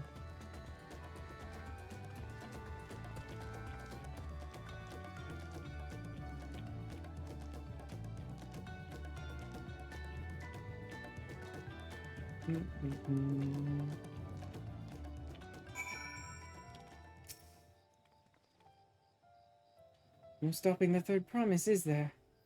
Good thing she has Erranville to keep her from getting lost. For all his grumbling, he's certainly there for her. Everyone should be so lucky to have such a loyal childhood friend. Let's get moving. If we continue along this road, we should find ourselves in the village before long.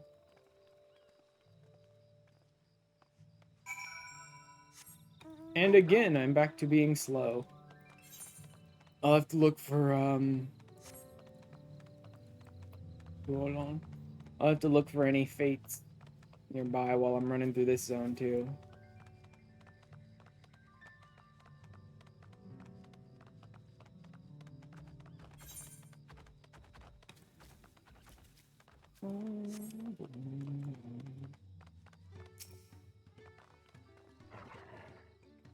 Everyone has arrived, and none of us for where, except for a certain third promise who slipped in the mud despite my explicit warnings. Hey, I asked you not to say anything! Anyway, this is the Hanu village I was telling you about. Okanu. Ethernet destination is now accessible. Arch of the Dawn. Okay, yeah, that's the exit. So now I can teleport straight there. Wishes to seek out the Dawn Servant Selector.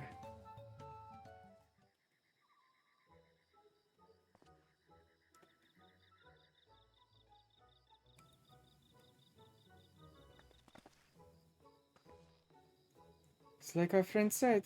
The people are in no mood for festivities.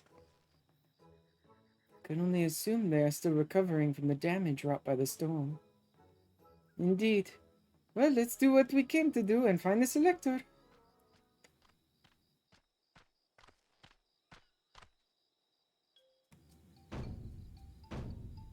Oh. They dance too. Ohokali. Ohokali? It's supposed to be like a Hawaiian area. Oho, what now? It's a Hanu greeting. Surely you heard it the last time you were here. Well, I was busy enjoying the festival. Greetings to the third promise and her entourage. I, Zanu Hali, welcome you to Okanu. Elder of my people, I shall also be fulfilling the duties of elector during the rite of succession. I'm ready. Give me the feat and test my work. All in good time. All in good time. In fact, I came to let you know that we are not quite ready to begin. For the moment, please enjoy the hospitality of our village.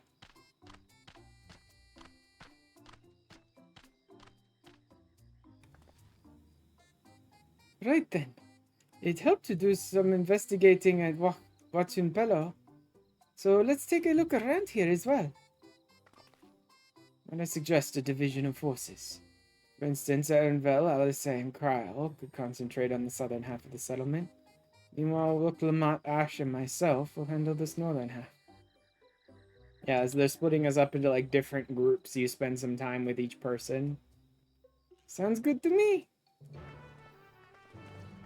But one of those people every time with you happens to be Wooklamat, because they're having you spend like a bunch of time with her.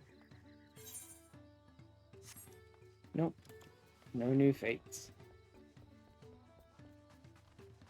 There's the gemstone trader. Let's see what he's got. And also hopefully activate him if you can even do it.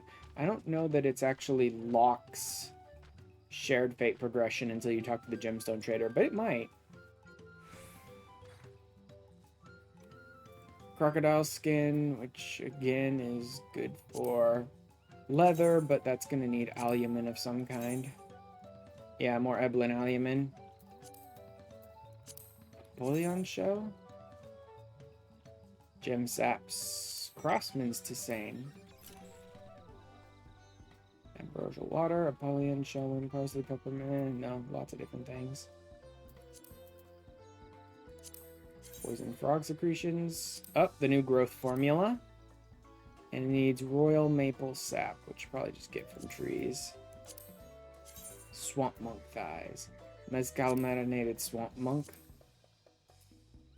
Unfortunately, no. It needs a couple of other things, too. Moqueca. Master culinarian. Oops.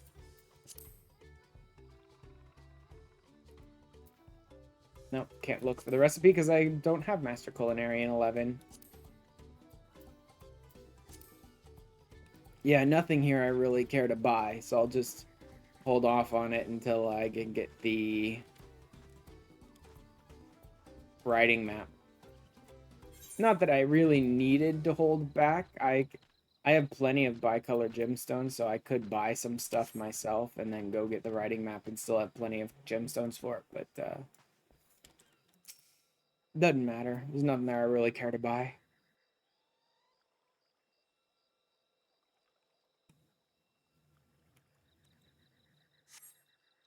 So Wooklabat's down there, just hanging out.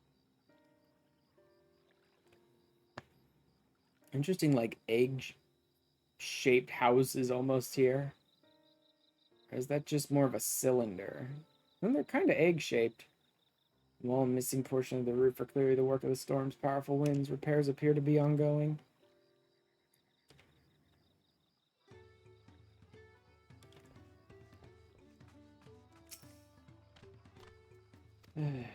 You heard about the storm? I've never seen the likes of it before. With the supplies and help of the Dawn Servant sent, we're making progress repairing and rebuilding our homes. But while roofs and walls can be patched, there is so much else that was lost for good. Oof. What you got to say? A lot of houses are still damaged, and the Hanu I've spoken to are not their usual cheery selves. That storm broke more than wood and reeds. There must be something I can do to help them. I'm going to look around a bit more.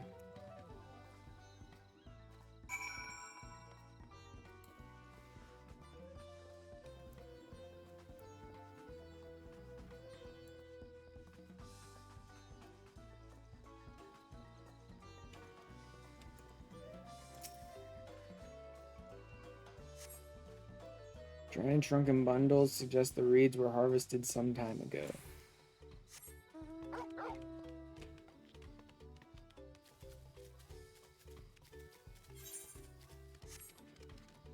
I just need to keep, like, opening the map occasionally to see if any fates have popped up around the area. Boat of woven reeds, huh?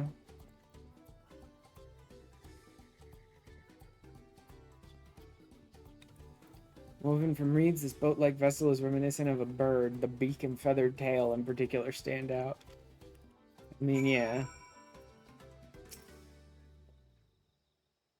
This boat must be woven from the same reeds I've seen gathered into bundles here and there. Plants hold both practical and cultural significance to the Hanu, then.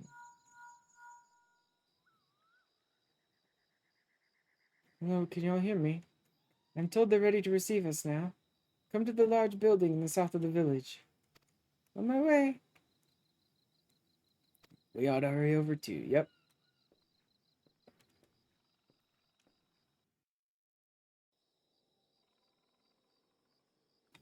Oh, I need to attune to the crystal still when I get the chance.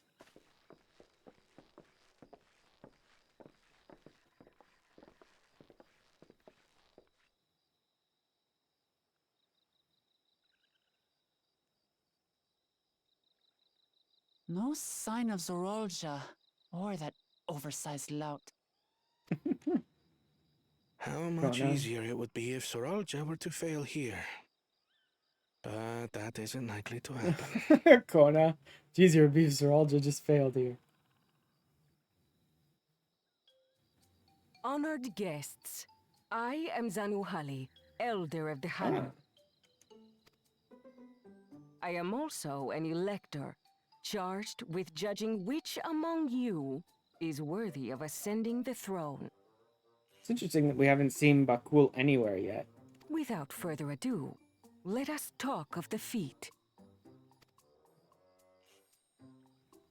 Not so fast. Oh. Surely you couldn't begin without us.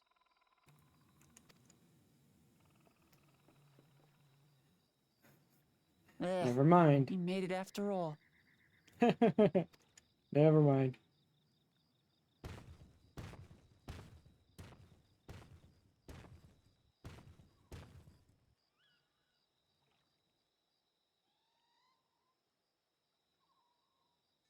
No need to fuss. There is no time limit for this challenge. Now, if you would allow me to proceed. Zoralja's not here, though. That's interesting. It Although, is since we spent time with him in the last one, where my people forged a bond with the Dawn they want us to spend time with the other promises. Chapter of the Tuli Yolal saga. In homage to those events, I have prepared for you the Feat of Reeds. Okay. Reeds seem to be of great importance to the Hanu. I wonder what this feat entails.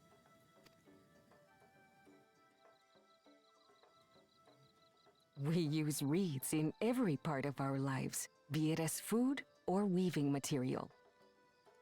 But look around the nearby paddies, and you will see that this season, our crops are failing. The storm will destroy most of their croplands. How fortunate, then, that my appointment to Elector coincided with this predicament.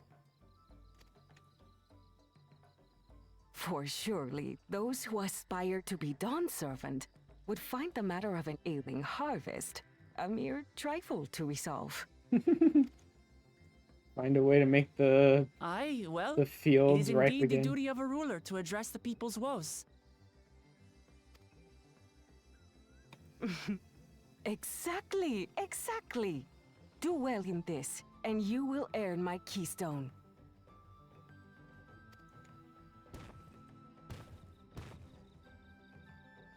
Why bother mucking about in the mud when we can take the stone by Can force?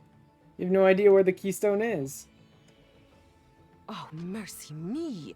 You are a hot-headed fellow, Bakul Jaja. Some electors may enjoy going toe-to-toe with scrappers like you, but I refuse to entertain your base instincts. She's like, you'll have none of that. Made.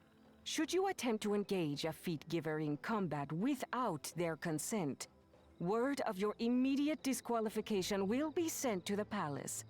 If you're still feeling feisty, then by all means, draw your weapon. None of your nonsense.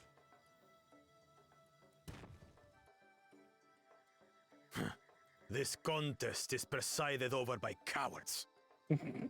There's no sport in fighting you. It's like, it's presided over by cowards. Like, no one is going to let you become the next leader just because you can beat people up. Then we can return to the business of earning my keystone. I'd like to see you try that shit with the Warrior of Light, too. Come challenge me as I stomp his face into the ground. I wish you the best of luck.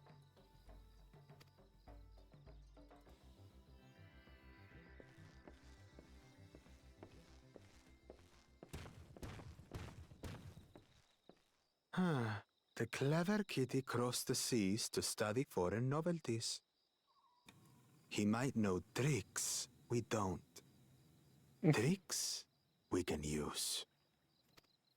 What of Little Miss Mittens? You know the answer to that.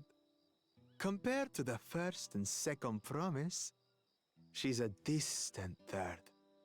Not even in the running. Guess we'll see. Then we see eye to eye on this, brother. Being Bakul Jaja so long with me has rubbed off on you. Jesus.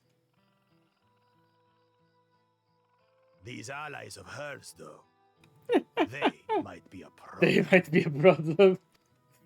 It's good that he can tell, like, not to be fucked with.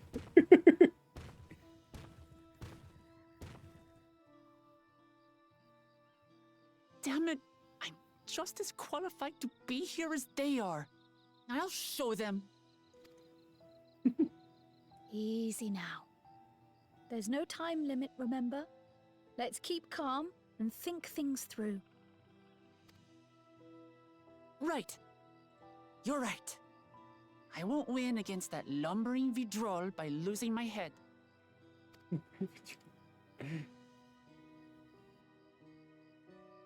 He could probably stand to lose a head, though. I could help with that. Although my guess is he's gonna end up being more of a doofus than a real threat. Just the way I've seen people talking about him. Expect he's not actually gonna be a villain, just a dumbass. I know the first thing about farming, but if there's a way to save the harvest and help the Hanu, then we're going to find it. I'll make Bakul Jaja eat his words. Understanding the nature of the problem will be the key to solving it. We need to examine the reeds themselves, and then deduce the cause of their poor condition. Annabelle, will you take us to the fields where the reeds are grown? Of course, follow me. Okay, so it wasn't the storm. For some reason, their crops are just doing shitty this year. Like, it wasn't the storm itself that destroyed them. They're just not doing very good.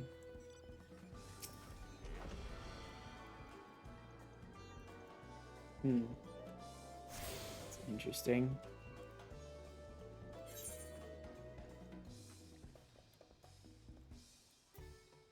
Earthenshire, many fires. Something tells me that's going to be a secondary zone as well. Something tells me this north area is probably the only area I can inhabit at the moment.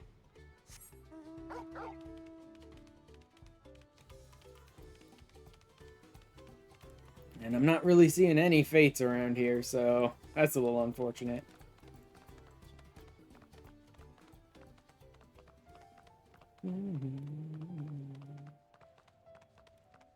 Also means I'm like not able to get flying unlocked anywhere. I love that they're like splitting the first couple of areas you go to into 2 zones that you'll come back to later in the MSQ, just so they could be like, no, fuck you, you're not going to fly all over the zone and ignore our landscapes. No. Walk around for most of the MSQ. You can all stand back. I'll get to the bottom of this problem in no time. You don't know anything about farming. Give me strength. Let all of us scour the fields and help our bold leader identifying anything unusual.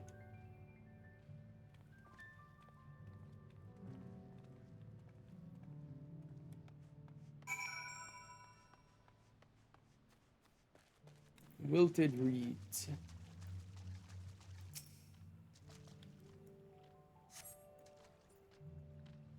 You're wilted and unhealthy. That was super informative, game. Super informative. Potty water? Contains no obvious contaminants and looks fresh and clear at a cursory glance. Okay, so it's not a problem with the water.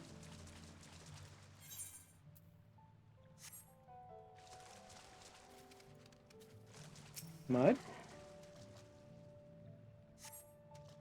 Stolen patties, as one would expect, rich in color and suitably moist, not dry or flaky.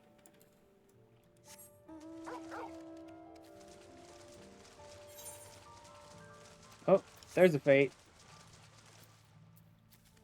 You know what? Let's go ahead and hit up this fate. Like right now. Oh, and there's another hunt target. Well, hell, if you want to party, let's party.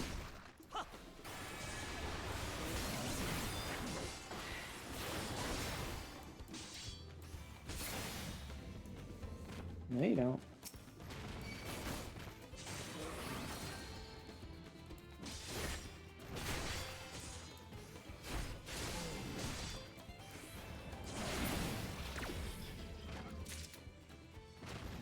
There we go. That's enough. Let me go ahead and grab this fate. Since it seems like it's even more so not going to be having many fates around. For some reason. Let me go ahead and snag the one I can snag.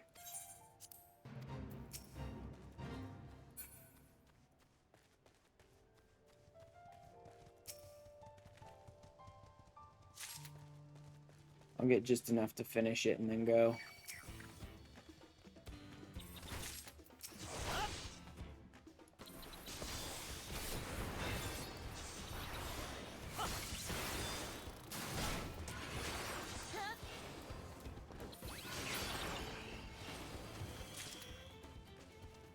Let's snag each of these as we go across them. I probably could be fighting along with people. Since I am a paladin, I should probably get in there and dust it up with people rather than just running around grabbing the ones on the outside.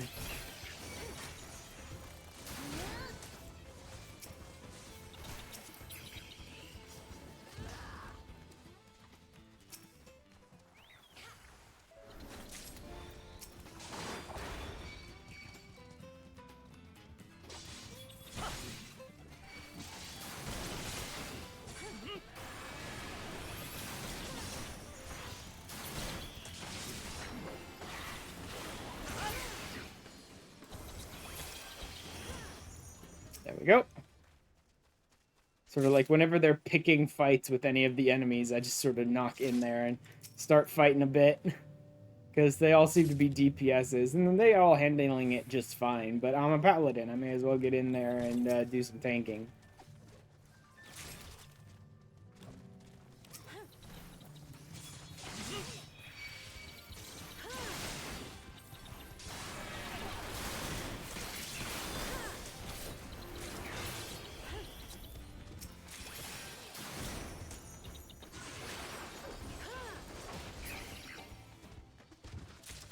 Okay, that should be enough to probably finish this.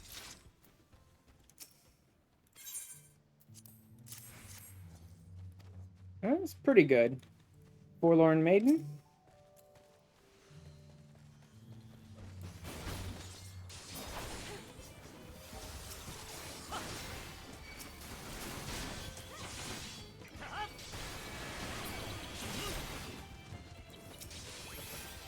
Again, get in there and dust it up with any of the enemies to sort of pull them off of the DPSs.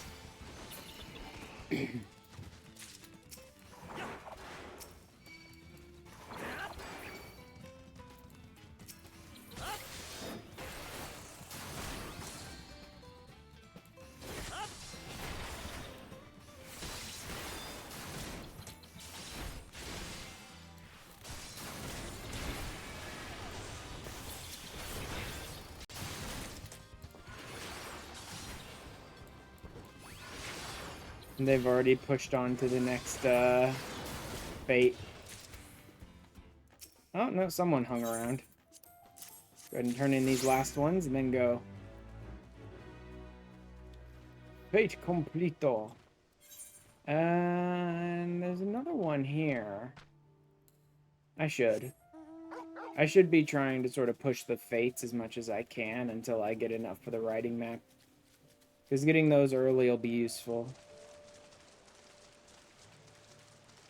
So even if I'm sort of diverting from the MSQ a bit here and there, it's better to have the fates taken care of. And have the writing map, because that'll allow me to move around even better while the MSQ is sending me sort of all over this first zone. That is, if I get there in time before they finish this fate.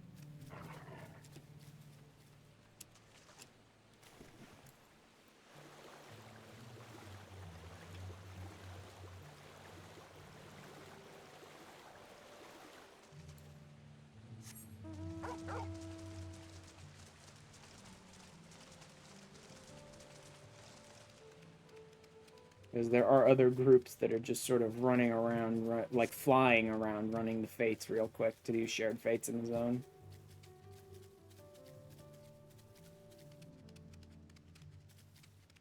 Looks like I'm getting there in time, though.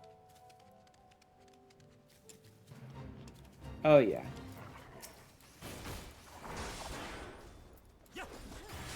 Oh, there's already a warrior here, so I don't need to worry too much about tanking. Pikuukso. That's a heck of a name.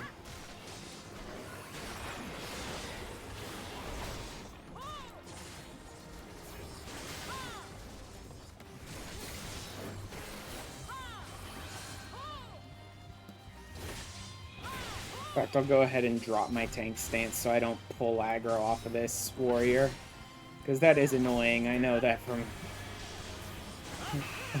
first-hand experience. Someone just like ripping aggro, especially people who run in and they just like are spamming provoke off cooldown as hard as they can because like they have to be the ones with aggro. And god damn you for trying to take it from them or whatever. I hate when people do that.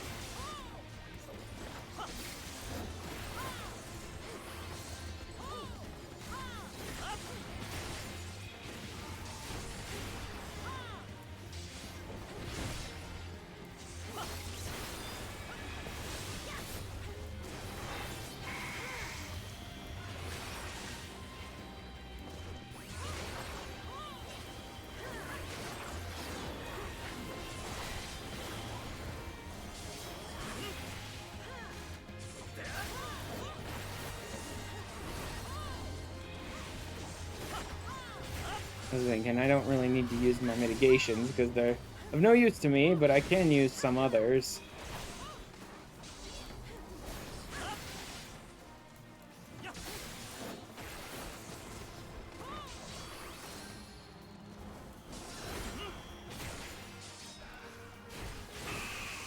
Specifically party member stuff, so I can't really help with their mitigation at all because we're not in a party together. Ooh, spirit bonds.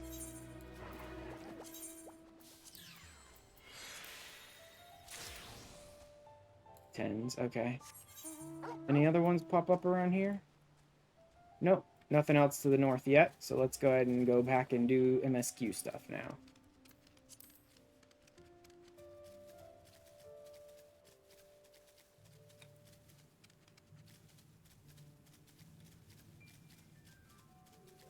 Poison frogs.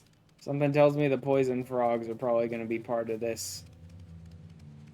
Because so far, everything I've looked at, the reeds are wilted, but that's not an excuse. That's a effect.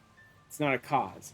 The water looks good. The mud looks good. The last thing I need to look at is some sort of frog. So I'm thinking it's maybe going to be like poisonous frogs. And so I'll have to go out and kill some poison frogs.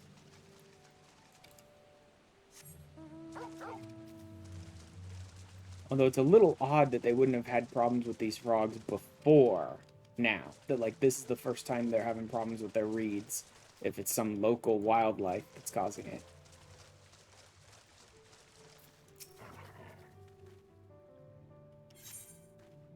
Small frogs is strangely lackadaisical. Doesn't even bother to hop when it eventually scurries away.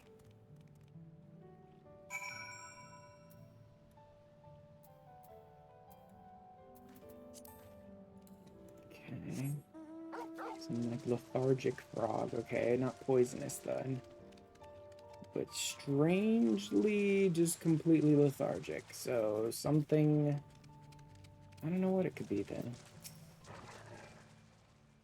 Seen enough? I'll call everyone together and we can share our discoveries.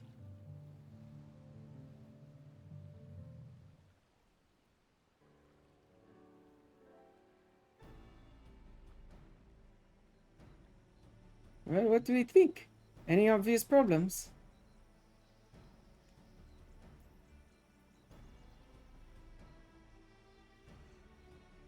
Agree, the waters look to be of good quality, as does the mud in which the reeds have been planted.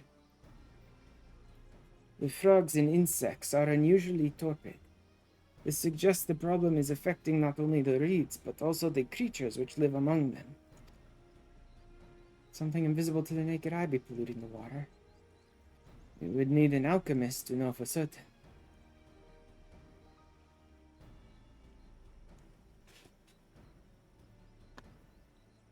I don't have much to add about the fields, but something else occurs to me.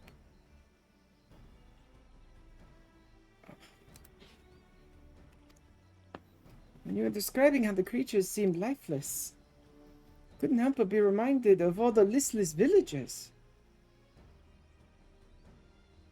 They suffered a terrible tragedy, I know, but there is another reason for the flagging spirits, I believe. Go on.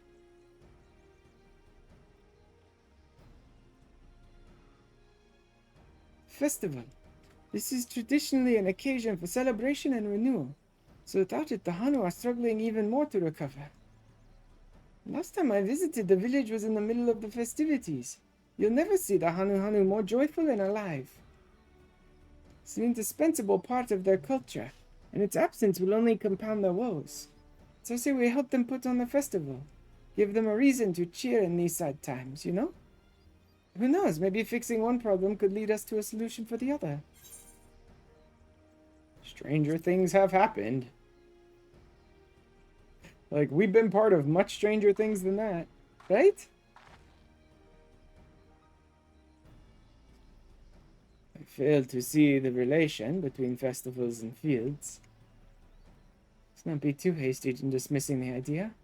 Things which seem unrelated can later prove to be connected in surprising ways. True. And being bereft of ideas as we are, any proposal is worth entertaining. I suppose. Besides, this is Waklamat's journey. It's only right that we follow her lead.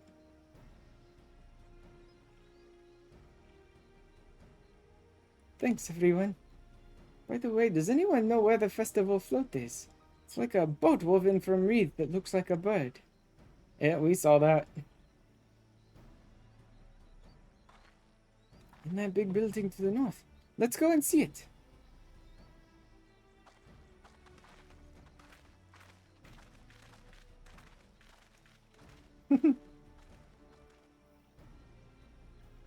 It's much less debate when I'm traveling alone. Uh-huh. It happens.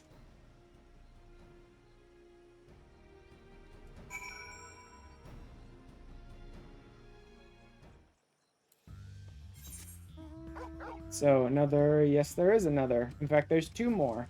And in fact this one over here is not even slightly progressed yet, so I do have enough time to get over there.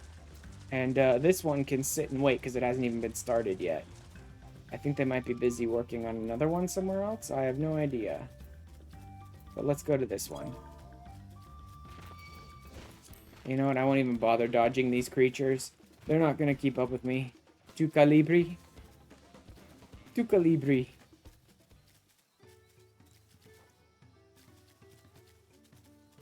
Like I said, the faster I can get these fates done, the faster I get the writing map and speed everything up. I'll come back and get that alpaca keep later. I don't really use the keeps to move around, so I don't care too much to get it. But it could be useful at some point.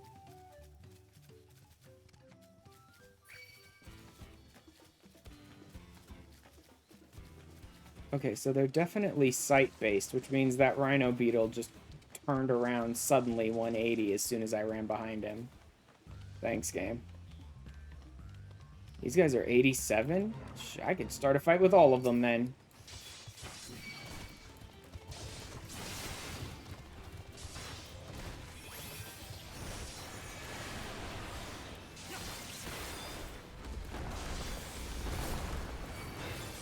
Ooh, big cleaves.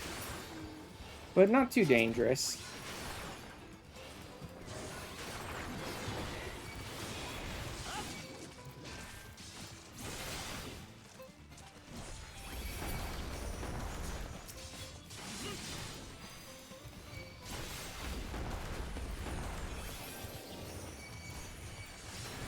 Yeah, not too bad so far. I'm doing pretty good. pretty fine against these guys.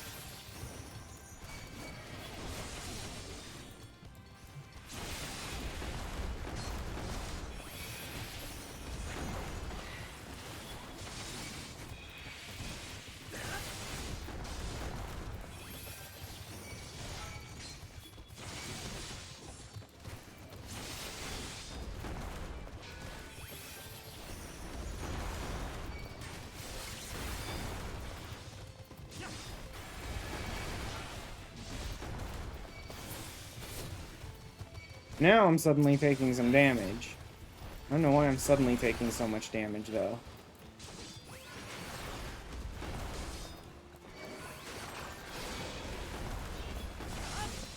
Let's go ahead and pull out just a little bit here, so I'm not fighting quite so many at once.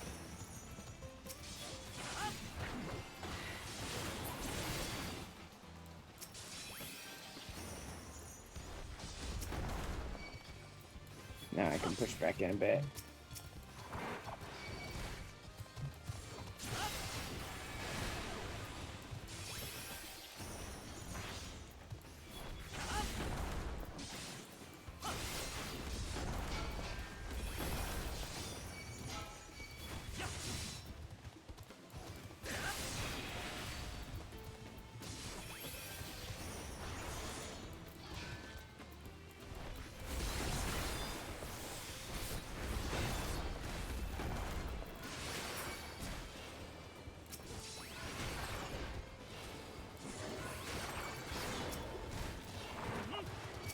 Go ahead and pull a few more here. Get a few more in, and then dot all of them.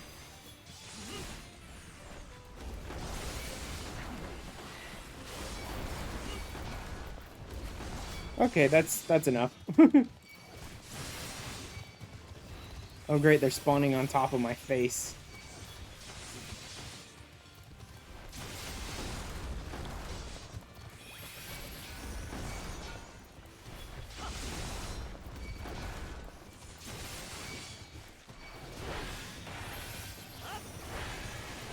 Just have to use my mitigation a little more aggressively here.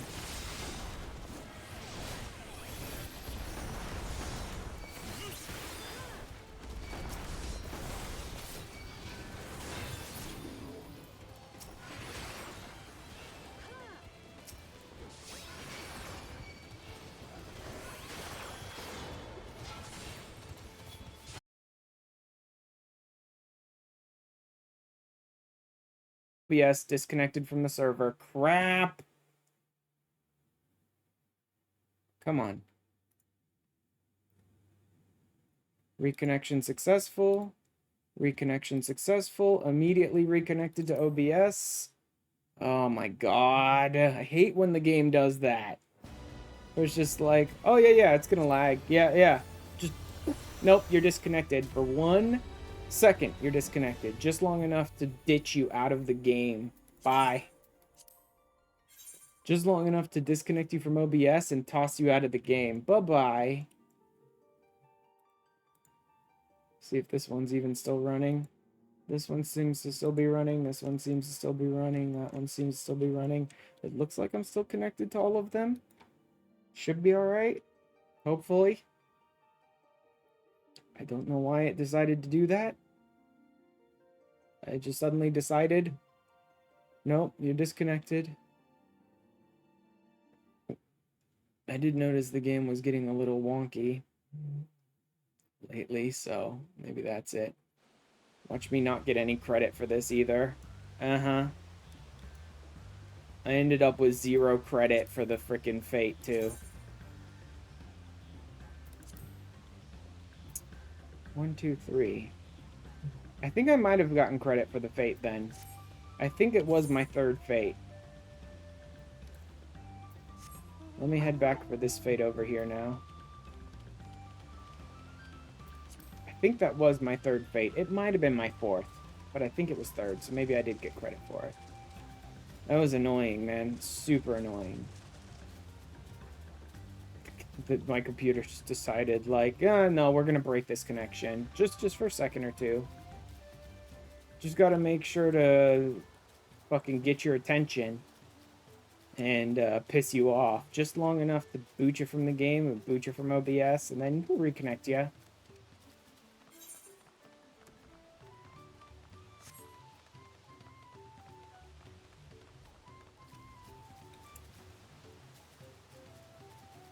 I also haven't been looking at the ether currents to see where they are.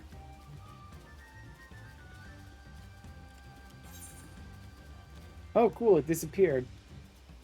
On my way there, it disappeared. Good. Whatever. 463 to the northeast. No, not doing that right now. Going back to town for MSQ.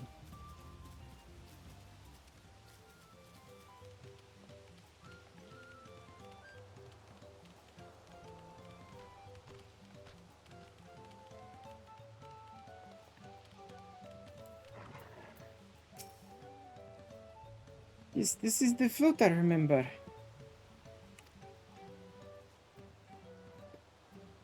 Does it not appear somewhat damaged to you? We should take a closer look. Inspect the festival float. Yeah.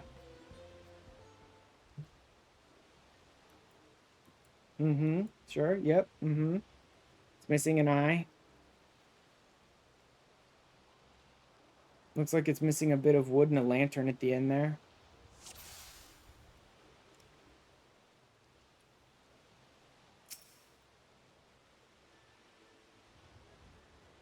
The bird's eye seems to be missing a gemstone. It's missing a lantern at the end. It's definitely broken. How will they lift this great big vessel without all the carrying poles intact? And, what else? Feathers? No, the feathers look good. Beak looks good. The headdress looks good. The draggled feathers are... Oh, yeah, because they're, like, bright red and purple like this. Yeah, it's the ones on the tail and look like crap. These tail feathers have seen better days. I swear the colors were a lot brighter the last time I saw them.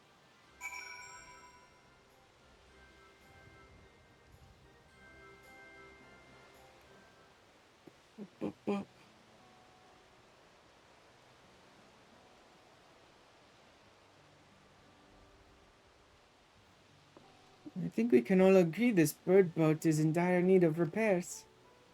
Now, how do we go about fixing it?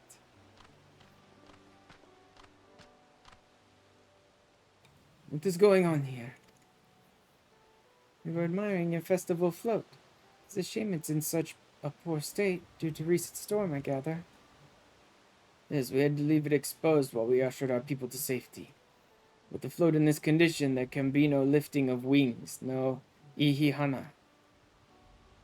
Ihihana? That's what the festival was called. I want to help you hold it. Have you not seen our village? Homes are ruined. Struggling to make repairs, and you want us to hold a harvest festival? I know how it sounds, but giving in to misery never improved anyone's situation. The celebration of life and growth may help give you the strength to work through the tragedy. The role of a festival leader is mine this year. Nothing I would like more than to lift everyone's spirits. But we don't even have enough materials to repair the float. We need abokiksa for the missing eye, uyuipo wood for the poles, and feathers from the winds chosen to adorn the tail. I could get all of that easily. 2 of these I know. Abokiksa is a type of precious gemstone used in arcane equipment, and uyuipo wood is essential for crafting ceremonial instruments. These chosen feathers, however... Winds chosen is the victor of a competition, in which the contestants see who can blow a feather the furthest using wind magics. That's something of a problem right now. The Anohanu are gifted at employing such airy sorceries, but expend a great deal of mana when doing so. Soon exhausted by the effort, and having no reeds to eat will only make it harder. I think I understand. Your vibrant reeds grow quickly and vigorously. So much so that they stifle the development of nearby plants. They must be a potent source of the energies you naturally lack. They are indeed. Owing to the poor harvest this year, we've been left enervated. If we can't gather the correct materials as dictated by custom, we can't repair the festival float. Oddly enough, we may have just stumbled upon our solution. The winds chosen would by necessity have a natural gift for manipulating magical energies, which means any feathers taken from the victor should be high in ethereal conductivity. The float's construction also requires a stone used in arcane equipment, as well as timber favored for ceremonial tools. The demand for such specific materials must have an underlying reason. Basically, they're conducting a ritual every time they hold the festival that, like, blesses their fields. The float might also summon and function as an arcane device. Secret weapon for smiting the Hanu's foes. So dumb.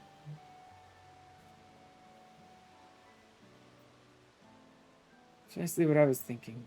This boat of reeds is in fact an arcane focus of some kind.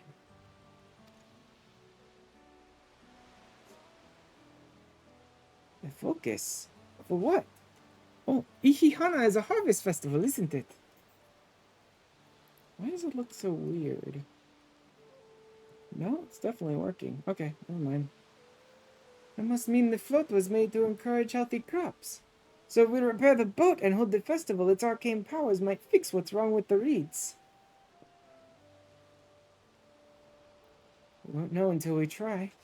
To the sound theory, celebration, prayer, ritual ceremonies, these have all been known to elicit miraculous effects.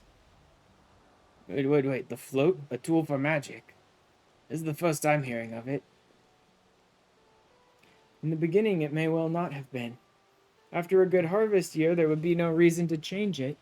But when the harvest was poor, new adornments were likely added, and those who performed the labor may have imbued their work with ardent hopes for a bright future. Through years of trial and error, the Hanu would have refined their festival float into a focus for harvest prayers. Incredible. I know you're practically fainting from hunger, but reviving Ihihana really does sound like the solution to all your woes. I promise we'll do everything in our power to help you. Still not convinced about this focus business, but I accept your aid nonetheless. I'll introduce you to the shipwright who's been maintaining the float these last few years. He's replaced both the eyes and the poles before, so he should know where and how to procure what we need. As for the reeds, though, what are we going to do about the feathers? Because they need to compete to see who gets to use their feathers in it, so... Allow Alice and I to acquire the feathers.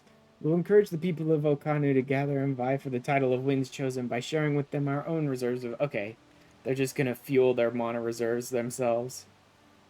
I'll go with you. I carry some alchemical brews that may afford the same effect.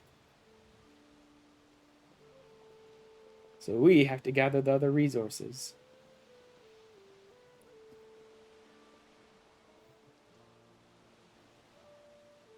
The three of us will visit the shipwright then.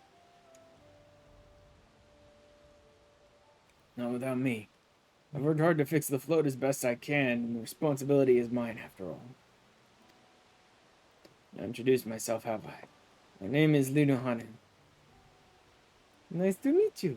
And certainly, let's all go together.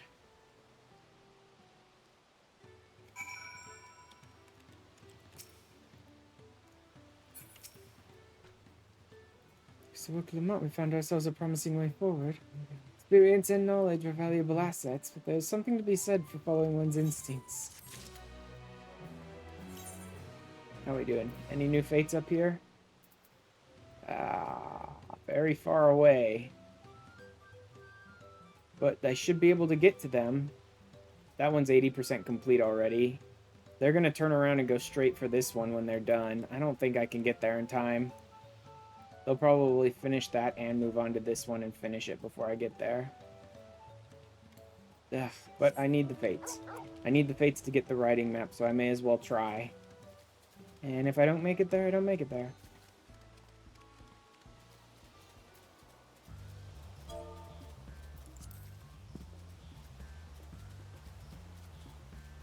And time spent sitting and wondering is not going to help me.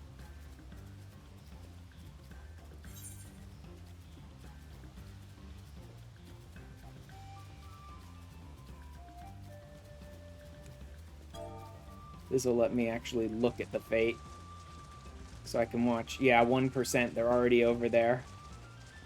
Pushing that fate. Alright. I need to rush then. 5%. Oof. Yeah, I really need to rush. Alley-oop. And sprint.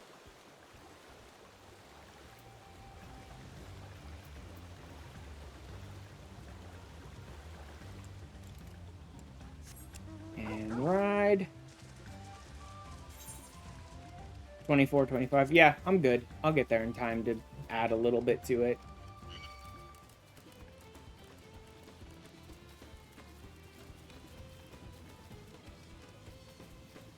I will be able to get here in time to do a little fighting.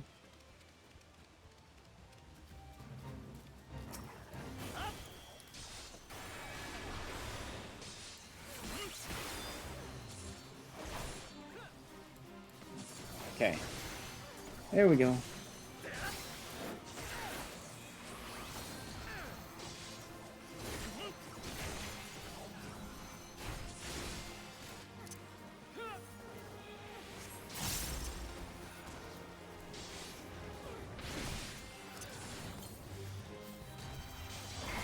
I won't bother using a lot of my big abilities or anything, because I don't really want to kill it too fast, because other people might be on the way too, but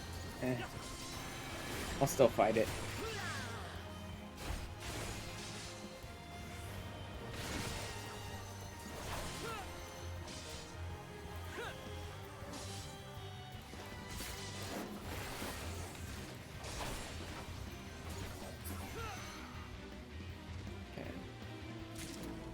And bonus 50%.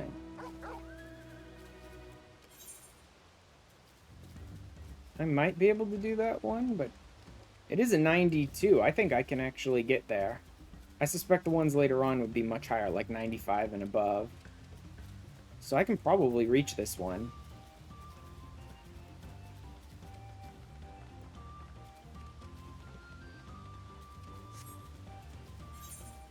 Maybe not. Either way, I think I'm going to want to go across these bridges rather than going the straight path, because it looks like it's up these cliffs. Or up these little waterfall areas. So I have no idea if I can actually reach that. But maybe? There's a bridge up to that area.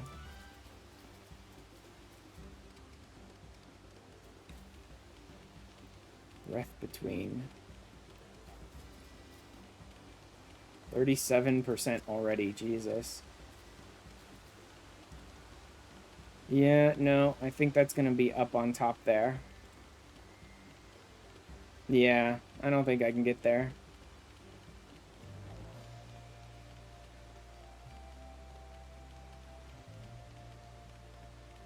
Oh well. Back to the MSQ then. And double checking around the area just to see if there's any new fates I can get to. Yeah, all of this is kind of the lowest southern point that you can reach until you hit the big waterfalls. And there's no way for me to get up there right now. Hey, a fate popped up right next to me.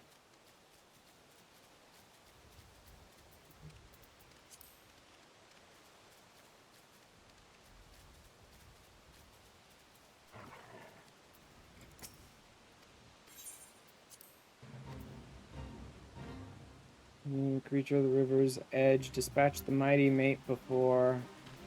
This one? Can fill its belly with feathered flesh. Yeah. Mighty mate.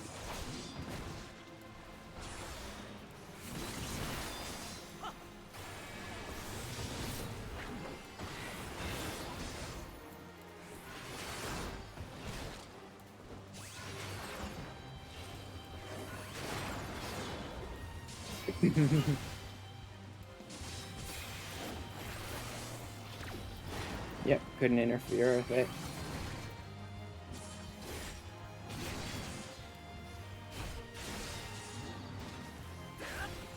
Can I stun him? I can stun him out of it, though. That's nice to know.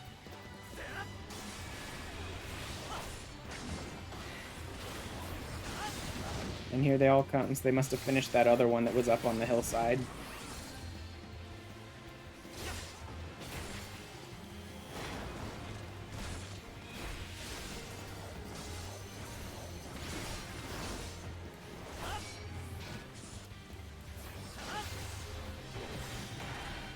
Oops, wrong button.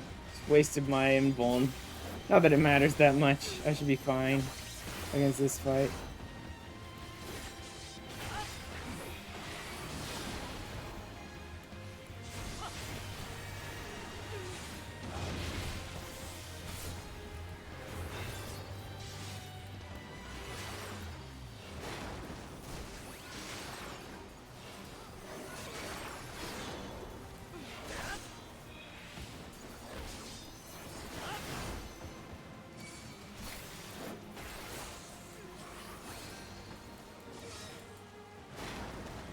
Darn. Didn't have enough time to do it.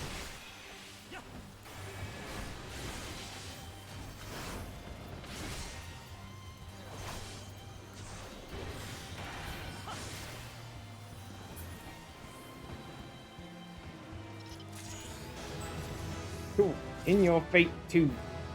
And some level ups. And Guardian? What's Guardian? Guardian is an upgrade. Guardian was a straight upgrade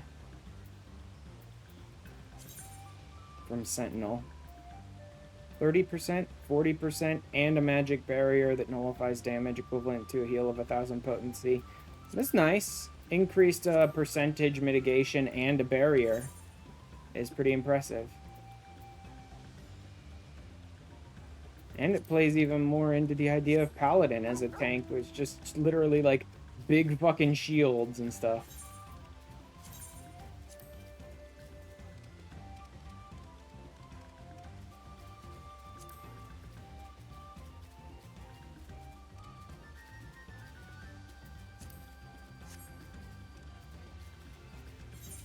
Alright, no more fates up right now, so back to the MSQ. What am I doing anyway? I think I have like one? No, two more. Two more? Didn't I get credit for 2 fates there? I could have swore I did. Yeah, I should have gotten credit for 2 fates there. I don't know why I'm not.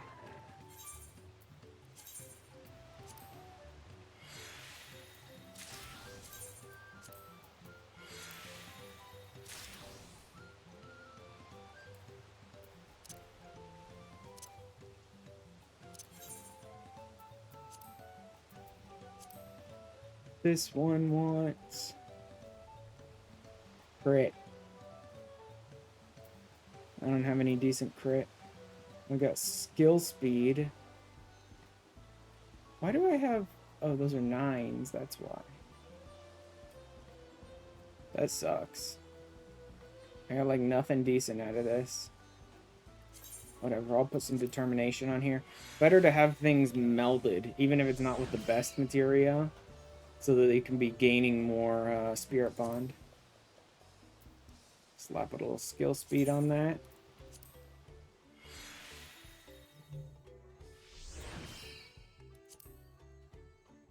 And tenacity 12s because they're 9s. Why not? Why not? I'll just use them up just to get some melds in. I mean, like, skill speed and tenacity are the most useless garbage I can put on it, but I'll use them up. Oh, darn, there's another one. Again, yeah, I want to do the fates. 0%, 13 minutes. Should be able to get there. Yep. The sooner you do the fates, the sooner you can get the riding speed increase. Fates are really kind of spread out in this zone. Because it's kind of like big and open. Even more so than the other one was. Although I will admit I don't have to run around a bunch of stupid like obstacles to get to the fates in this one. That's nice. Like, I can't get to the other area of the zone, sure, but I don't have a bunch of different little mountains in my way that I have to like run all the way back down and then all the way around to get to the area where the fate is.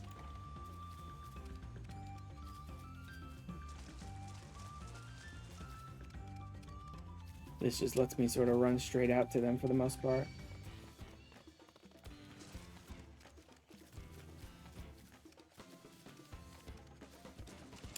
Too bad.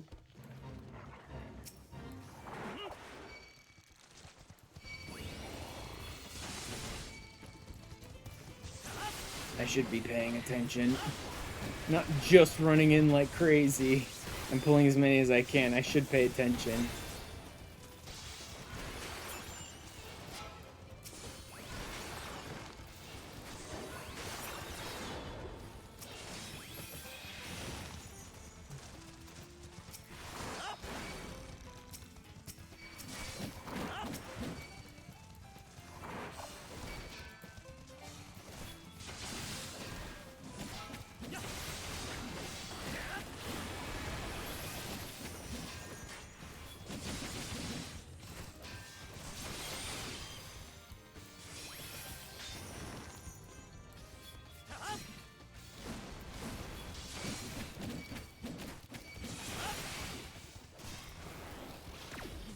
Oh, you can interrupt those.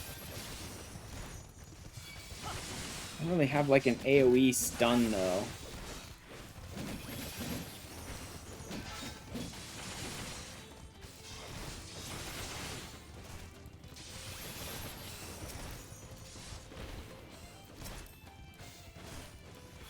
I could interrupt them, but I don't know, man. Oops, I'm not paying attention to my health here.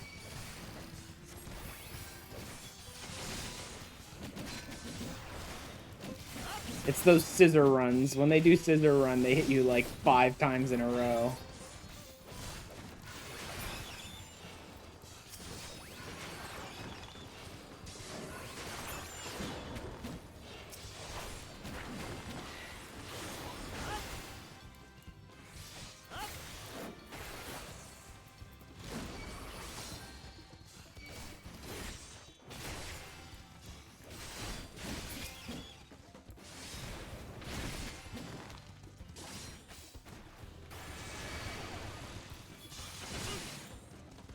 I can do like 4 or 5 of them at a time pretty well. As long as I get out of the big AoEs.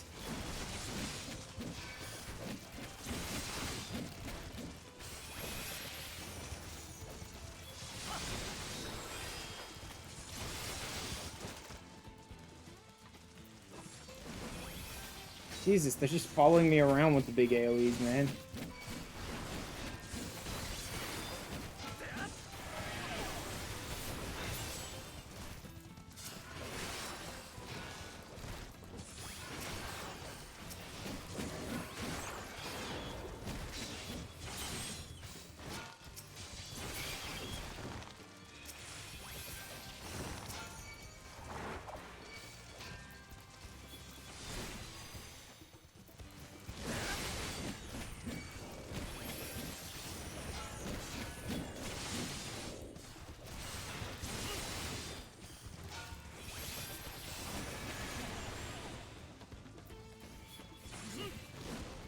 Cool, just follow me around with the AoE some more.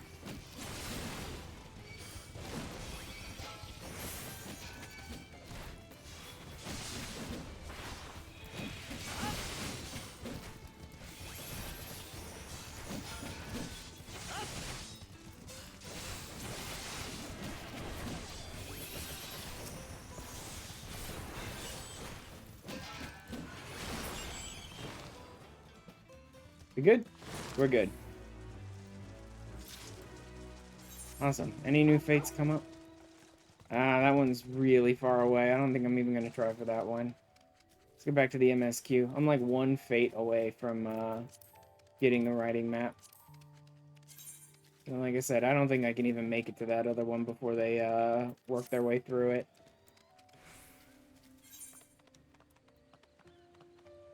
I mean, no one's there, but going all the way across the map before someone gets there and burns through it, I don't think so.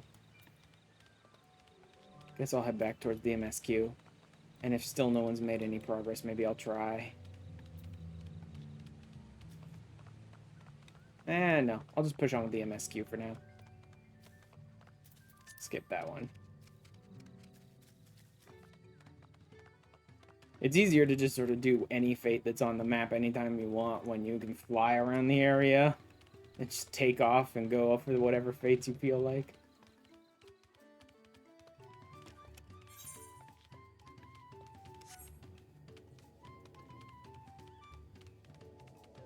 Because you can get across an entire map pretty quickly once you can fly. Alright. Any nearby? Nope. Okay. And we're going with MSQ. Well-mannered shipwright. Shipwright's name is Ukevu. He's a brawl who only moved to Kozamauka a few years ago. Has since mastered our customs to an almost frightening degree. He's especially strict when it comes to manners, so make sure to offer him a proper Hanu greeting. Oh god. Wouldn't want to offend him right before asking for a favor. Proper Hanu greeting? Oh, that's one! Don't worry, I remember how it goes. I don't believe you. If you have any problems, let's head to Okbek Bay, to the east of here. Okbek Bay. I am heading east. Quite far east. Yeah, no. 33%, 44. Yeah, that one's already done. There's no way I'm getting there in time. Oh, well. It's fine. 62% already? Yeah, the whole group is there fighting this one.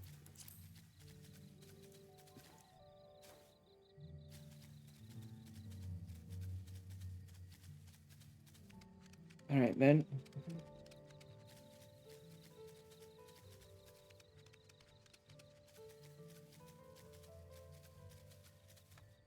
I don't know if I've been picking up any useful items while I've been killing all these freaking fates.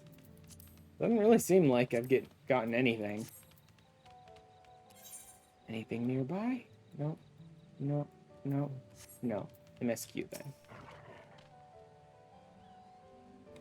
This is Okbek Bay.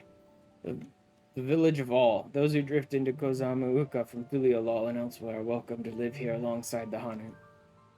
As for Ukevu, he lives and works in the House of Waters High, at the top of the large tree nearby. Follow me, but I should warn you, the climb up the stairs can be challenging.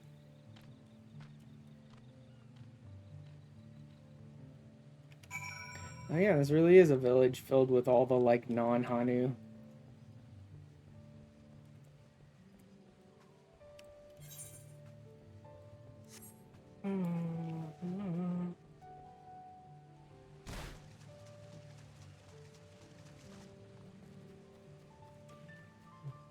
Miyakabetsu. House of Waters High.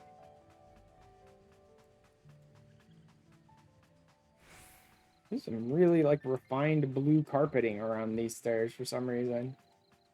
It's like, why go to that much effort when everything else is wood to make these really, really precious, like, blue, like, silk almost or something looking carpeting? Velvet or something.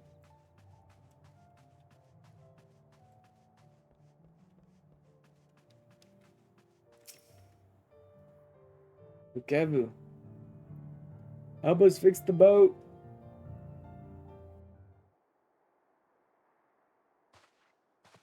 Hi, buddy.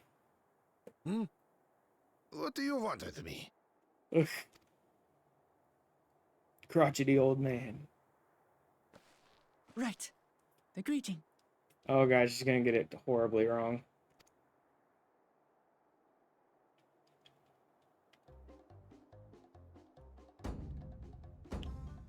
Oh, Kali. It's actually pretty good.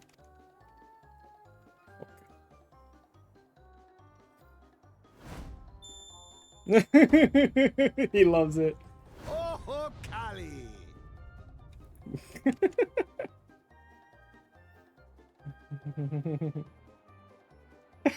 Just staring at each other now. Good. You brought your manners with you. Jesus, man, this guy. When you know Kanu, do as the Hanu do. For a country as diverse as ours, The preservation of harmony demands that we respect the cultures of all peoples who call it home. Well, that explains your familiarity with Hanu customs. That or he just likes being a weird old man. And you speak truth, of course. To live together means to learn about each other. Ah, I appreciate an open mind. In fact, I get the sense we've met before. Probably.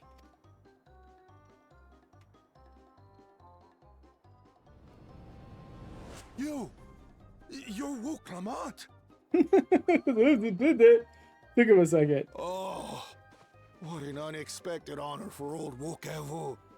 Here I am prattling on his status, and I've gone and insulted the third promise herself. Oh my god, There this is no dude. excuse for this betrayal of etiquette. She doesn't care.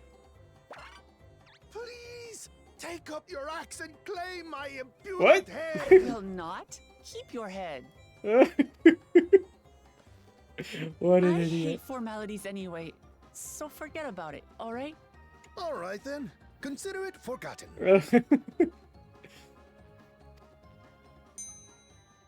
How prompt. Uh-huh. Yeah, I get it, Crow. He's a weird We're old actually dude. here about the Ihihana float. It's in bad shape, and we need you to craft new carrying poles and a new eye. I'm told you work with Uyuipo wood and a certain kind of stone? Abokisha? That I do. But while I would like nothing more than to offer my services, I just used the last I had of both those materials. And who cares? I can My gather lumber more. in particular went to fixing homes damaged by the recent storm. I'll need 10 days or so to restock. We can't wait that long. If you tell me where to go, I'll gather them myself. What? Send the third promise out on an errand like some common lackey? That's utterly unconscionable. Please A forget gross about it. violation Okay, of social forgotten. protocol. I told you not to worry about such things. Okay, I won't. All right then. I shan't worry a whit. I love this guy. How very prompt of him. Okay, I won't worry about it at all. Stop that. Okay, I'll stop.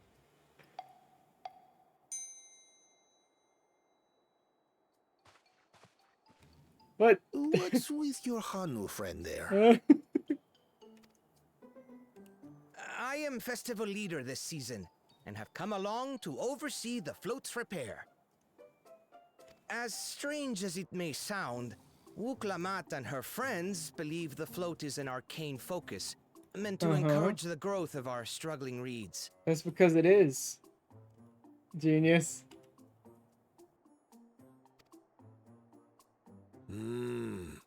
Too many Hanu have forgotten, it seems. But that is indeed the true purpose of the lifting of wings. Your education is impressive, third promise. Actually, we sort of just figured it out. From the listing of the materials, it sounded obvious. She's Well, like, yeah, maybe a sure. little. Okay, yep, definitely. Definitely me. Allow me to show you where to procure Uyuipo. We can leave the Abokisha to your friends, I presume?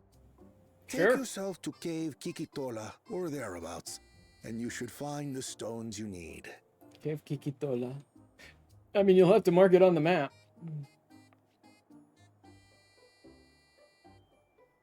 I've been there once or twice. I can guide you. That works too. That should save us some time. Alright, come on, doofus. Let's go to the caves. Alright then. Let's get moving.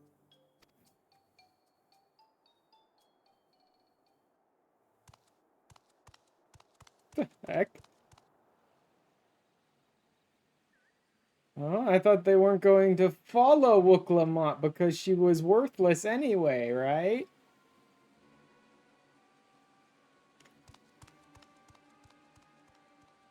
Although he does have enough sycophants that he could Chosen easily one, follow all one of them. your rivals is making progress.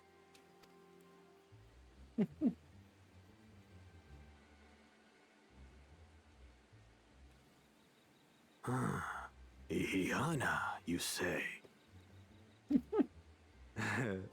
Should our first choice fail to deliver, it might be wise to let this play out.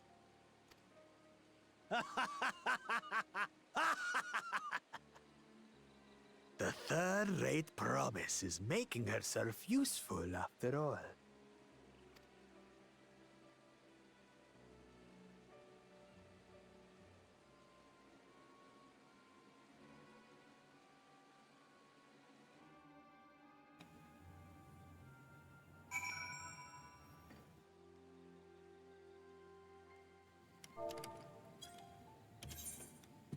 And another one popped up nearby. I should probably go to this, although that's already 50%, 53%.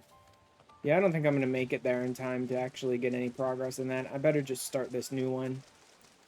And this will be the last one that I need in order to get the writing map. So I won't have to constantly be opening my map looking for fates after this point, thank goodness. 64. Actually, progress isn't going up there quite as fast as I thought it would. Maybe I should try and go for that one. There might only be 1 or 2 people there, so it's not progressing quite as quickly. And better that I finish this up. Help them finish up the one they're on, than start a whole new one. That they then have to, like, race out to. Actually, this one seems to have stalled. What happened? I wonder if someone died, or maybe they disconnected too.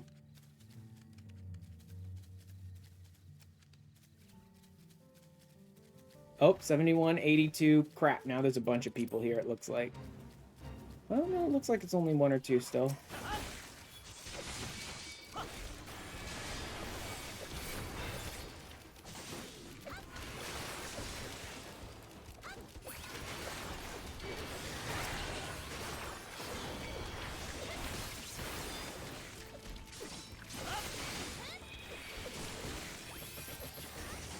Wait, is that a...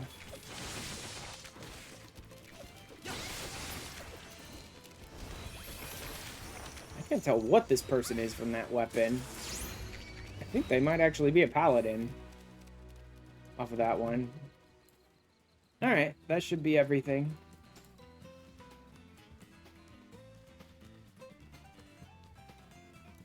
Now I can head back to the MSQ, and then as soon as I get back to the main town, I can pick up the riding map.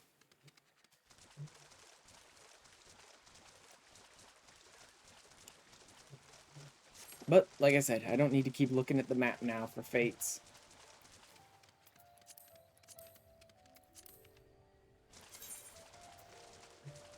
Kozama Uka. First 6 done. I'm kind of glad it's only 20 for this expansion. The fact that it's only 20 shared fates for this expansion is very smart, I feel. Because 60 is way too much. 60 is infinitely just like 5 hours of you just sitting in a single zone, just following the fates around and waiting for fates to spawn, and just like completely brain just totally shut off, not focusing on the game at all, just robotically droning through the fates, honestly, at that point. Just hours and hours of just not anything even remotely fun.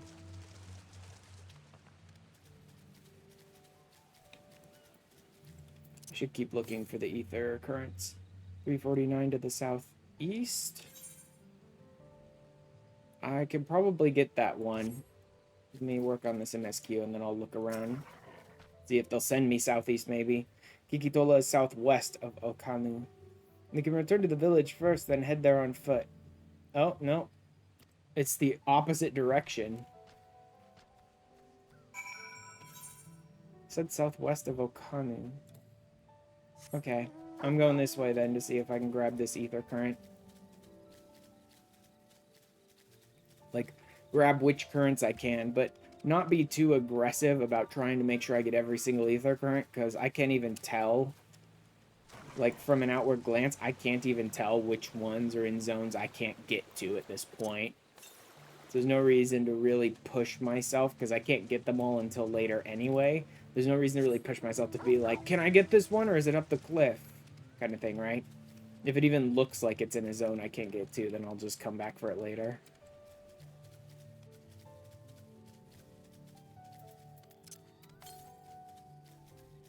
There it is.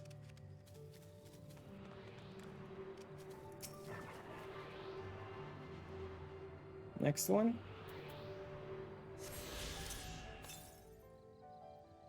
.406 to the east. Possibly. I don't think this is locked off. I think it's north and south this zone's locked off in. So if there's one to the east of here, I can probably get it. 406 seems like quite a ride, though.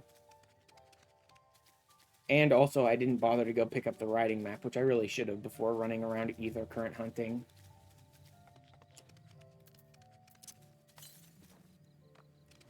.206. Okay. Yeah, no, I should be fine.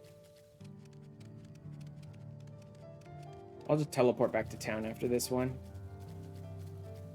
Because it's, yeah, it's right to the south of town.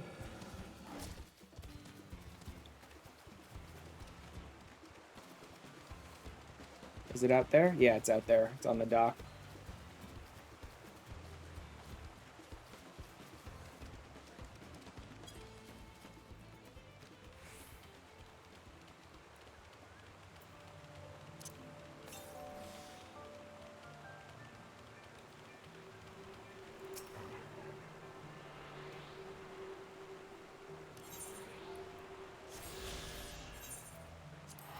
I'll just pop back to town real quick.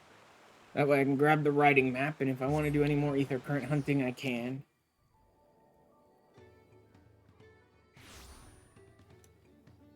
Gemstone trader. Was not there. Definitely not that side. Is this side? No. Wait, I'm an idiot. It shows on the map. Oh, it is on the same area as these guys. I didn't think it was for some reason. Oh, there he is. His name was just slightly out of vision area for me. Hey, pal. Ozama Uka riding map.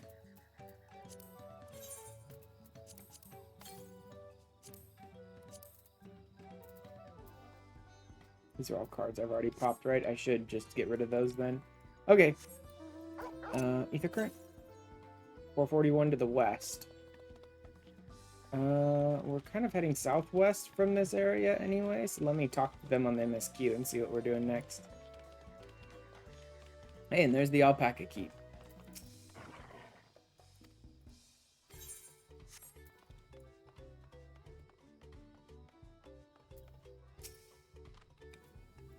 Southwest of here, was it?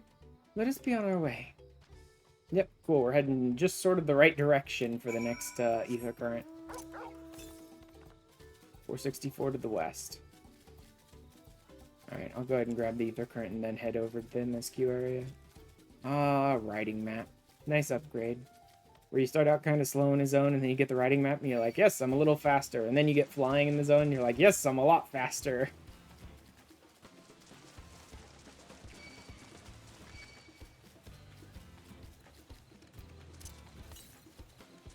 .176 northwest. Oh, so there's actually one right up here by the house. Yeah, there's actually one right up here by his house that I missed. Oh, there it is.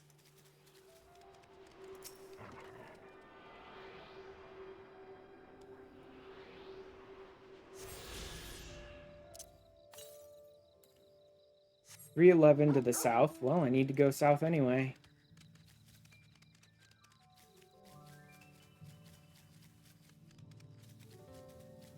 Kind of doing like a big circle around the MSQ at this point, but I need to go in these different directions anywho.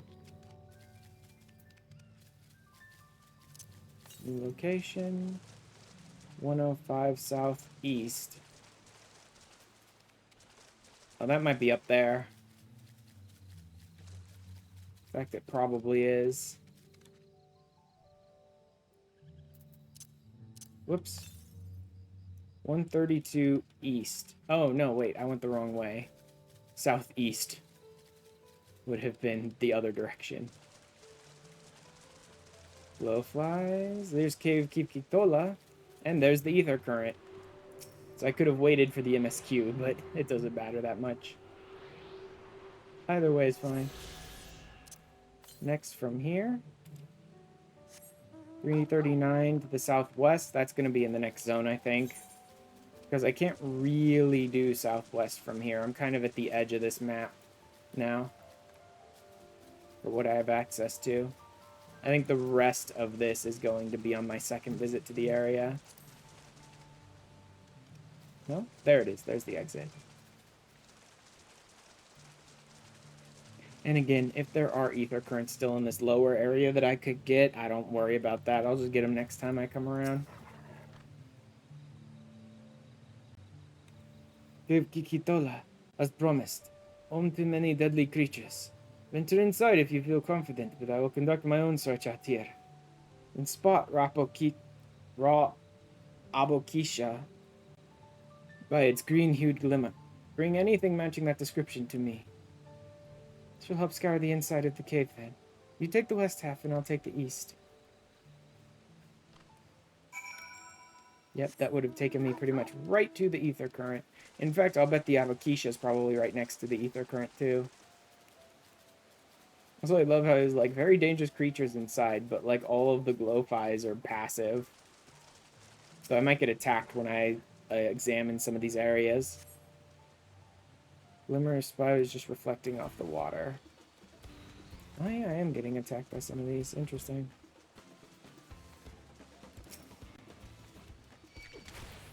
Damn you.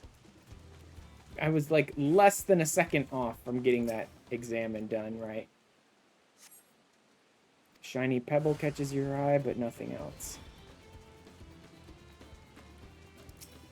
See if I can get this one before he starts moving. Yes, I can. Chunk of stone glowing distinct shade of green. Done. That's a trick I picked up while doing grinding of certain leaves on the free trial. Is realizing that when an enemy spawns after you examine something, the enemy actually takes a few seconds before it even initiates combat and like chases you. So if you finish your examination and then immediately run over to the next thing you need to examine and examine it before the enemy chases you, you can actually just like bypass the enemies. Just running from point to point before they can catch you. Picked over the ground near the entrance, but found nothing. Did you have better luck inside the cave? Raw Abokisha. Green glowing rock containing what appears to be Abokisha. Yes, this is Abokisha. Along with Kral's contribution, we have more than enough for our needs. Stones you brought shine very brightly. Thank you both.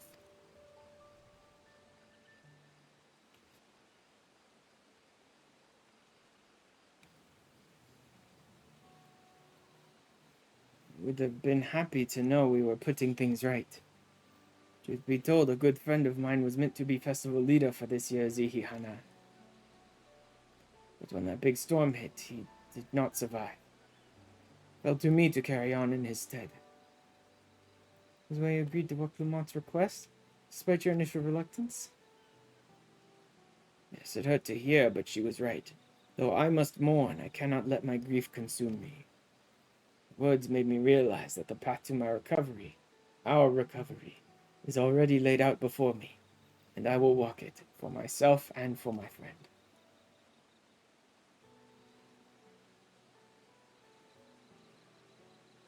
For sharing your story with us. Please rest assured that we've taken your plight to heart. Certain our companions are procuring the other materials as we speak. Everything will come together, and the Hanu shall host a splendid, uplifting festival. That we shall.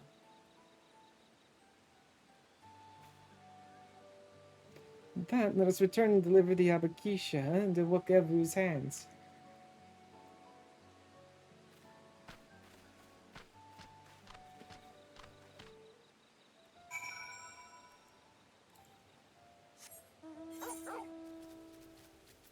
Is it all the way back over there? Yep, there's no real faster way to get there. I could teleport to town and move from there, but that's only really going to save me about 10, 15 seconds.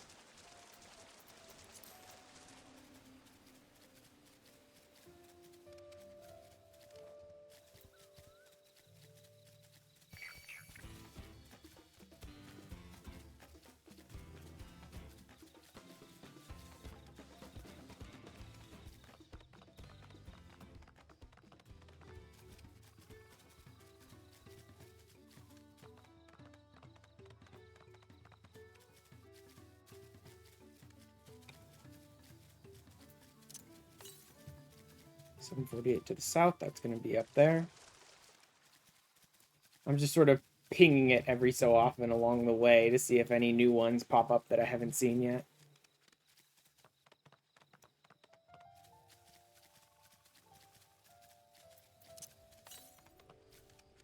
Eight to the south, nope. Again, that's going to be in the next zone.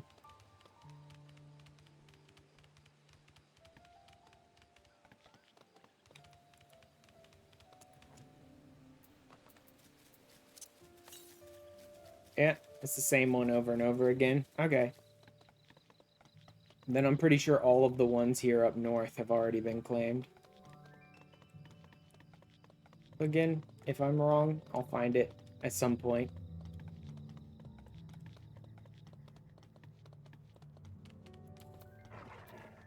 Okay, who? Thanks to the third promise and her mighty swings, we've collected some suitable logs of Uyuipo. What of the Avokisha?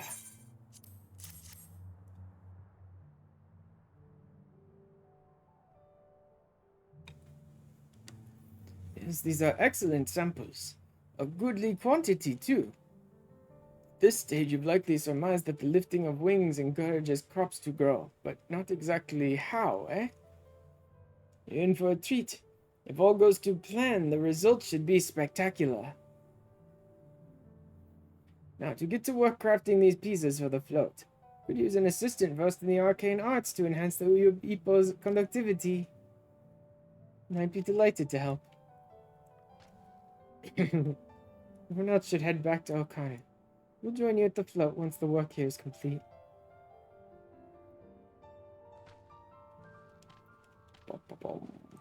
Later, Cryo. And just pop back to town. Oh, there is a little zone up here that I haven't put on the map yet.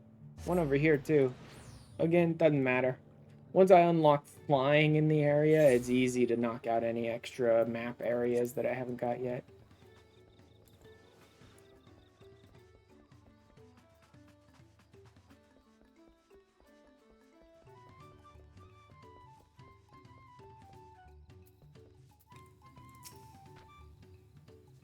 Gathering the Uyuipo was a trial in and of itself. At first, Wukevu criticized everything I did. Then he suddenly yelled, "I've spoken ill of the third promise and must punish myself," and proceeded to slam his head into an Uyuipo tree. I told him not to worry about it again, and it was like snuffing out a candle. He's an odd one, that's for sure. At least we've seen to the poles in the new high. Now we just have to wait for the feathers from the twins. Bom, bom, bom. The lifting of wings. Oh, we're actually almost done. I can tell because it's the die. We got the die like one MSQ off of the final one in the other zone, so I'm guessing that's where we are here too. Should get some rest before the excitement begins.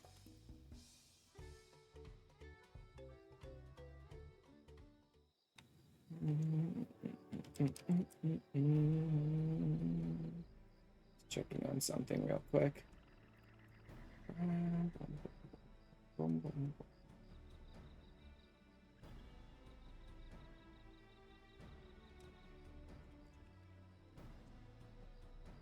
Over there by the float.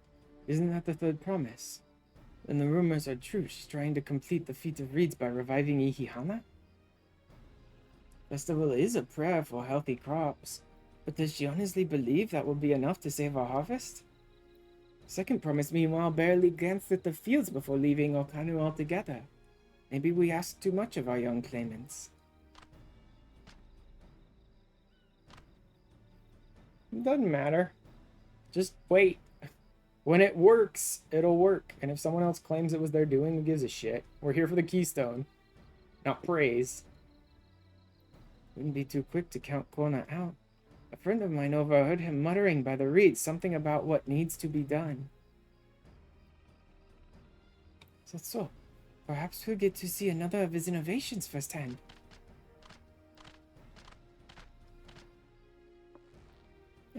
That sounds like our Kona. One look at the reeds was all he needed to think up a solution. Be that as it may, our own solution is nearly ready. Indeed. As soon as the others get back, our long-awaited festival can begin.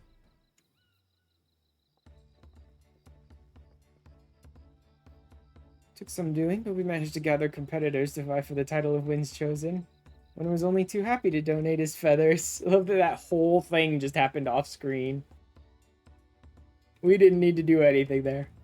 You should have seen it. He called forth an incredible gust that sent his feather sailing for miles. We had to turn ourselves, but it's more difficult than it looks. Poor Ernville's twirled in the air for a moment before landing on his foot. I am a gleaner. Magic is not part of our training. I'm a gleaner, not a mage. As for us, we brought the wood and gemstone replacements crafted by Wakevu. All that's left is to attach them. Has it been decided who will ride the float? Papa was the guest of honor the last time I was here. I remember being surprised they could even lift the thing with his hulking weight on top of it. The rider must be a personage of great esteem, which is why an invitation is usually extended to the Dawn Servant. This time, however, I have another in mind. Uh-huh. Who the hell you think? Oh, who is it? You, Doi. Our beloved Ihihana, the lifting of wings, is only being held because of you and your companions. Thus do I nominate you, Woklamat, as our guest of honor. Me?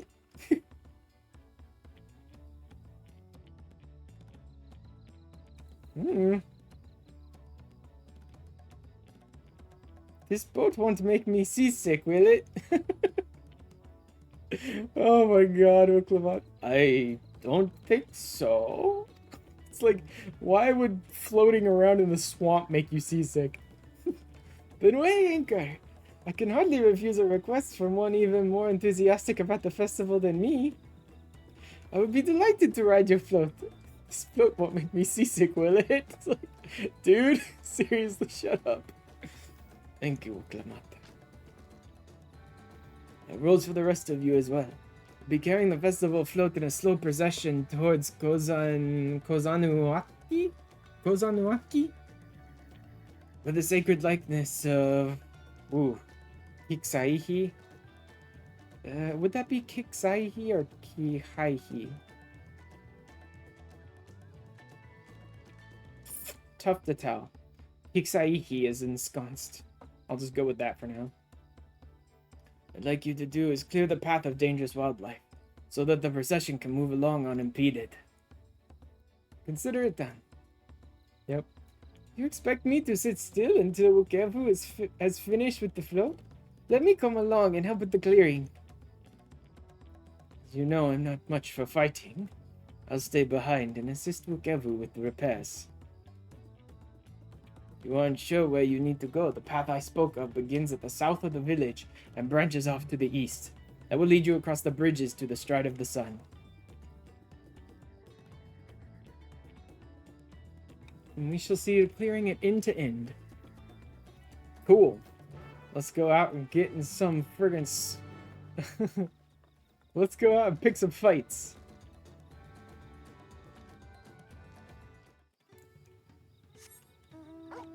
It is nice that I'm managing to snag the ride maps for each zone as I'm here. Because, as Baron was saying, that it's a lot of these zones you have to come back to a second time later in the MSQ, so having speed up on riding will be useful until I can finally eventually get flying. They, like, really don't want you flying through their zones anymore these days.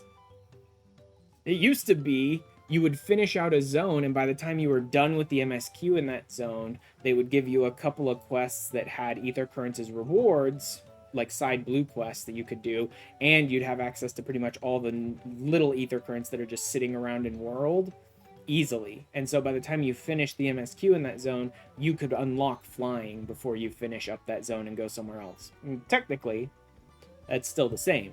By the time you finish the MSQ in these zones, you'll have flying. The problem is, they split these zones so that you come here once at 90 and again at, I don't know, 95 or 96 or something. And they're like forcing you to go to the zone 2 times in 2 separate areas of the zone to like force you not to be able to fly there or something. I don't know why.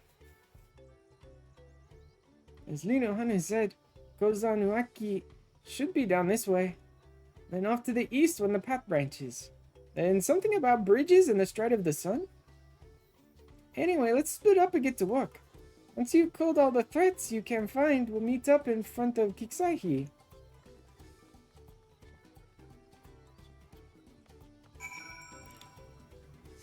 And woof, just fly through on my pup.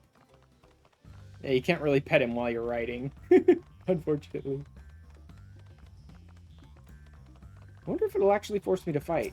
I've seen some of these where you can just run away and it like counts it because you checked the zone. Designated area and defeat any hostile wildlife. Okay. It is specifically asking me to defeat them.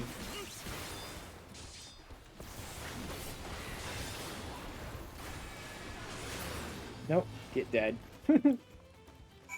Not interested. Just get dead. Wait. Oh, east. Not west. East.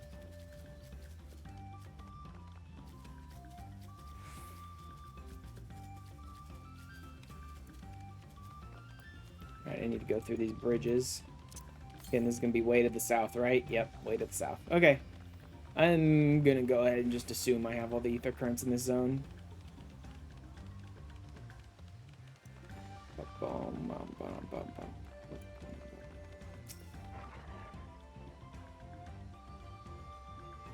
I don't know why this person's just standing around.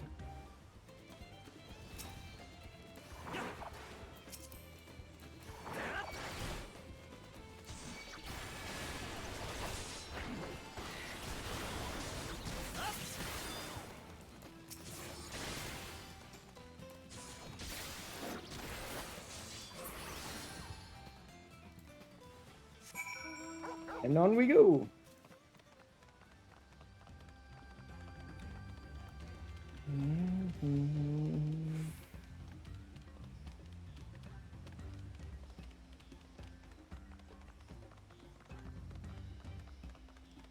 Oh, well, Clamott's already taken out some enemies.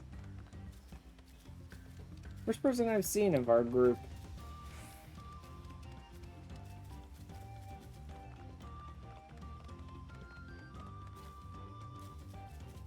There's Alpino, he's taken out a couple.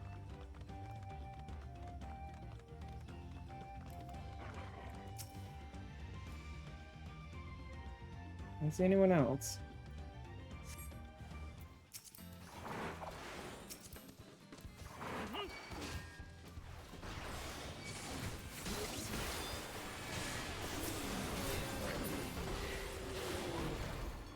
Wow, I just destroyed those guys. Jesus. That was quick. And there's Alice. I think that's everyone. Alright, Kyle and Aaronville stuck back here to help out, right?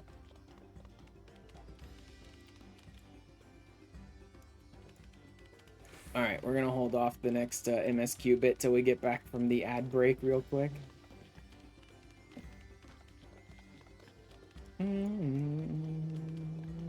We're actually making really good progress. I thought for sure tonight was probably going to be 6 or closer even to 7 hours of a stream. But if we're as close to the end of this zone as I think we are, which is like 1 MSQ quest off, I'm guessing. Like finish this one and then one more, and I think we're done.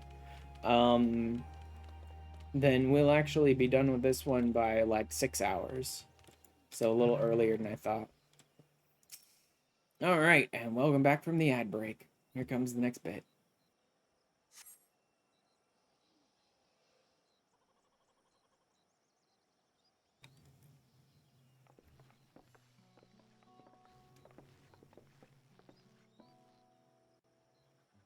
Oh, you were a step ahead of us. This must be the likeness of ffxiv. The Hanu deity of the harvest.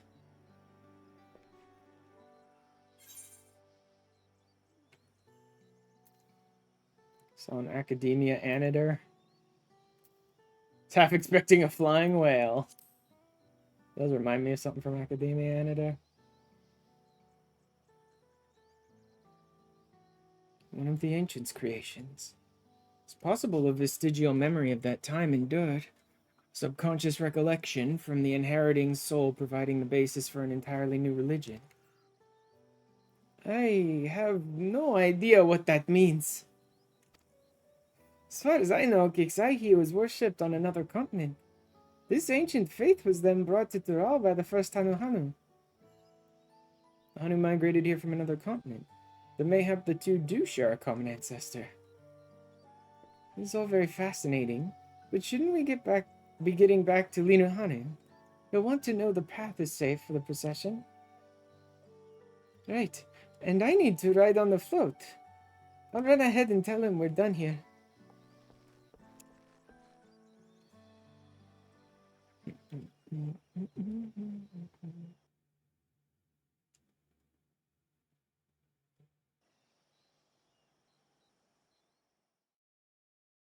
Meanwhile, in Okhanu.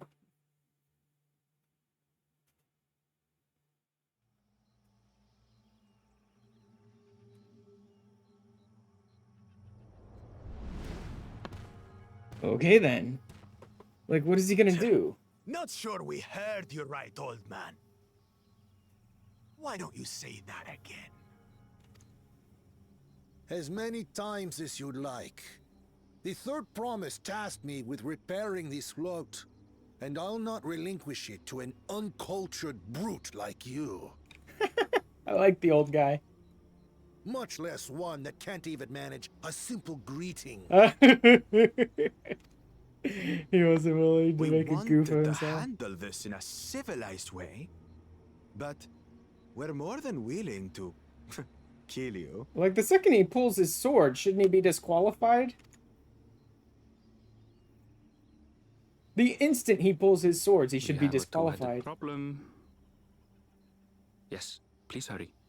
I don't know. She's on her way back already? Stand back, Wukevu! I will protect the float! Are you trying to be brave, little bird? I could never have repaired the float alone. Not properly. But thanks to Wuklamat and her friends, we can hold Ihihana again! This is a priceless treasure! And as festival leader, I would die to protect it! Very well, if that's what you want. Like, every bit of this, like, how stupid can he be? Every bit of this is just going to disqualify him, even if we didn't interfere and stop him and blah, blah, blah, like I'm sure we're going to. If he pulls his swords on these people, he's done. Disqualified instantly.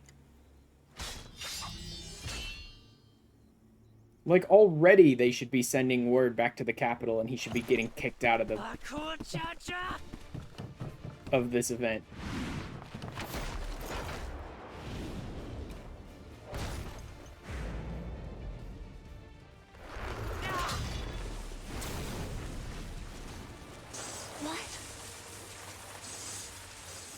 I'll fight him, let me fight him, it'll probably be fun.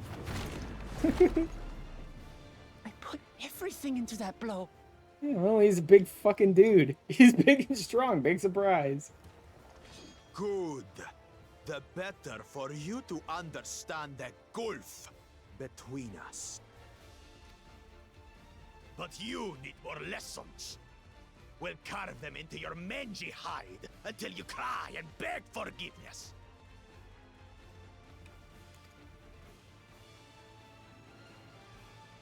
Ah, now we're back.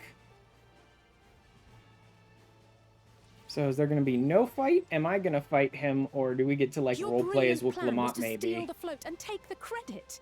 The so-called blessed siblings are nothing but cheats. Also, what were they going to do with the float? Like, if they take the float by force, no one is going to let them conduct Ihihana with the float. That's they're just not going to let them if they attacked one of their people to get the float, right? And they need to conduct the ritual in order to accomplish the goal. Your scorn is sweet. Like, someone did not think this through even one iota of a fraction of an inch. They didn't think this through.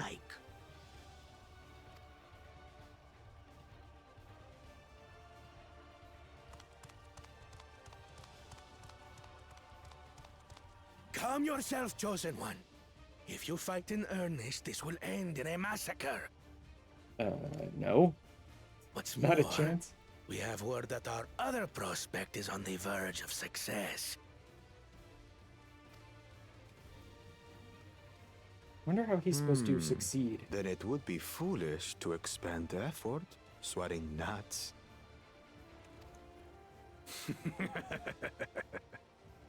Lucky for you. Eh?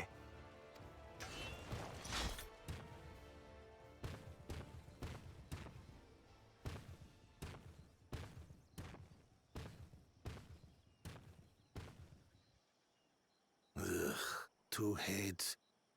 I see Mamuk still clings to that loathsome hope. Yes. They just won't stop. The fact that they attach so much of their, like, prophesied hope to beings which genetically are infertile is kind of stupid. Like, it doesn't say a ton, but for the progression of their species, it seems stupid to attach so much, like, religious hope to a dead end genetically with no fertility whatsoever. It'll take more than that to kill me. So, are we having this festival or not?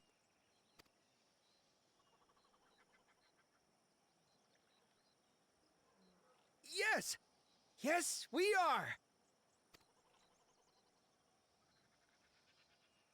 Admittedly, not the voice I expected when they first introduced him as Brusque Hanu Hanu.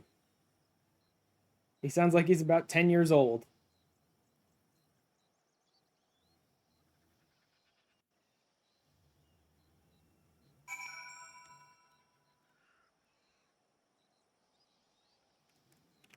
Then let's do this. Way to protect the float, but against the two-head, I may as well have not been here at all. Nonsense. You stood your ground and bought us the time we needed to make it back. You're incredibly brave.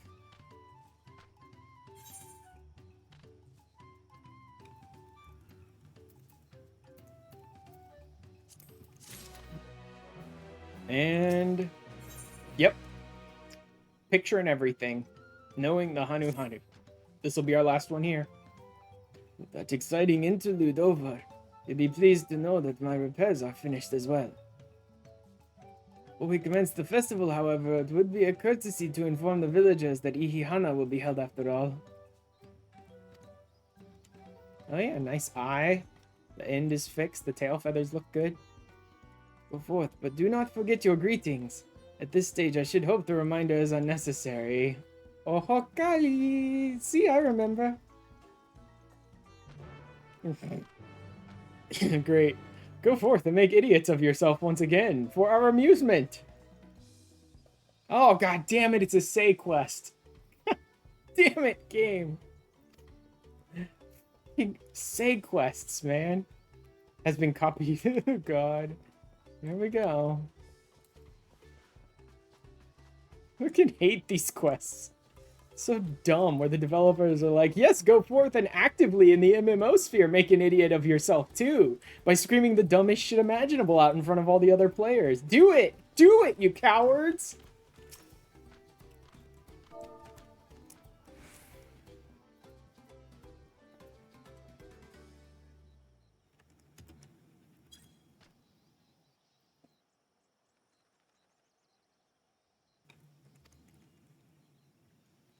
It's time for Ihihana. I mean, no, I'd very much like to attend the festival. The repairs should be finished as soon as possible. To do what to do. And the festival. Like, the repairs can wait 5 minutes. I know it's important to repair the damage to your village, but those can wait like 5 minutes.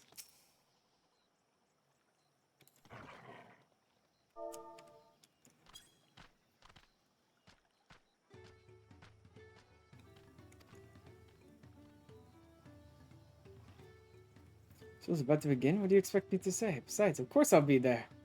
Cleaning up the storm's aftermath may have been hard on us all, but the lifting of wings is tradition, and a joyous one at that. So you're brooding my days away? Give me a moment to get ready. Yeah, none of these zones are opening up any, like, blue ether current quests. So they probably won't activate until the second time I come through these zones. And I seriously doubt any of these yellow ones have it. Or these gold or whatever ones have it. It's pretty much always been blue quests that have the ether currents behind them.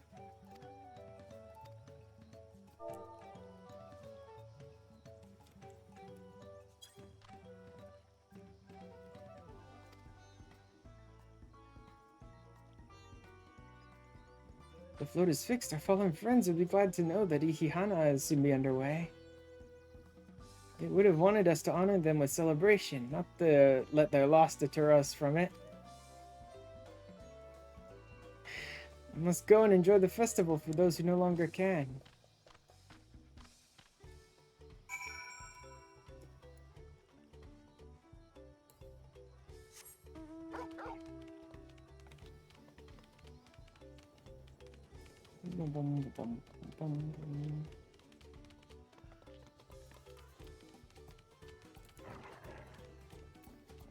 Alright, okay, well, let's do this. Anyone pleased to hear the festival is going ahead, I imagine.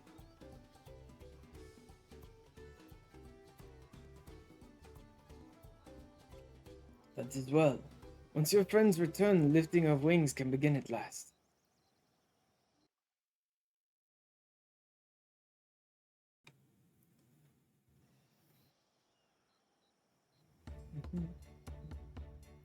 So I'm wondering if, like, right around the time we do the Sakona, we'll do something and they'll, like, not be sure who exactly saved the reeds and just sort of give keystones to all of us.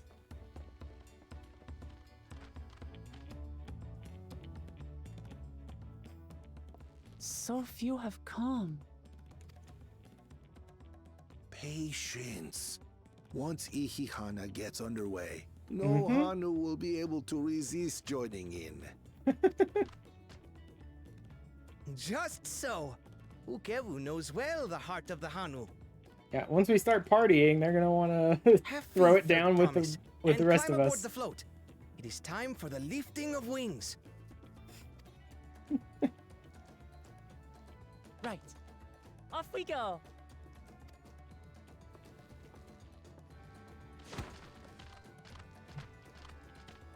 Watch her become seasick. That'd be hilarious. Ihihana is a prayer for bountiful harvest. But this is not its only meaning. It is also an exchange of pledges between rider and bearers, a commitment to a long and fruitful friendship. Listen well, friends! The personage we bear today is Wuklamat, the savior of our beloved festival! Let your shoulders burn, or your feathers fall out, but do not even think of dropping her!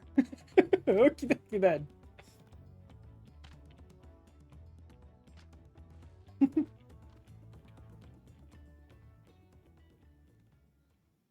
Ready and...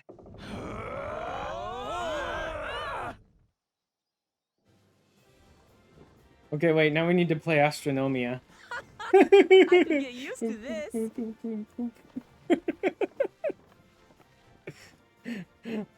Freaking dude coffin dance over this. Oh man, that'd be so bad. I could do it pretty quickly and easily, but I don't know if I want to break the game that badly. Oh god, it's so bad.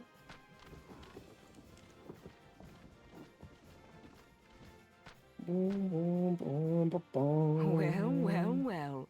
To see the day that Dawn's promise would ride our boat again. We've not had the honor since you were here, Gulul Jaja. She's having a lot of fun doing this. Right, we've enough bearers now. Onwards to Kozanuaki!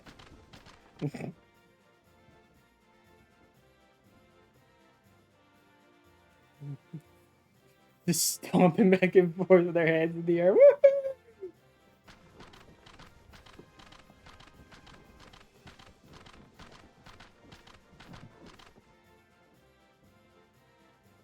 I wonder what Kona did get up to while we were done.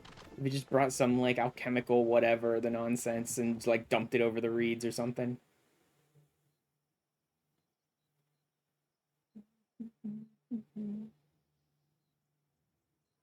Watch well, for you are about to bear witness to the true glory of Ihihana. Is that Sea of Clouds music? Yeah. Yeah, it's the music from Sea of Clouds. Fitting. Very fitting.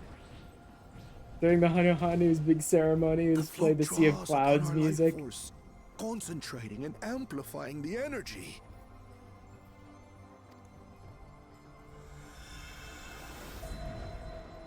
Kishaihi then receives that energy and expels it in a great burst. Actually, that makes kind of sense. When XAK, they did Shock Tural, Kishaihi. Okay.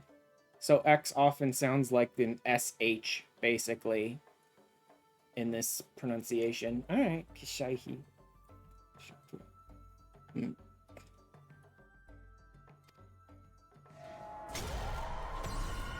Boom goes the reeds.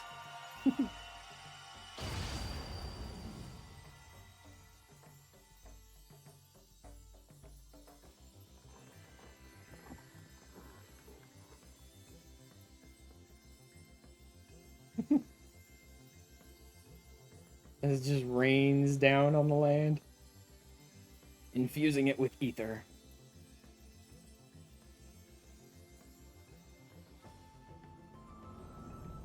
Well, that worked.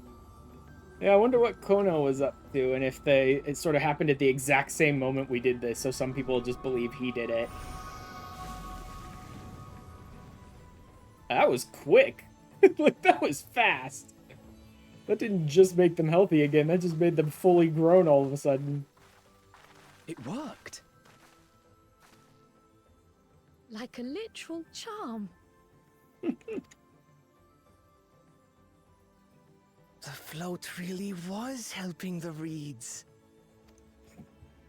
That was amazing! To think that such a thing was even possible!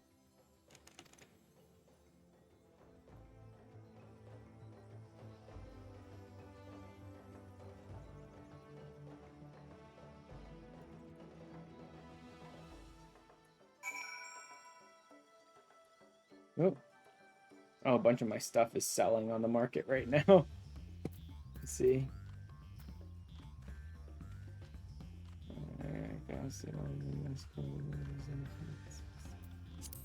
Oh, this one? Oh, yeah, that one. Yeah, I do remember that one.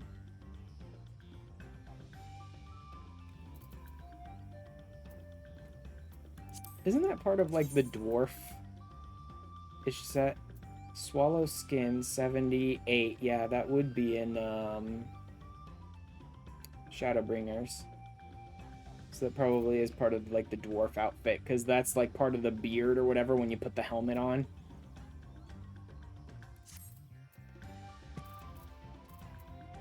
Well, a bunch of my stuff is selling, that's good. Should I have left the float behind like that? I was so excited to see the reeds. Nothing to worry yourself over. My brethren have been swept up by the festival fever. Last I saw, they were taking turns at carrying poles on the way back to the village. Please feel free to look over the fields and enjoy the sight of what you've accomplished. She just jumped out of the float and we ran over to the reeds. And the Hanu Hunter are just completely caught up in the festival now.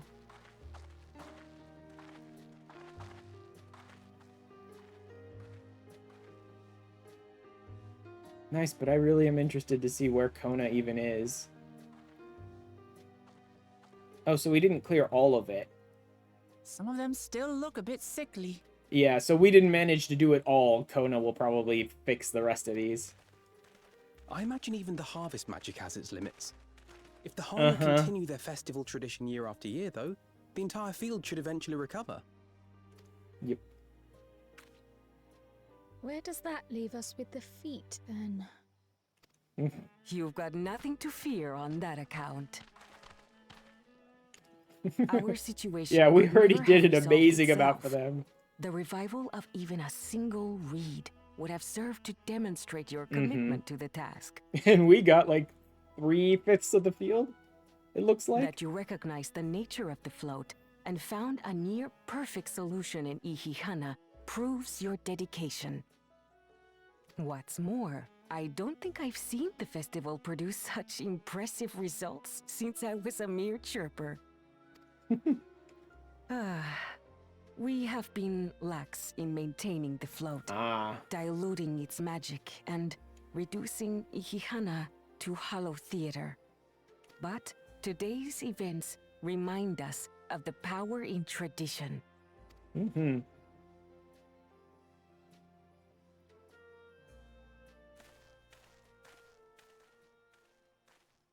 Kona! Hello.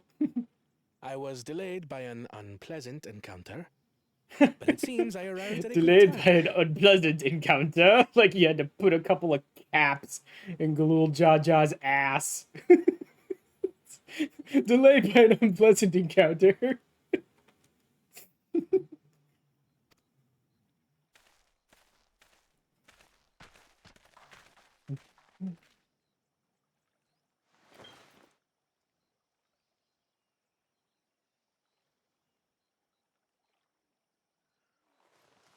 Yeah, he went with an alchemical solution.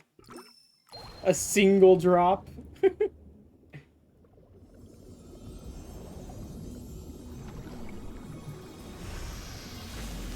And he fixed the rest of the field, yep.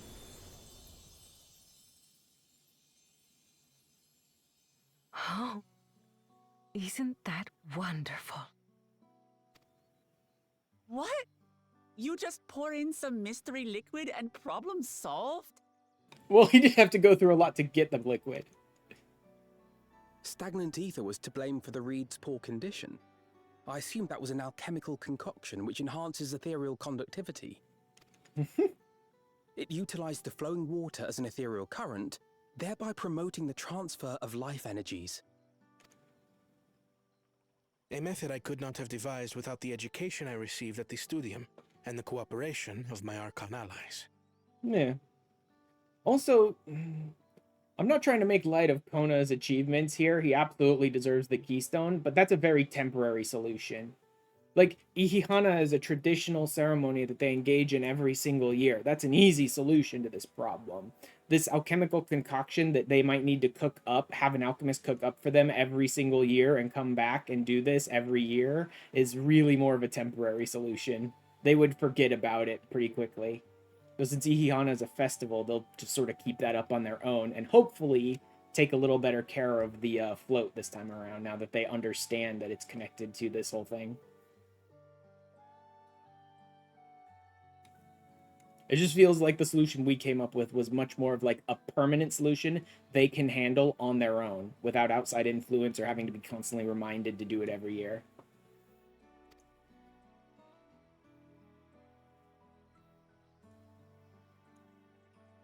Archon allies?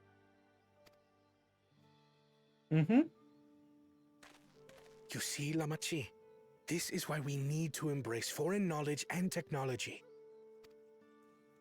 Employed appropriately, they make light work of what would otherwise be arduous labor. There's no need to lug around heavy floats. No. They enjoyed the floats, dude. They love the ceremony. You always were the clever one, brother.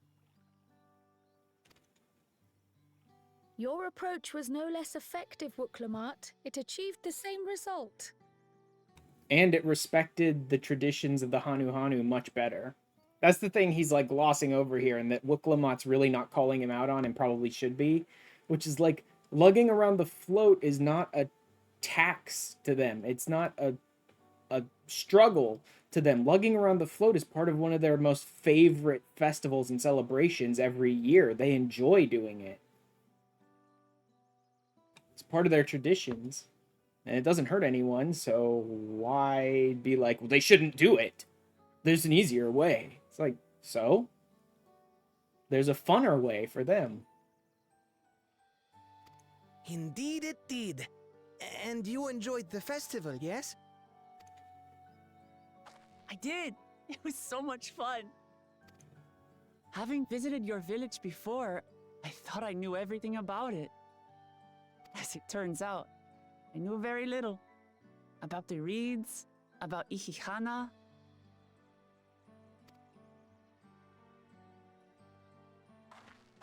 With all I've learned this time, I feel as though I've really come to know the Hanu. And I like you even more now than I did before.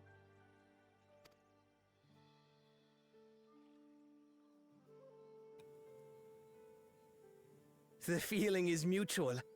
And it's not just you who had a lot to learn either. I'll never look at our float the same way again. The two of you have exceeded expectations. Come forth and claim your stones.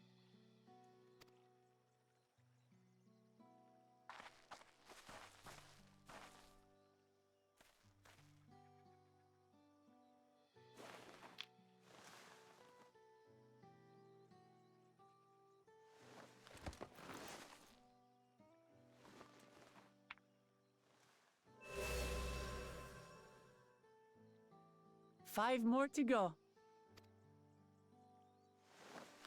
And on to the next. Yeah, he's... Not even a moment of celebration. Yep. That's Kona for you. He's got no chance. Like, he's got no chance. I'm sorry. I kind of like Kona. He's pretty cool. And the technology he's bringing back could be very useful to Tural. Sure. Absolutely, it could be useful to Tural. But he's got no chance of becoming Dawn Servant. The guy gives not one single iota of a thought to, like, bridging the relationships between the species whatsoever, right?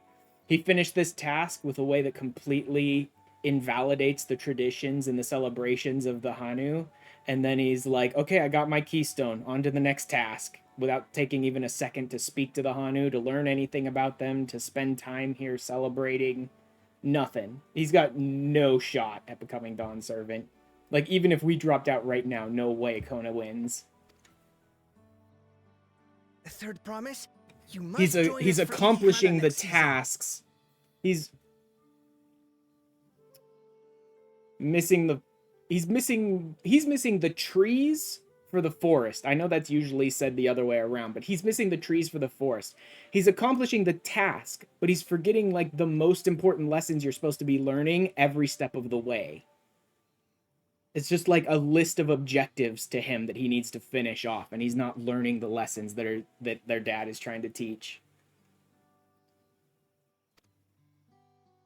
As Dawn Servant, of course.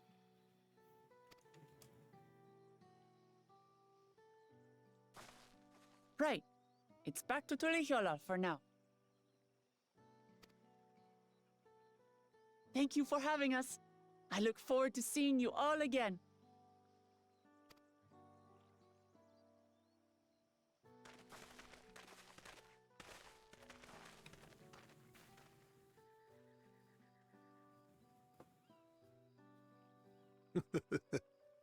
These are interesting times indeed.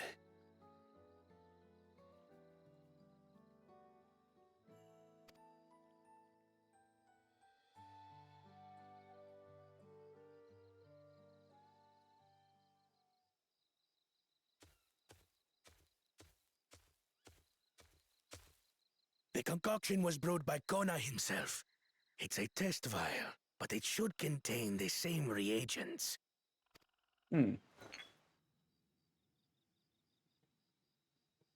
So that's an early version. We'll use whatever we must to win. For So win we yeah, must. like Kona brewed up a couple of tests before he got the final potion right, so they're just gonna use one of the early tests that he would try to dispose of or whatever. Okay.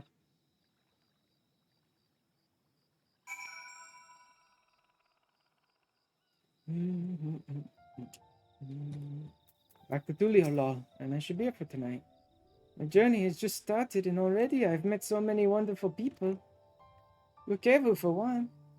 He's a bit eccentric, but everyone could stand to be as respectful of other cultures as he is. And Ninuhanu, warmed my heart to see him honor his departed friend through Ihihana, and to help others do the same. Can't help but feel excited thinking who else I might meet over the course of the contest. Come on, let's head back to Zabadi of Tai.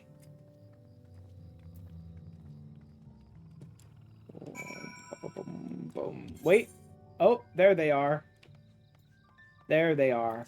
That's when they're popping up, is at the very last moment just before you leave the zone, the ether currents are popping up.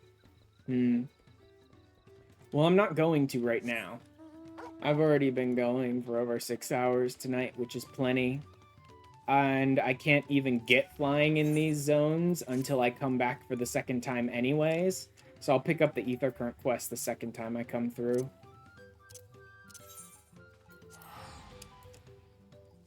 I'll do them then.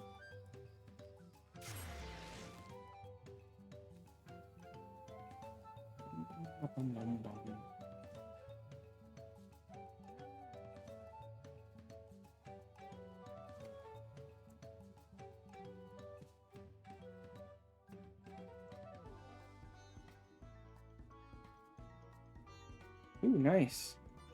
A bunch of my materia that I have on the markets is all selling right now. Very good. I'll go ahead and put some new stuff on the market once I finish up my stream.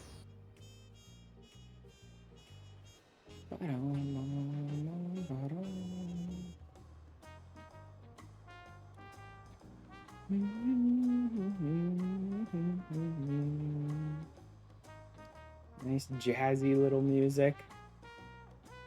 I still say that the music for Tural, I'm not sure it really fits Tural, but I do like it. The nice jazzy tunes.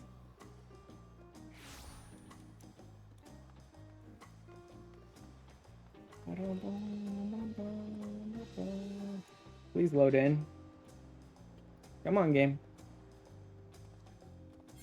I believe in you. You can do the thing. What was that? Oh, license. I must accidentally clicked on license there. Okay, there's Cryle. That's worthless to me. There we go. Look at us. The contest has barely begun and we already have 2 keystones. Surely even my talented brothers aren't doing this well. We can only hope. Boom! Boom! 91? 91. We made it through 90. Alright. I'm going to be ending the stream here tonight. Thank you guys for being here. But first, before I go, I'm going to need to pop over to Twitch and see if I can find someone to raid. And that's always a little bit tough in Dawntrail, because I'm kind of trying to find someone in the same general area as me, which most people are not these days. Let's see. Post-game, Black Maze, M2S? No, absolutely not. M4S, Streamathon? No, no. No, roulettes, ether current hunting, and role quests. Oh, that's not too bad. That could work. Unlocking Arcadian. Ninja for now. Maps maybe. No. Yeah, that could work. Let's go see where they're at. It's some stuff from like post Dawntrail, but it's nothing really story-ish. There's some role quests maybe in there, but that's about it.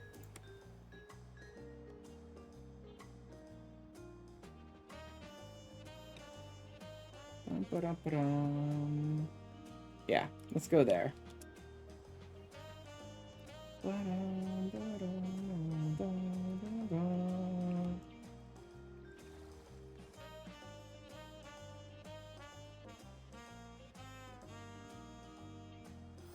Boom. We're gonna raid Sierra tonight. Who is in like post Dawntrail, but is mostly doing side stuff, not too much story stuff. Maybe some role quests, mostly like roulettes and ether current and stuff like that. So there may be some dungeon spoilers, there may be some role quest stuff, but nothing too much. Let me go ahead and drop the link in here so that hopefully it'll go to both chats. There we go. Anyone on Twitch who gets left behind by the raid, anyone on YouTube who'd like to join us in the raid, go ahead and hit that URL and we'll see you guys over there. I might try to cram another Dawntrail MSQ stream in here. Maybe. It's going to be a little rough. I know I like to do my free trial stream by Wednesday. So if I don't want to do another one tomorrow, which means I'd have to like cram an MSQ in on Tuesday and then free trial on Wednesday. Maybe I'll try something like that. Maybe not. So I might do an MSQ stream like tomorrow or Tuesday. Maybe. But I wouldn't count on it. Guaranteed though, the next stream will be the next guaranteed stream will be Wednesday for free trial stuff again. Doing the Titan stuff in ARR on the free trial right now. And I will see you guys next stream. Thanks everyone for being here tonight. Later.